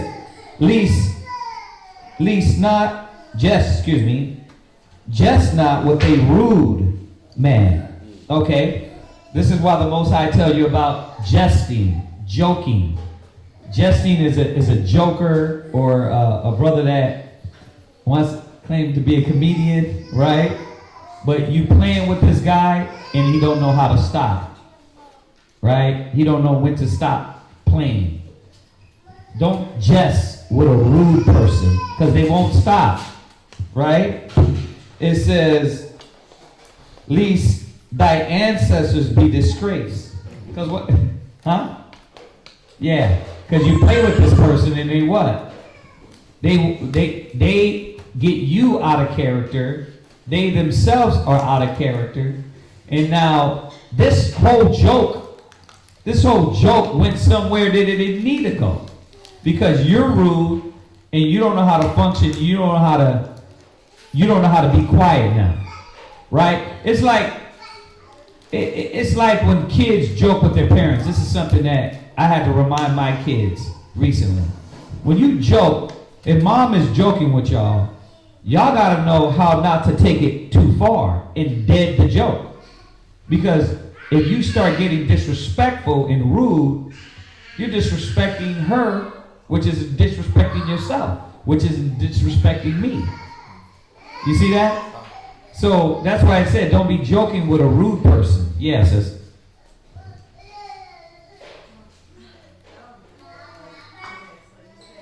yeah, you gotta talk loud. I'm deaf and those kids are loud. Go ahead. So I don't get how joking with a rude person can make your ancestors. Because a rude person doesn't know how to stop. And if you're joking with them, they're pulling you into this character, mind situation that is going to get you to get out of the spirit. Right? Remember, we talk about your name. Right? Your name it's attached to something. It should be. It should be attached to something. Abraham, it already is attached to something. Jacob, it's attached to something, right? Your name is attached to something. It can be attached to folly. It can be attached to simplicity. It can be attached to laziness. It can be attached to rudeness. You deal with a rude man, they're going to take you along this line to where now your name is coming up under question to the point to where your lineage, right, is coming up under question because you let them pull you into that. Yeah. There's a precept on this. Proverbs 15, 1 and 2. Okay, let's see what he got. Proverbs 15, 1 and 2. Go ahead. Go ahead. You gonna read it? I'll read it. Go ahead. Proverbs 15, 1 and 2. A A soft answer turn away wrath. But grievous words stir up anger. Okay, so here's the situation with that. This is talking about jesting, right? It's not on point because it's not literally along the lines of playing with somebody. That is more, I'm actually talking with somebody, I'm dealing with somebody, right? This is, I'm joking with somebody. Go ahead. And two, the tongue of the wise uses knowledge. Right. That's not the scripture you want to use. Why? Because the subject of this point right here is somebody that's too playful. Yeah. Right. Yeah, but I get what you're saying, which is right. But if you want to stay along, if you want to link precepts, you want to kind of be on the subject. You want to look up jesting scriptures, joking scriptures. Because this is talking about a joker, right? And a cat that's rude with joking. As opposed to the angle of that scripture is going on what? A fool and his folly, right? Right, yeah, he's foolish, yeah. Is it okay if I give a simple example? Of what? Of the situation. What situation? Like jesting with a rude person. Go ahead. Okay, that's like, let's say you get friendly with somebody you don't really know them, and they get used to having your name in their mouth because you think they're buddy-buddy. So that could be an example of, being rude because this person doesn't know how to talk, but because they're buddy-buddy, their name is in your mouth, they could go to a family member real quick because they're not using wisdom. Yeah. So just on a simple level. Saying names, calling names out. He's rude, right? Well, your mama, right? You're right. You start talking mama jokes like, bro, what? Well, why? How did we get there? You talk about my mama, right? Now you what? You get it somewhere you don't need to be because this person's rude and a jokester, a comedian. Yeah. Also, because when you look up the definition of jesting, it's joking, right? You're clowning, right? But then when you look up the definition of rude, it says not to jest with a rude man, right? Not to joke with a rude man. A rude man is a person, he's already known for being offensive. That rude is offensively impolite or ill-mannered. Right. So this person is already known for being disrespectful. And then you decide to go kick it with him in the corner and make jokes. That outcome is going to be bad. Yeah. He's already known as... No discipline. Yeah, no discipline. No respect. Come. He's not going to look at, this brother. Oh, you know what? I don't have there's no boundaries. Facts. This person is just rude as hell. Come. And then you're going to talk and joke with that person. Nah, he's going to say something because he has no boundaries. He's going to say something to stir something in you, and you're going to get offended. Right. Now your name gets dragged out because why? You went blow for blow. Because pride's going to kick in. You got to defend yourself. You got to get the last saying, and then he's going to top that, and then you're going to go back and forth. You know what I mean? Yeah. Y'all get that, right? Rude cats, rude boys. Rude boy. Reproach not a man that turneth from sin, but remember that we all are worthy of punishment, right? So you got a person that is they're battling, they're fighting, right? But you're now reproaching them and they're battling and coming out of the negativity as opposed to giving into it. Like, why are you reproaching them? Right? Go ahead. I had this conversation with a sister the other day because she was like, well, yeah, the brother's like this and he's doing this and he's doing that. I'm like, come on. So what I would remind you, because she's like, how do I handle, because the sister told her and she's venting to her. Right. But then I'm like, okay, sis, here's what you got to remind her. Because the sister's complaining about the brother in the situations and like she's without blame. Right. That's how she's coming off. Well, this brother, you know what I mean, he's just dirty as hell and da-da-da-da-da-da-da-da. Like, okay, here's how you fix that mind state. You got to remind her, we're all here, we're all sick. The same way he's been offensive in this instance, but he's still trying. You've been offensive in this instance, but you're still trying. And that's what you got to remember. That's what the scripture's talking about. Yeah, let's go to Galatians 6:1. Go to Galatians 6:1 to edify. Give a little bit more. Read that. Galatians chapter 6, verse 1. Uh-huh. Brother, if a man be overtaken in a fault, Right.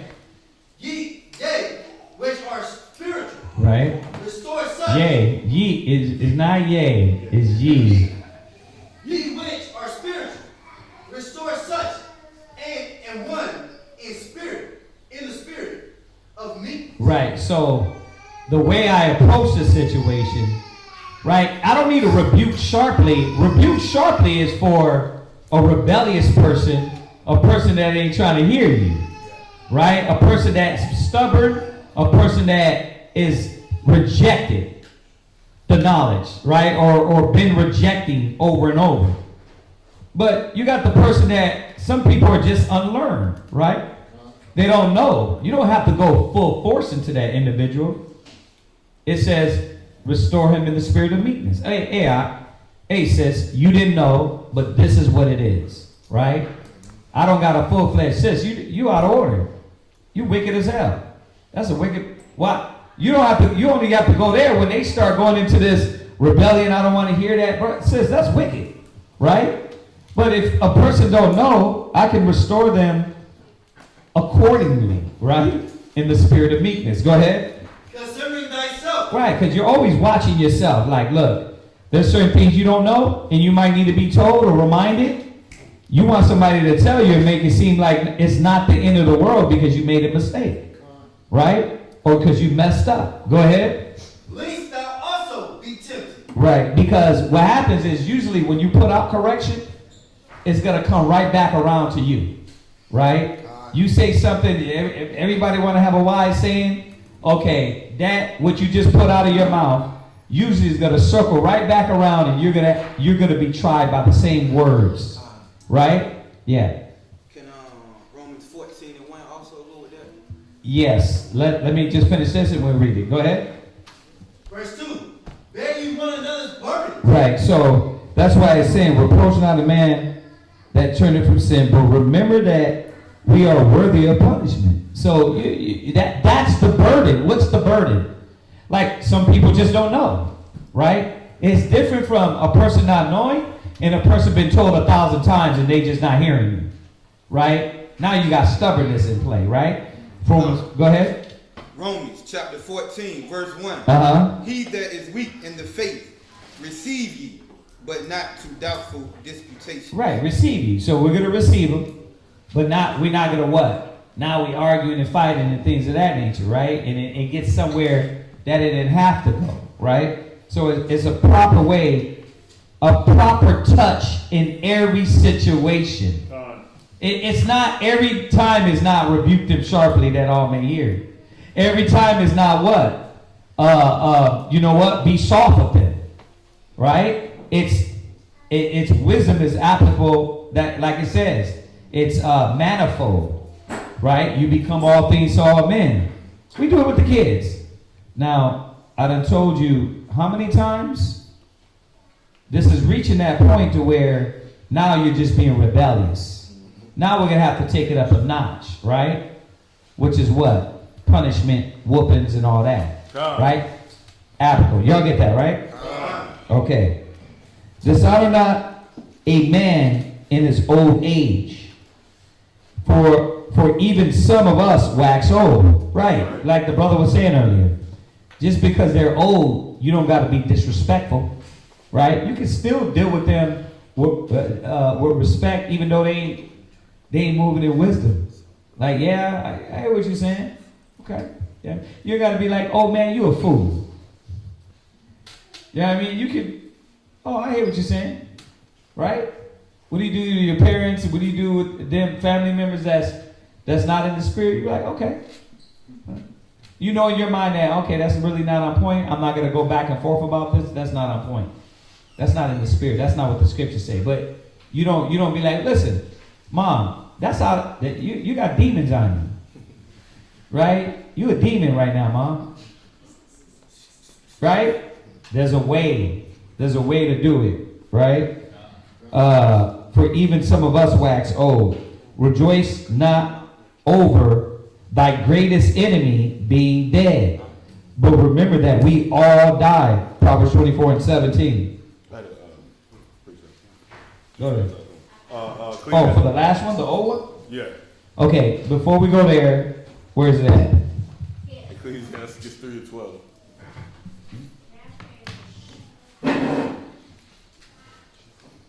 About old age. Yes. Okay, go ahead. Ecclesiastes 3:12. Ecclesiasticus chapter 3, verse 12. This goes with verse 6. Go ahead. My son, help thy father in his age, Uh-huh. and grieve him not as long as he liveth. Right. Go ahead. And if his understanding fail, have patience with him. Right. So a lot of people, they might have, listen, there's a lot of elder people that brought that taught you. You know what I mean? Remember, your parents told you how to wipe your butt, right? If their understanding fails in their old age, still show them some respect.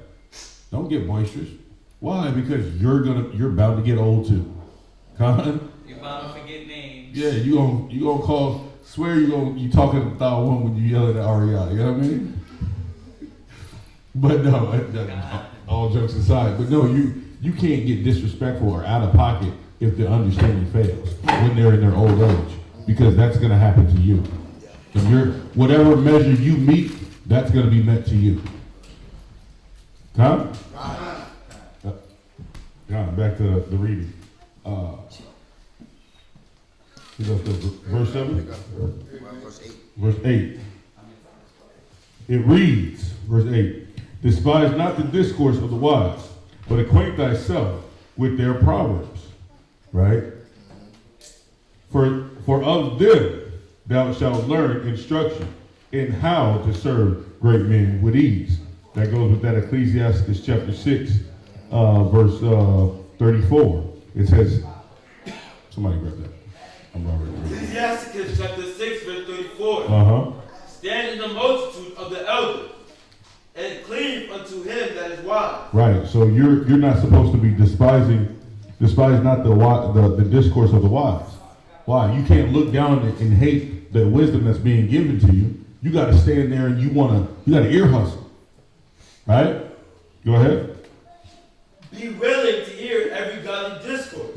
Whether it's bitter or whether it's sweet, whether it's about you or about something you did where you messed up, be willing to hear every.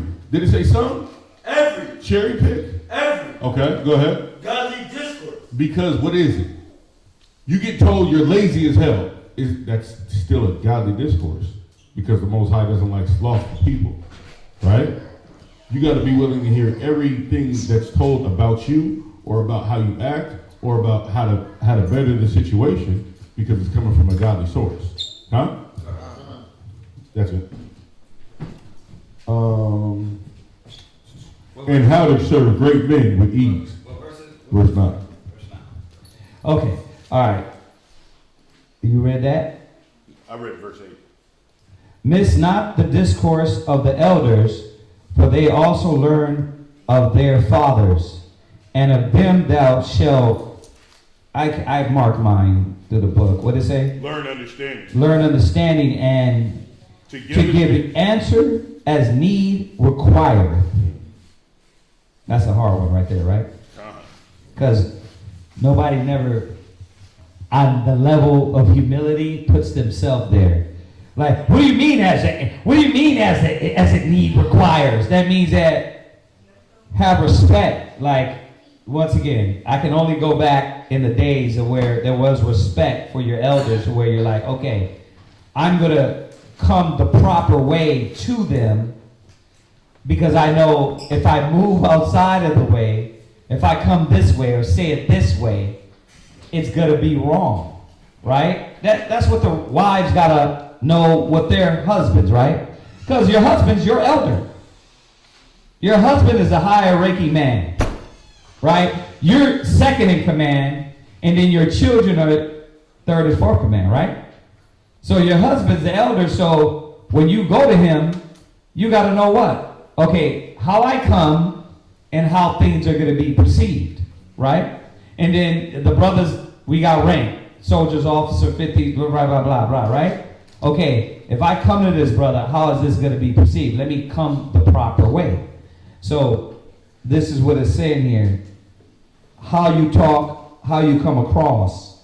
Be conscious. Kindle not the coals of a sinner, lest thou be burnt with the flame of his fire. Right? And it keeps going back into that. Go to Ecclesiastes 28 and 11. That kindle not the coals of a sinner. What's the coals of a sinner? Oh, you get into that debate. You get into that talk. You get into that argument. Right? You get into that fight. You start saying things to them, threatening things. You're kindling the coals of a sinner. Read that 28 and 11. Ecclesiasticus chapter 28 and verse 11. Go ahead. And hasty contention kindleth a fire. See? So what kindles the fire? Hasty contention. Which is what? A quick, unthinking argument. Right? If you're hot-headed, right? You're argumentative. You want to be a smart ass to everybody. Like, that don't fly with cats in the street. You could do that at home with your husband, but the guy in the store, he might just smack the dust off you. Right? You gotta be wise to know that a hasty contention, you know what I mean? If I move hastily, if I think hastily, this situation could turn into something. I got a few hands. Hold on, y'all. I got 1, 2, and 3. Right? It's gonna start something, right? You were first. Go ahead. The killing the coals is a perfect example because when you're killing the coals, you use a poker. Right. And when you stir those ashes and you get all those red hot coals, Yeah. that's killing the coals. Yeah. So you got red hot ashes. Right. You use the poker to get it right. Right. Well, the poker is your mouth. The poker is your tongue. The poker, that's the poker. Right. You were gonna say it. Gamora. Oh, okay. Go ahead, I thought you had your hand. Yeah. I was just gonna say that's the reason why you shouldn't have that attitude in the house with your husband. Right. Because you might go into the store. Right. And you say it to the wrong person. I literally just seen this on video. I think it happened in New York. Like where some chick got loud with this dude, put her hand in his face, and he just started stealing them. Oh yeah. I see that one too on World Star. Yeah. Then when they get outside, you see the man step up and he's talking to him from a distance. He's like, "What happened?" He's like, "She got in my face. She did this. She did that." And it's like, because she do that in the house. Yeah. She's gonna come outside of the house. Yeah. She's gonna function in that manner, and then it's gonna get everybody in trouble. Because Yeah. now the husband feel like he have to do something about it. Not me. And some of us. No, I'm like, look, Yahweh got your ass. He whipped your ass. Like, I already been telling you, like, stop doing that. I heard other men say, Yeah.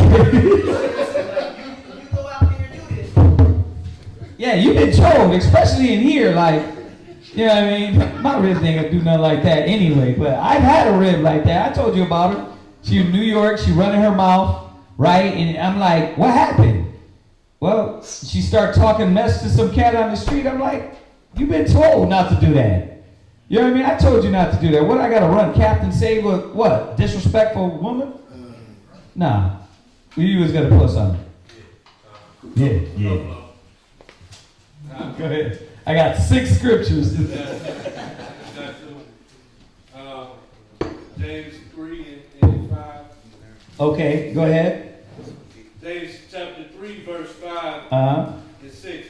Even so the tongue is a little member, and boasteth great things.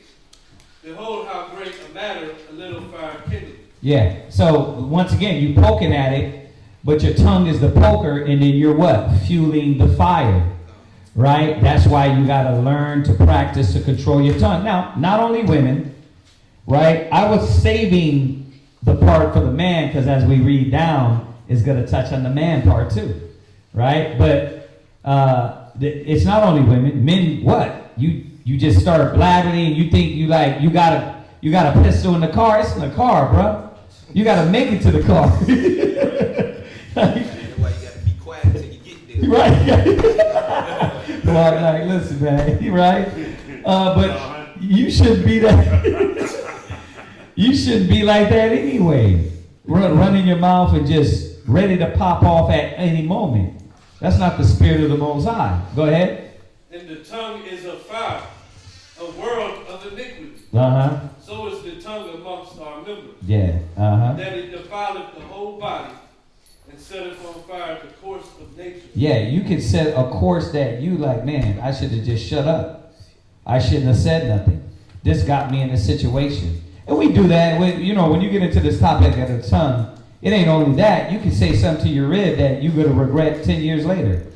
Because she ain't never going to forget it. Right? You can say something to your husband and be like, man, you can put it in the back of his mind. Like, say something about lovemaking and he's whack. Come on, that'll be in the back of his mind every time. You know what I mean? Like, yeah, your back ain't strong. You're like, what? Right? Then you see him working out his back. Like, nah. Right? You can really affect people by the tongue. Right? Think about how many kids are affected. And this is why we tell our kids, don't let their words without wisdom affect you. Right? In school, they tell you ain't good enough, your hair is too... They're stupid as hell, man. Your hair is too straight, your hair is too curly. You're too tall, you're too skinny. You're too fat, you're too... Yeah, it's like, which one do you want me to be? Because if I left it up to y'all have me just crazy. But that's why you can't listen to people with no wisdom, because one minute they telling you this and the next minute they telling you that. They flip-floppers. But we know men with wisdom and understanding, they're going to judge correctly, right? So the tongue, powerful thing. You got more? Go ahead. Sirach 23 and 16. Go ahead. Sirach chapter 23, verse 16. Two sorts of men multiply sin, and the third will bring wrath. A hot mind is as a burning fire. Yeah, a hot mind. Remember, a hot mind, a hot tongue comes from a hot mind, right? It said jump off mode, right? It's the Liddy mode. I'm ready, bro, to say something stupid, right? It's the one guy that walks in is like, watch when I go in here. I'm waiting for somebody to do something. And they got guns on them. They ready to murder somebody. They're hot. You got to beware of that. You got to watch it. And you thinking like, you stepping out of the spirit and this guy's on a mission to kill everybody. Right? You better be in the spirit. Right? I'm serious, man, because one thing I look at more nowadays is when you're driving in the car with the kids and then somebody do something stupid and then you say something and you're like, bro, they shoot in the damn car. They don't care. You better have 50 babies on board stickers because they don't care. They just pow, pow, pow. And you in a wheelchair, right? For what? Nothing. Right? Go ahead. Hot minds. It will never be quenched until it be consumed. Yeah, a lot of them, the Most High do them how? You gotta kill them.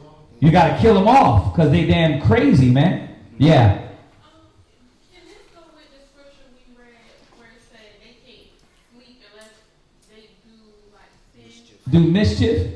We're on the line of the tongue. Yes, it can go there. But I mean, pertaining to the topic of the tongue is kind of veering off. But yeah, of course. They can, these are people that love mischief. It's wicked people, kind of. Right? People that don't give a damn about what they say, how they say it, there's a problem. I mean, we read one earlier. That's why I was saying it doesn't go along with the point we're on. Like, we're on the talk, the tongue, how to deliver, right? Causing commotion. That one was talking about how people are thinking on the bed. They devise wickedness in their mind. We're talking about after they devise it, what happens? It comes out of their mouth, right? Kind of two different angles, right? Go ahead. A fornicator in the body of his flesh will never cease till he have kindled a fire. Mm-hmm. Okay. What else you got? Okay. All right. We back. Yeah. Yes, sir. I had a verse. Oh, y'all studying, huh? I mean, we'll have to go. What you got then? Sirach chapter 38, 33 and 11. Is it on point? Yeah, it is actually. Okay, go ahead.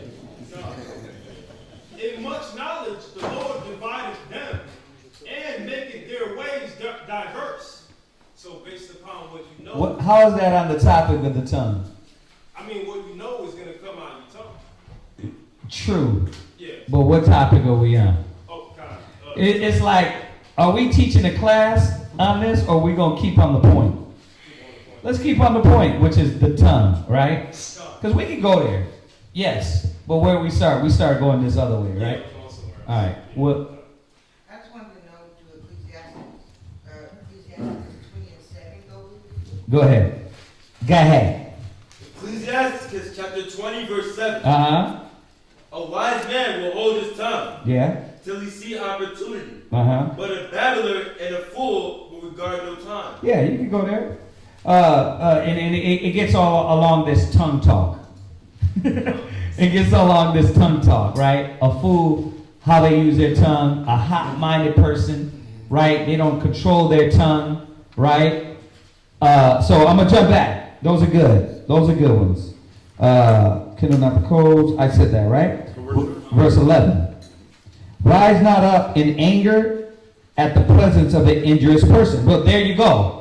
You start saying things, and then you're dealing with a person that is murderous. An injurious person is a killer. Like, you mouthing off to the wrong cat. Hurt people, right? You said hurt. that should be a shirt. Hurt people, right? And they do. You can look in a killer's eyes, right? And see what? I'm ready to just lose it right now. I got a hot mind. And the first person that jumps off, I'm on that mission, right? Brothers got to be in tune with the spirit, man, and what you're entertaining, because you could be entertaining the wrong. Like, don't go out upset today. Today I'm going to be out of the spirit.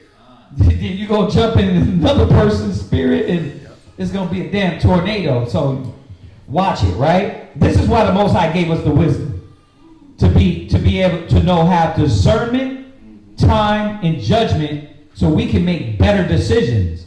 This is what separates us from them, the world. Because they don't care. They're like, I don't give a damn who he is. Right? Like, I don't care. You the priest. Right? I don't get, like, they just like, bro, they'll talk to you anyway. They disrespect you. Like, you got certain cats that they don't care about any of this. Right? And they'll pull you in it. And then they'll pull you in a fight. That's why you got to learn when to be like, you know what, bro? It's going somewhere where I don't want it to go. You know what? If you want a class, you can go over here. Right? I'm not going to be doing what cats do online. I'm not going to be getting into it because it's pointless. Well, what am I getting in a fight with you for? The Most High rebuke you. Isn't that what Paul said? He said, the Most High rebuke you. I had to deliver one such as one unto Satan. Huh? Yeah, no, I'm saying both of them. Oh. Yeah, I'm saying both of them. Oh, okay. Yeah, I'm quoting both scriptures and I'm mixing them up all at the same time. Okay. No, but that's what he said on both accounts, right? Michael, Paul, Rise not up in anger at the presence of an injurious person, lest he lie in wait to entrap thee in thy words. What is it saying? You get with these cats and they what? All they're trying to do is like wait to entrap. They're not trying to learn. They're trying to doubtful dispute. And then like, look, I got you. Like, bro, you ain't trying to learn. I ain't got no time for you. Seriously. There's a lot of debaters out there. Go online, have fun, right? Lend not unto him that is mightier than thyself, for if thou lendest him, count it but loss. Right? But once again, even when you deal with that, the lending, right? That's a wicked person.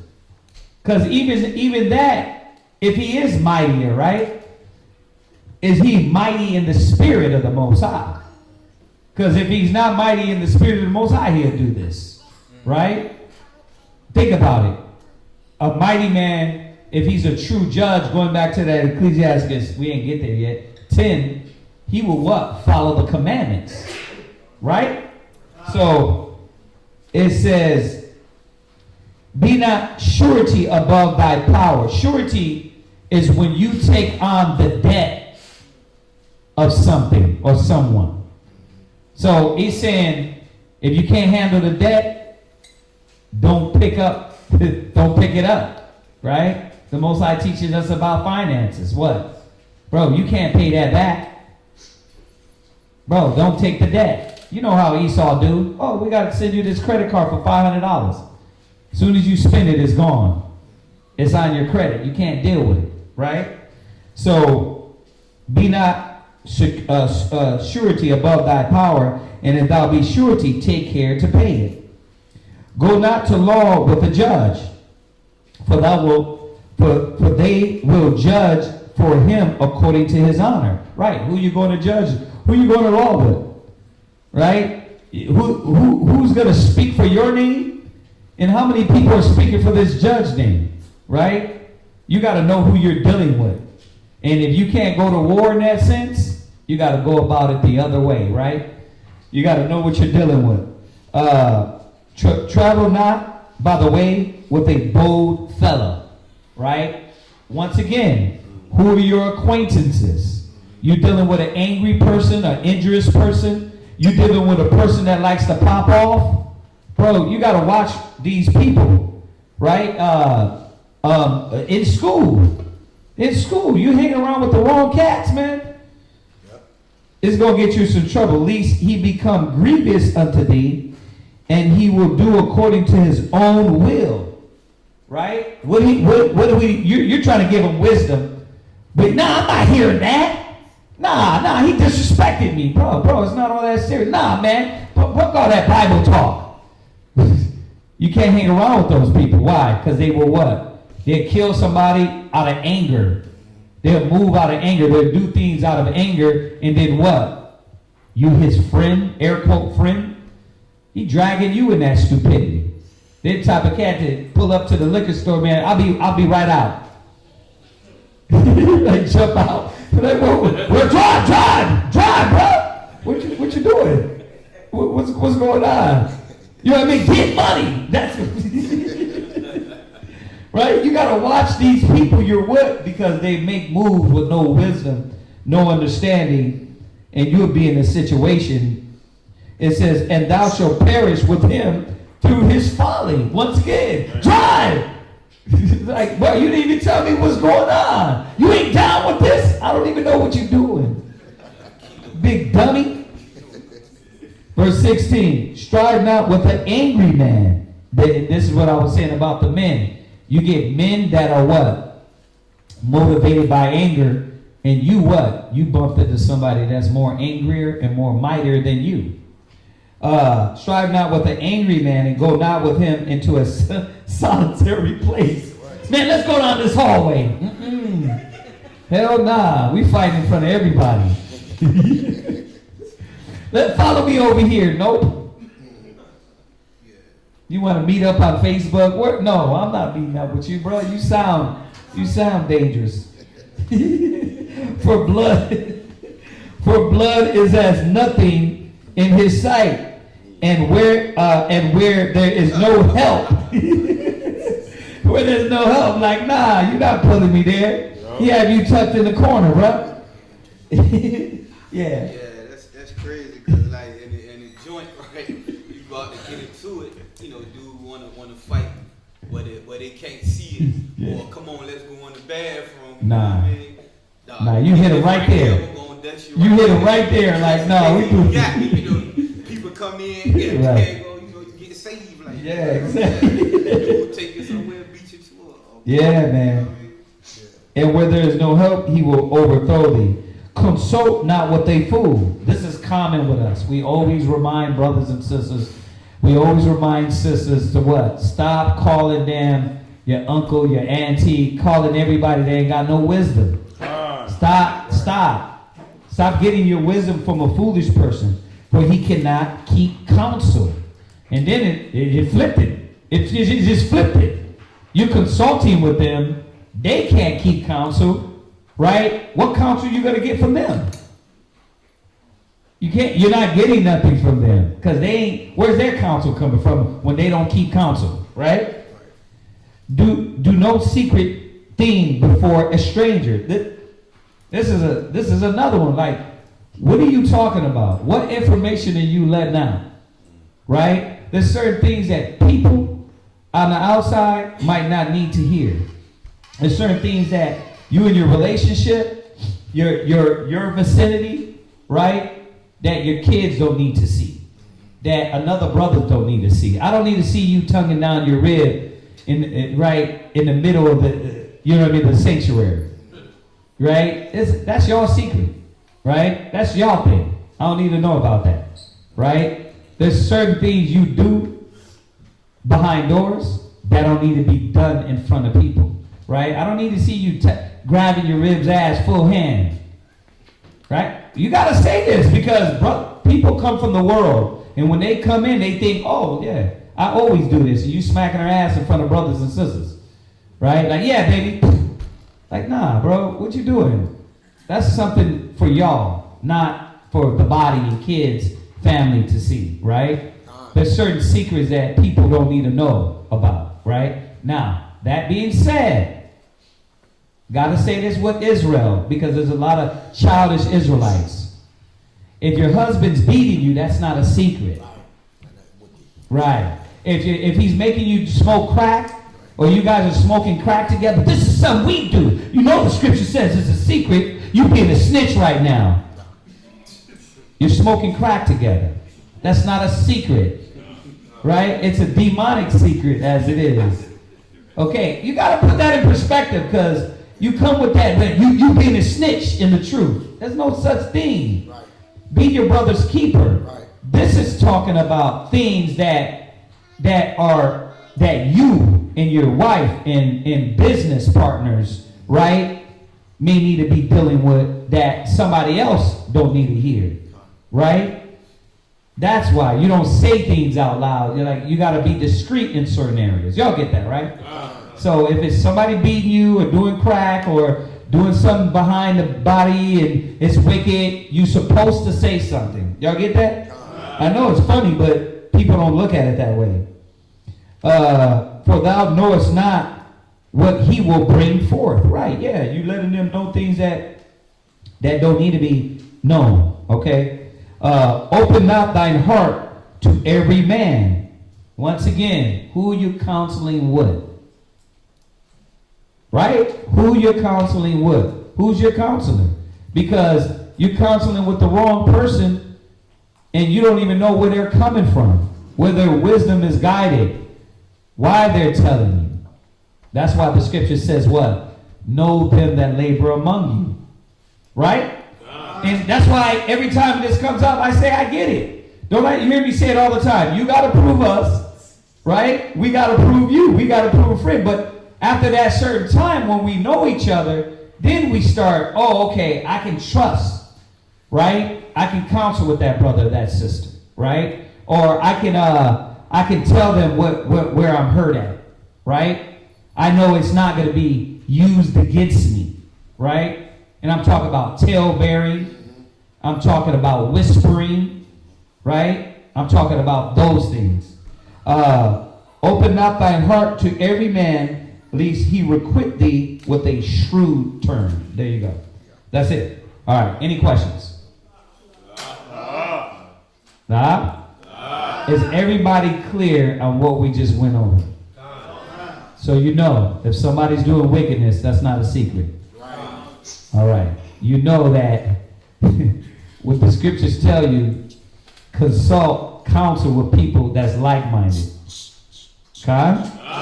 Okay, all right. All right. No questions? Anything online? No. What's up? Okay, all right. Anything else? Huh?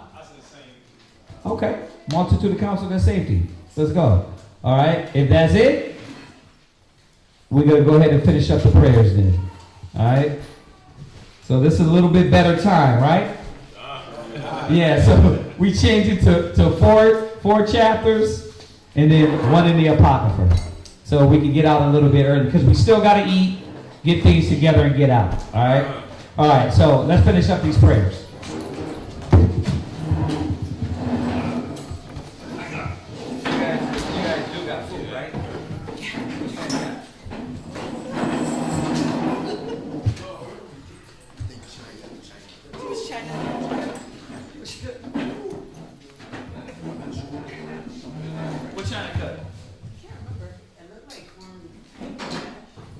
Oh, right, like a breakfast thing, right? I think it was like a breakfast thing.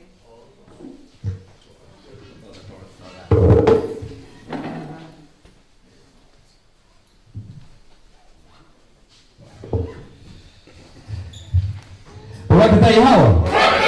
Barakatah Yahushua. Barakatah Yahweh for this Sabbath, this day of rest. Please keep us at peace this day and remove hurt, harm, danger, death, negative away from all the brothers, all the sisters, and all the schools. Please, Yahweh, let this Sabbath end with righteousness, holiness, truth, and bless us with wisdom, knowledge, understanding, faith, patience, kindness, and long suffering. We ask of you, gather all the tribes of your Iqua together and inherit thou them as from the beginning. Please, Yahweh, make the time short and remember the covenant. Please, come, deliver us, your servants. Bring down, root out all nations that will not seek after you. In Yahweh's name, we ask. Barakatah Yahweh. Bahashem Yahushua. Hahawa'ah. Natalanawa. Ha-tawara. Bless you, Yahweh, and the name of Yahushua that gives to us the law. Barakatah Yahweh. Bahashem Yahushua. Hahawa'ah. Natalanawa. A war. La-ra'ah. Bless you, Yahweh, that gives. In the name of Yahushua. In the name of Yahushua that gives to us the light. Thanks, so be it. Right. And then the rams are Barakatah Yahweh. Bahashem Yahushua. Hahawa'ah. Natalanawa. Ha'ayo. Kwara. La-kwara. Ha'ay. Bless you, Yahweh, in the name of Yahushua that gives to us the ram's horn. Right, to call the people. To call the people. Barakatah Yahweh. Bahashem Yahushua. Hahawa'ah. Natalanawa. Shaman. Zayat. Lamashah. Yasha'Allah. Bless you, Yahweh, in the name of Yahushua that gives to us the olive oil to anoint Israel. Right. And if you want to get anointed, we do that afterwards. Psalms 92. It is a good thing to give thanks unto Yahweh and to sing praises unto his name. O Most High, to show forth thy loving kindness in the morning and thy faithfulness every night upon an instrument of 10 strings, upon the psaltery, upon the harp, with a solemn sound. For thou, Yahweh, has made me glad. Through thy work, I will triumph in the works of thy hands. O Yahweh, how great are thy works, and thy thoughts are very deep. A brutish man knoweth not, neither doeth a fool understand this. When the wicked spring up as grass, and when all the workers of iniquity do flourish, it is that they shall be destroyed forever. But thou, Yahweh, art most high forevermore. For lo, thine enemies, O Yahweh, for lo, thine enemies shall perish. All the workers of iniquity shall horn shalt thou exalt like the horn of a unicorn. We shall be anointed with fresh oil. My eye also shall see my desires on my enemies, and my ears shall hear my desire of the wicked that rise up against us. The righteous shall flourish like the palm tree. He shall grow like the cedar in Lebanon. Those that be planted in the house of Yahweh shall flourish in the courts of the Most High. They shall bring forth fruit in old age. They shall be fat and flourishing to show that Yahweh is upright. He is my rock, and there is no unrighteousness in him. This is Psalms 133. Shayar, Habalawah, Ladawah, Hana, Matawa, Wama, Ma'ayam, Shabbat, Akim, Gum, Yachad, Kashaman, Hatawa, Ayo, Haraash, Yurad, Ayo, Hazakwan, Zakwan, Aharan, Shayurad, Alpanya, Marawatiwa, Kato, Karawan, Shayurad, Ayo, Haria, Tazayawan, Kaya, Sham, Tazawa, Yahweh, Habaraka, Kayayam, Aywalam, Aman. Psalm chapter 133. Behold, how good and how pleasant it is for brethren to dwell together in unity.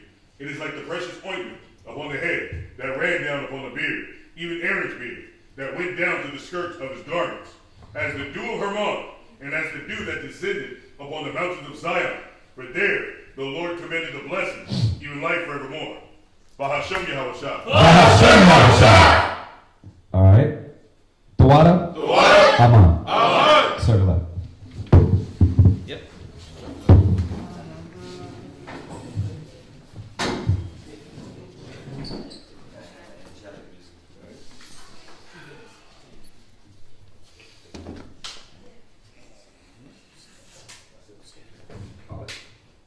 Men of Israel, my body, rock.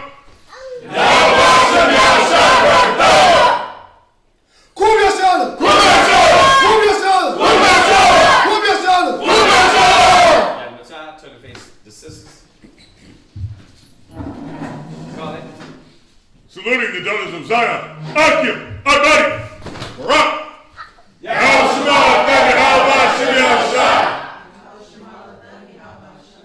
Yadi Matad, dismissed.